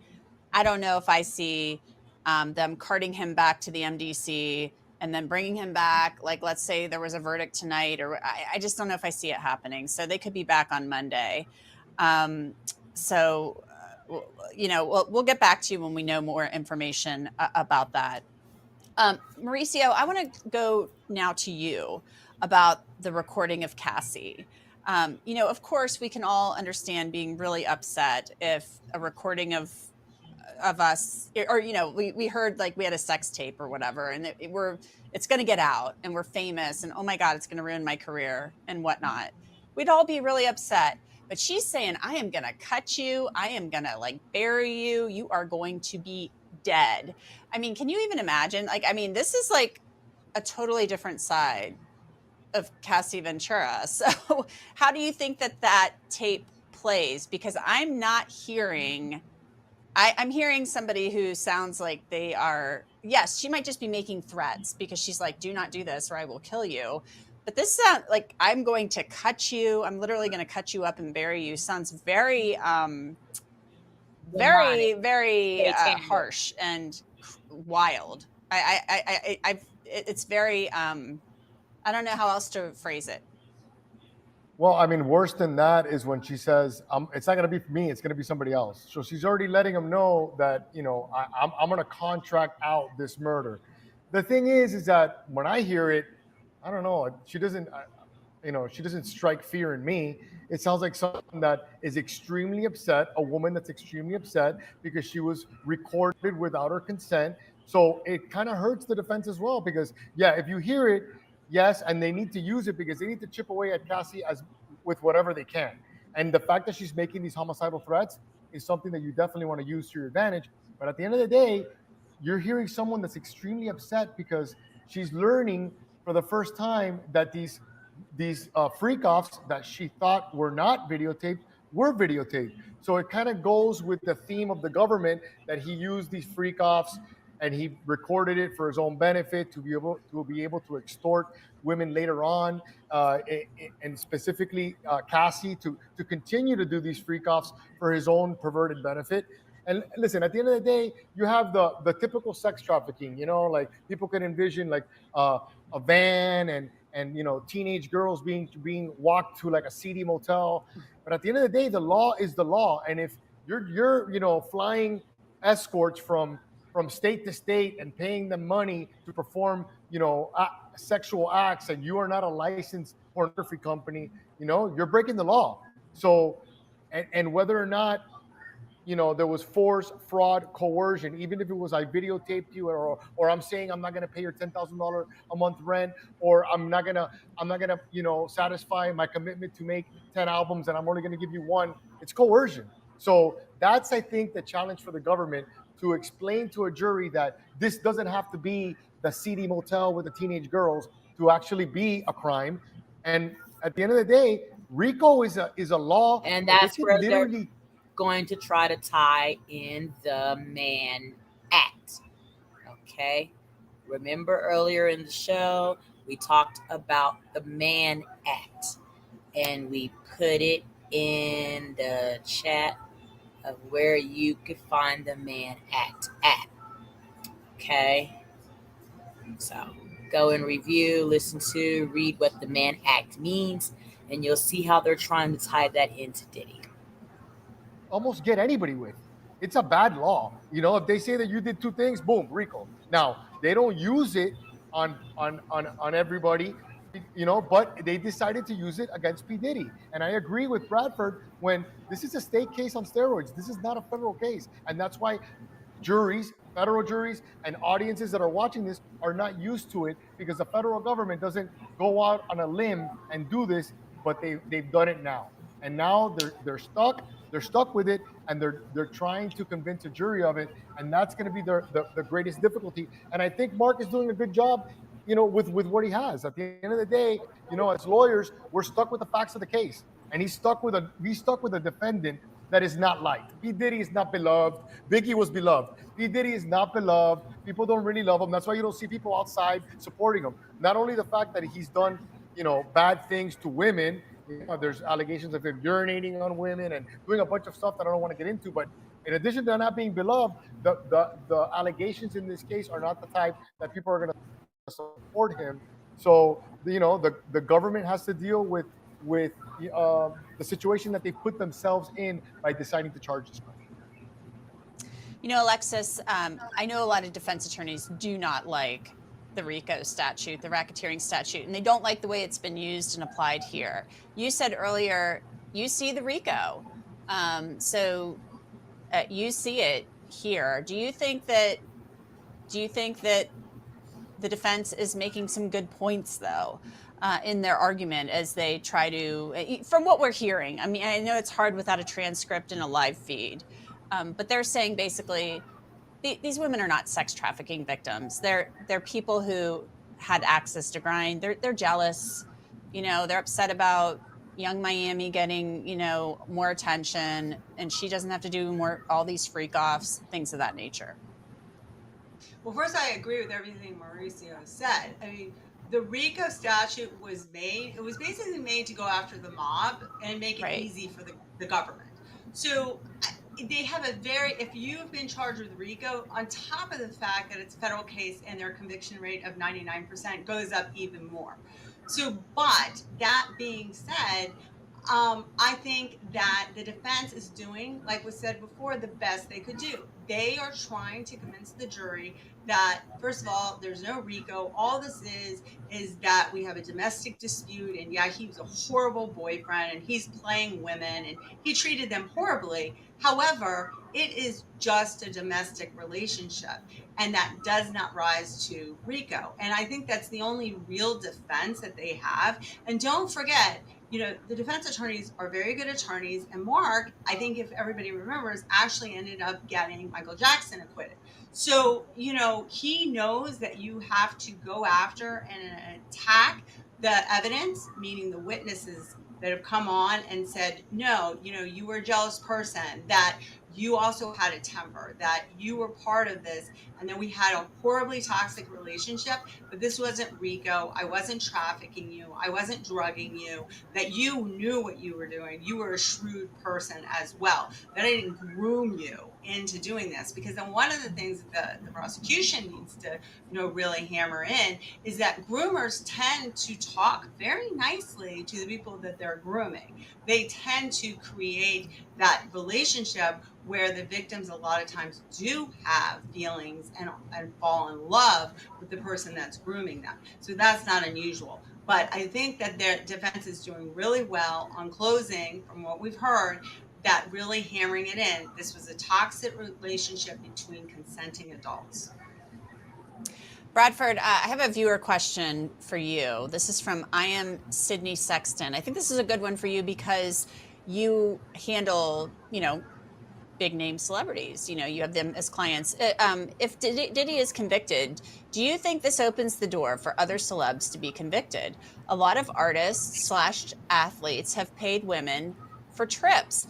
I find this to be an interesting question because there's been some scuttlebutt that the feds are kind of using this as a test case, and it could open the floodgates for them to go after other celebrities if they get a conviction here. I think it's a dumpster fire. I think this case is a case that they attach themselves to, and they don't really. I don't think they anticipated the type of testimony that they were going to get from certain individuals when they were interviewing certain individuals. I don't see this being a test case to start charging every celebrity under the sun. I think this was an unusual case where the press picked it up. It was sex, drugs, and rock and roll. It was a violent act on video, caught on video. There were so many things that were attached to this that made it a attractive case for the feds to pick up. I don't see that being Cassie's lawsuit against Diddy was so juicy, right? Remember how explicitly juicy it was.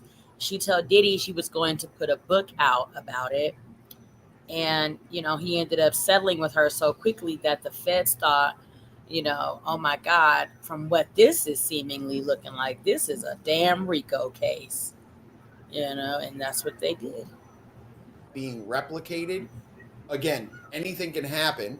Another video could come out suddenly and it could replicate itself. I just don't see it happening where someone all of a sudden sues, Bob Smith for something and the feds are like, oh, we need to pick this up. This was a very, very unusual case. The individual was unusual, high profile, billionaire, had these parties. But that's what they did. They picked up Diddy from the lawsuit. Right after the lawsuit, Cassie filed against Diddy and settled like a day later. The feds came in and started raiding Diddy. Everyone was at these parties, videotaping sexual events, videotaping other events that were not savory. And then the video of Cassie getting assaulted. All of those things, I think, created a perfect storm. Of course, the SDNY that loves high-profile cases so they can put on their wares, their talents, do a pony show. SDNY is always available for that. And that's what I think happened in this case. Do I think other jurisdictions would ever pick up something like this? No. I think this was specific for the jurisdiction. I think it was specific for the defendant. I think it was specific for these facts. I don't see it happening. Again, anything could happen. But there's been many, many, many lawsuits filed against many, many individuals. And this never happened. You got football players that got, multiple massage parlors, all these different things. And the feds never touch those cases because they're not attractive cases to them. In this case, he has money that they can seize. He's got homes that he can seize. He's got boats that they can seize. They'll say, oh, all these acts happened on a boat, or these acts happened in this house, or these acts happened on a plane. All of these things equal a federal case. There's nothing sexier to the feds than, number one, videotape of bad acts, and then number two, assets they can seize, money they can seize. That's kind of the jewel in the crown at the end of the rainbow if they do get a conviction. Yeah, we wouldn't be here if Cassie hadn't filed that lawsuit, and we all know that. That's what started it all. Thank you. Remember, tea sippers, as you come into the room, to like and subscribe. Put your teacups up so they can be filled with some Diddy tea. We are live closing arguments. We're almost going to wrap up Diddy for the day and keep it pushing for the weekend. What is tea for the weekend? We are Tanisha Talks Teas, and thank you all for joining. All of my new sippers over on Kickers. Thank you, all my new kicks. That's been Sipping Tea with Tanisha. All my Twitchers that have been Sipping Tea with Tanisha. Thank you so much for following, subscribing on Twitch and Kick, YouTube, and Facebook. Okay, let's continue on with the tea from Diddy. Live closing arguments. P. Diddy sex X trafficking trial. U.S. versus Sean Combs, day 32. We have now Elizabeth Milner outside of the federal courthouse. We are going to check in with her. She has been inside court the whole time throughout this trial and all morning long. So good afternoon, Elizabeth. Can you tell me what is going on, or what has been going on, I should say, outside or inside court this morning. What have the jurors been doing? What's the reaction been?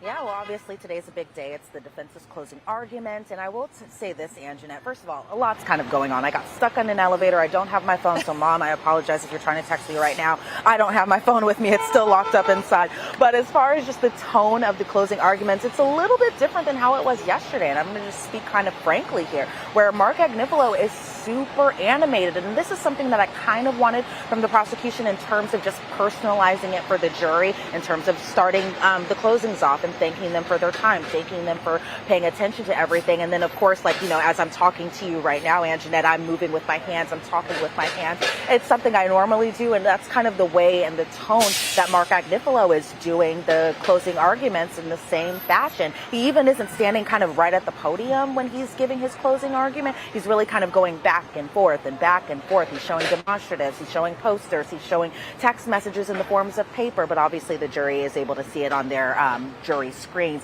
But in terms of just the tone, from what I could see at the start of closing arguments today, was that the jury was paying close attention. I think when you personalize a summation for the jury, where you speak to them directly, you thank them for their time, you thank them for their civic service, that I think it really kind of resonates with them. So all eyes obviously were on Mark Agnifilo today. Now, there were points during Mark Agnifilo's summation that I think maybe he might have been losing the jury in terms of just how long it was going. But again, like I had said yesterday, you know, if people can binge watch television shows for hours on end, I don't think a 4-hour closing argument is really just, you know, the longest thing ever. But I think maybe as we were getting kind of towards the lunch break, I think a lot of people might have been a little hungry.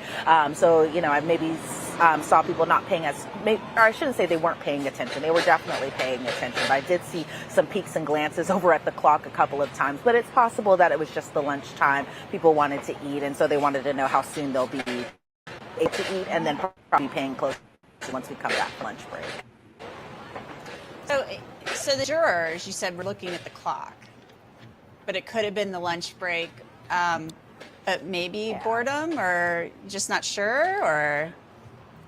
I think it was more towards the lunch hour, that especially as we were kind of slowly inching past like 12:30, 1 o'clock. So still, we're digesting hours and hours of summations already. So I think it was kind of towards the lunch time frame that they were kind of looking and glazing at the clock here and there, just probably wondering, when is lunch going to start? Something that maybe a lot of us had that question too. Yeah, lunch is a good thing. Everybody needs lunch. Jurors, the court, everybody. So tell me, Elizabeth, you know, there was Judge Submarinian. He said he was going to give a curative instruction to the jury. Maureen Comey asked for that. And she said it was because Mark Agnifilo made some improper comments. So talk to me a little bit about that. And what was it? Was there tension in the courtroom when this was going on?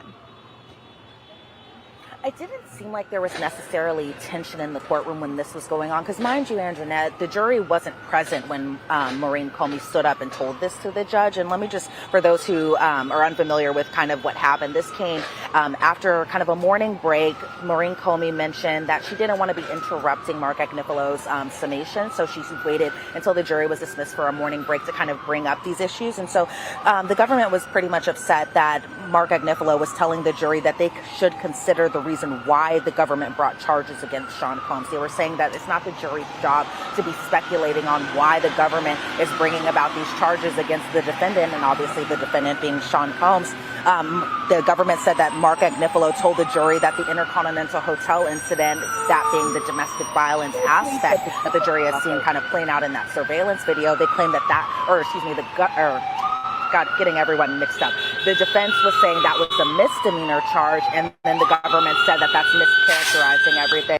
There's a lot of ambulances going on, so I'm hoping that everyone can kind of still hear me. It seems like there was a little commotion going on when I was exiting court today, but I just wanted to make sure the sirens weren't too distracting. But even in terms of just what Mark Agnifilo was saying to the jurors in respects to arson and kidnapping, I think the government wanted to make clear that Sean Combs isn't charged with arson and kidnapping, that instead it falls under the predicate acts under RICO, which a lot of people seem to be kind of confused about in general, even outside of the courtroom, where I think people think Diddy is charged with kidnapping and arson and forced labor, all of that stuff. But again, that is a predicate act that's laid out under the RICO charge. And of course, count one is racketeering conspiracy, aka RICO. And so Agnifilo kind of was, I think, a little disappointed by the government saying this, and then the judge kind of taking into consideration giving the jury this particular instruction, mainly because he says that he thinks that he's allowed to be sarcastic. He says that his commentary while he's giving his summations is pretty fair, because if you think about it in contrast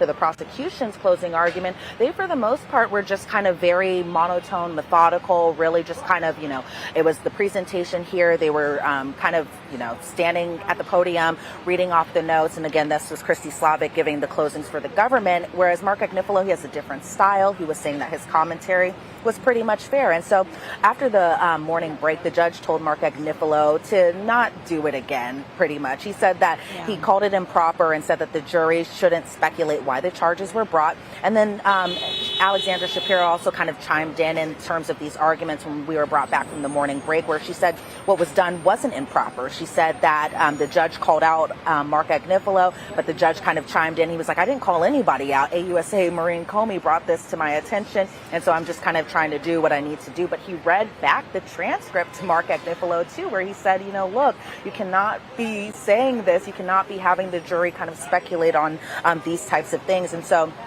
Shapiro kind of, she clapped back a little bit, where she said Christy Slavic said that there were guns at freak-offs, and implied that the government got the law wrong when it comes to drug distribution and all of that stuff. But in the end of the day, the judge ended up giving those special instructions once the jury was brought back after the morning break. And just so the viewers know, and kudos to you, Elizabeth, for making it through the sirens. I've been there. It's tough. It's tough. The government, wanted to get rid of the attempted arson, attempted kidnapping, just to streamline things. That's what they said they did. So I think there was just so much confusion about all of that when that letter came out. So let's just really quickly, and then we'll check in with Sierra. I wanted to ask you, what's Sean Combs doing during all of this, as his attorney is kind of making his final pitch to the jury? Yeah, because these closing arguments are a big deal. It is the final message that both sides will be able to deliver to the jury before they get the jury instructions, before they eventually go back to that room and deliberate. And so from what I could see of Sean Combs, because Anjanette, it was a packed courtroom in there, just kind of like it was yesterday, and it was the same kind of thing today. A lot of eyes are on kind of both sides to see what do they have to say in their final message to the jury. So from what I could see of Sean Combs, he really had all eyes focused on Mark Agnifilo. I think, and that was the same for everybody who was sitting at the defense tables, is that they had all their eyes on Mark Agnifilo as he's giving these final summations. It wasn't like when the government was doing their closing argument yesterday, where you could see Sean Combs passing off notes to his attorneys. From what I could see of him today, he wasn't really jotting much down, if he was even jotting anything down. He really was just focused on what his defense attorney, and high-profile defense attorney at that, really had in his final message to the jury. So all eyes definitely on Mark Agnifilo today. Yeah, definitely. Well, we will let you get back into court. Elizabeth, thank you so much, and go find. We are going to leave off with law and crime and jump on over to something else and wrap up Diddy. Okay, until next week. Thank you guys for talking teas with Tanisha Talks Teas. Remember, when you come in the room, to like and subscribe as you're getting your teacup filled up. Drop those teacups in the chat. Let me know what you feel about the Diddy trial wrapping up. Do you think Diddy will go to prison? Do you think Diddy will get acquitted and go home to his family? Let us know in the chat. Let us know in the chat. Okay.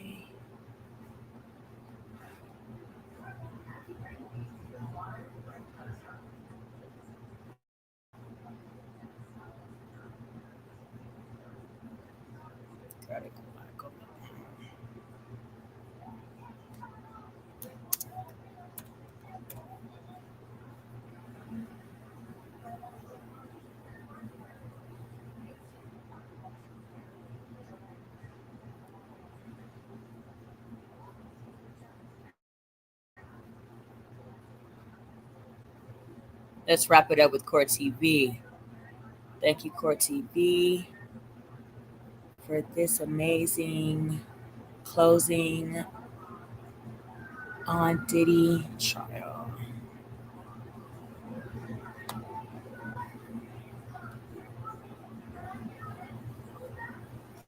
Remember, like and subscribe. Team finished up their close, and at the very end, attorney Mark Agnifilo asked the jury to acquit Sean Diddy Combs of all of the charges and to send him home to his family.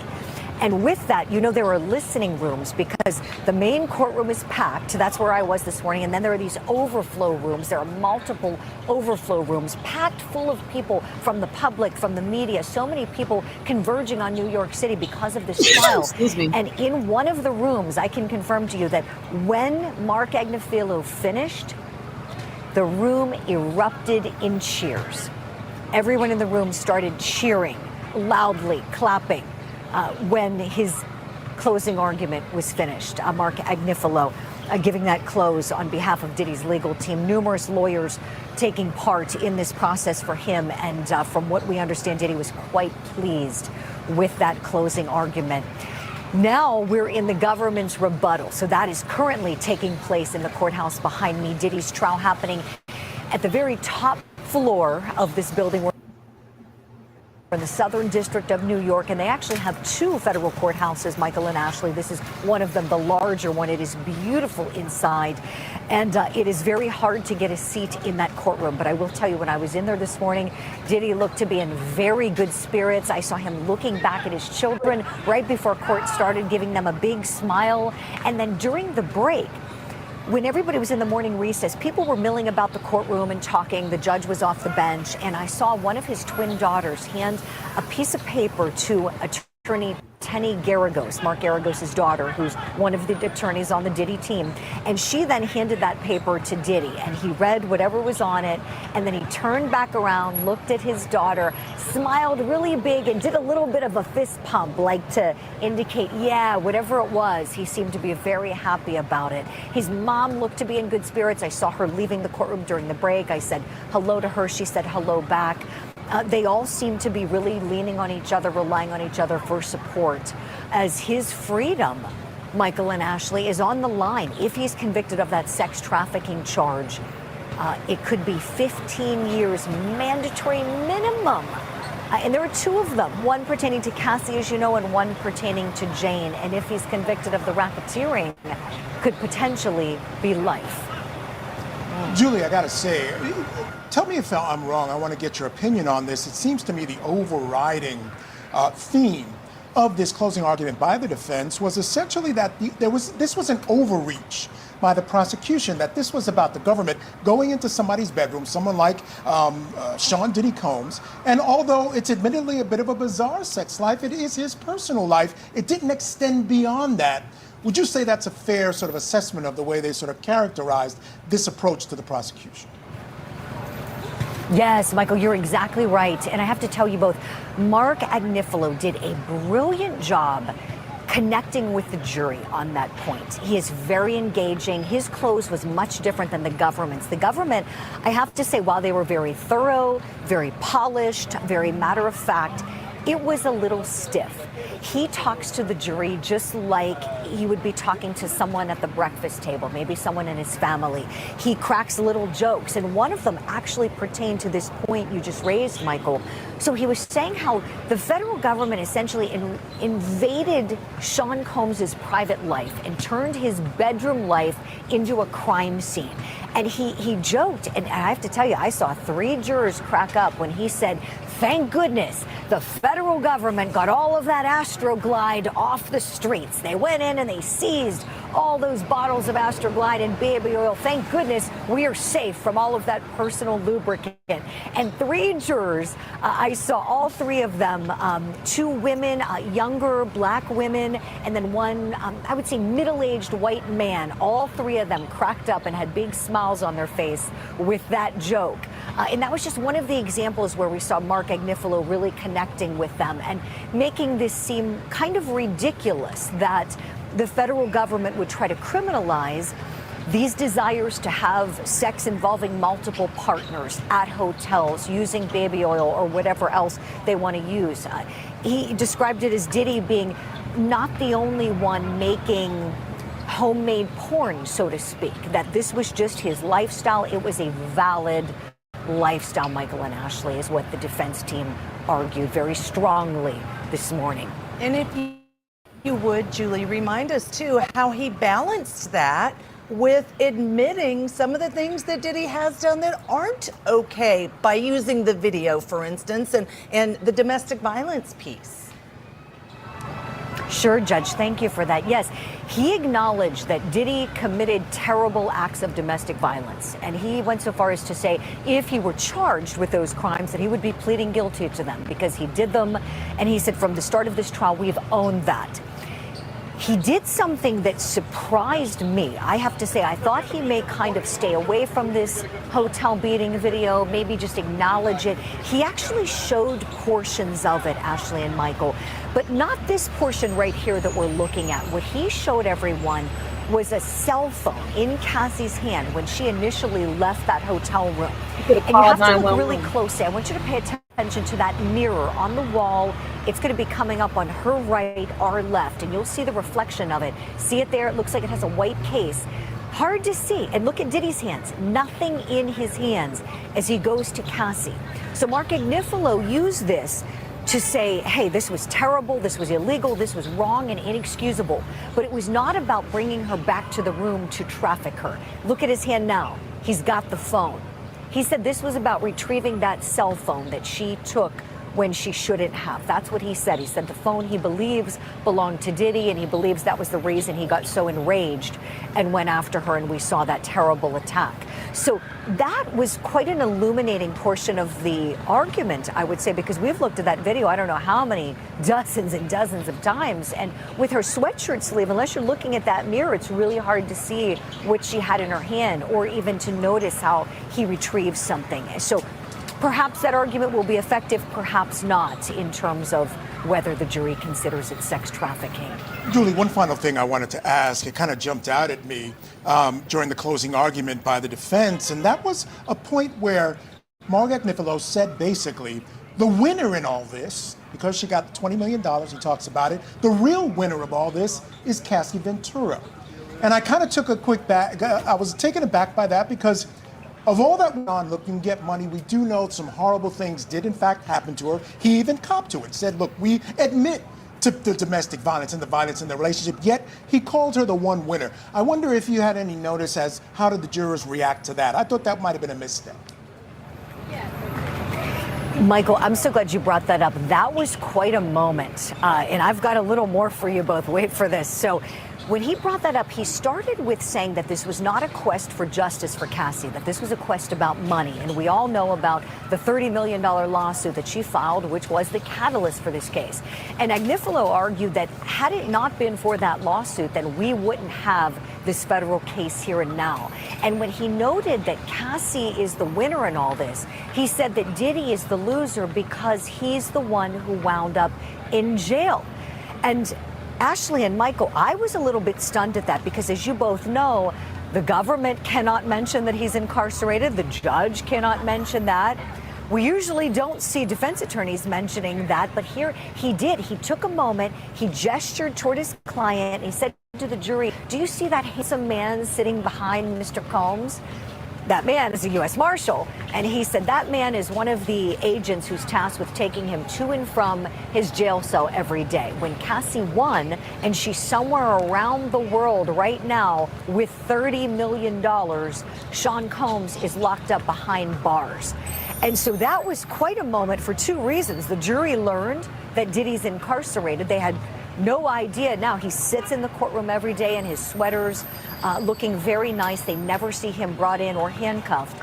And then two, as you both know, we never heard what the settlement amount was. Seems to me that Mark Agnifilo might have let the cat out of the bag because we know she asked for $30 million, but it was settled for an undisclosed amount. But today he said that she is somewhere around the world $30 million richer.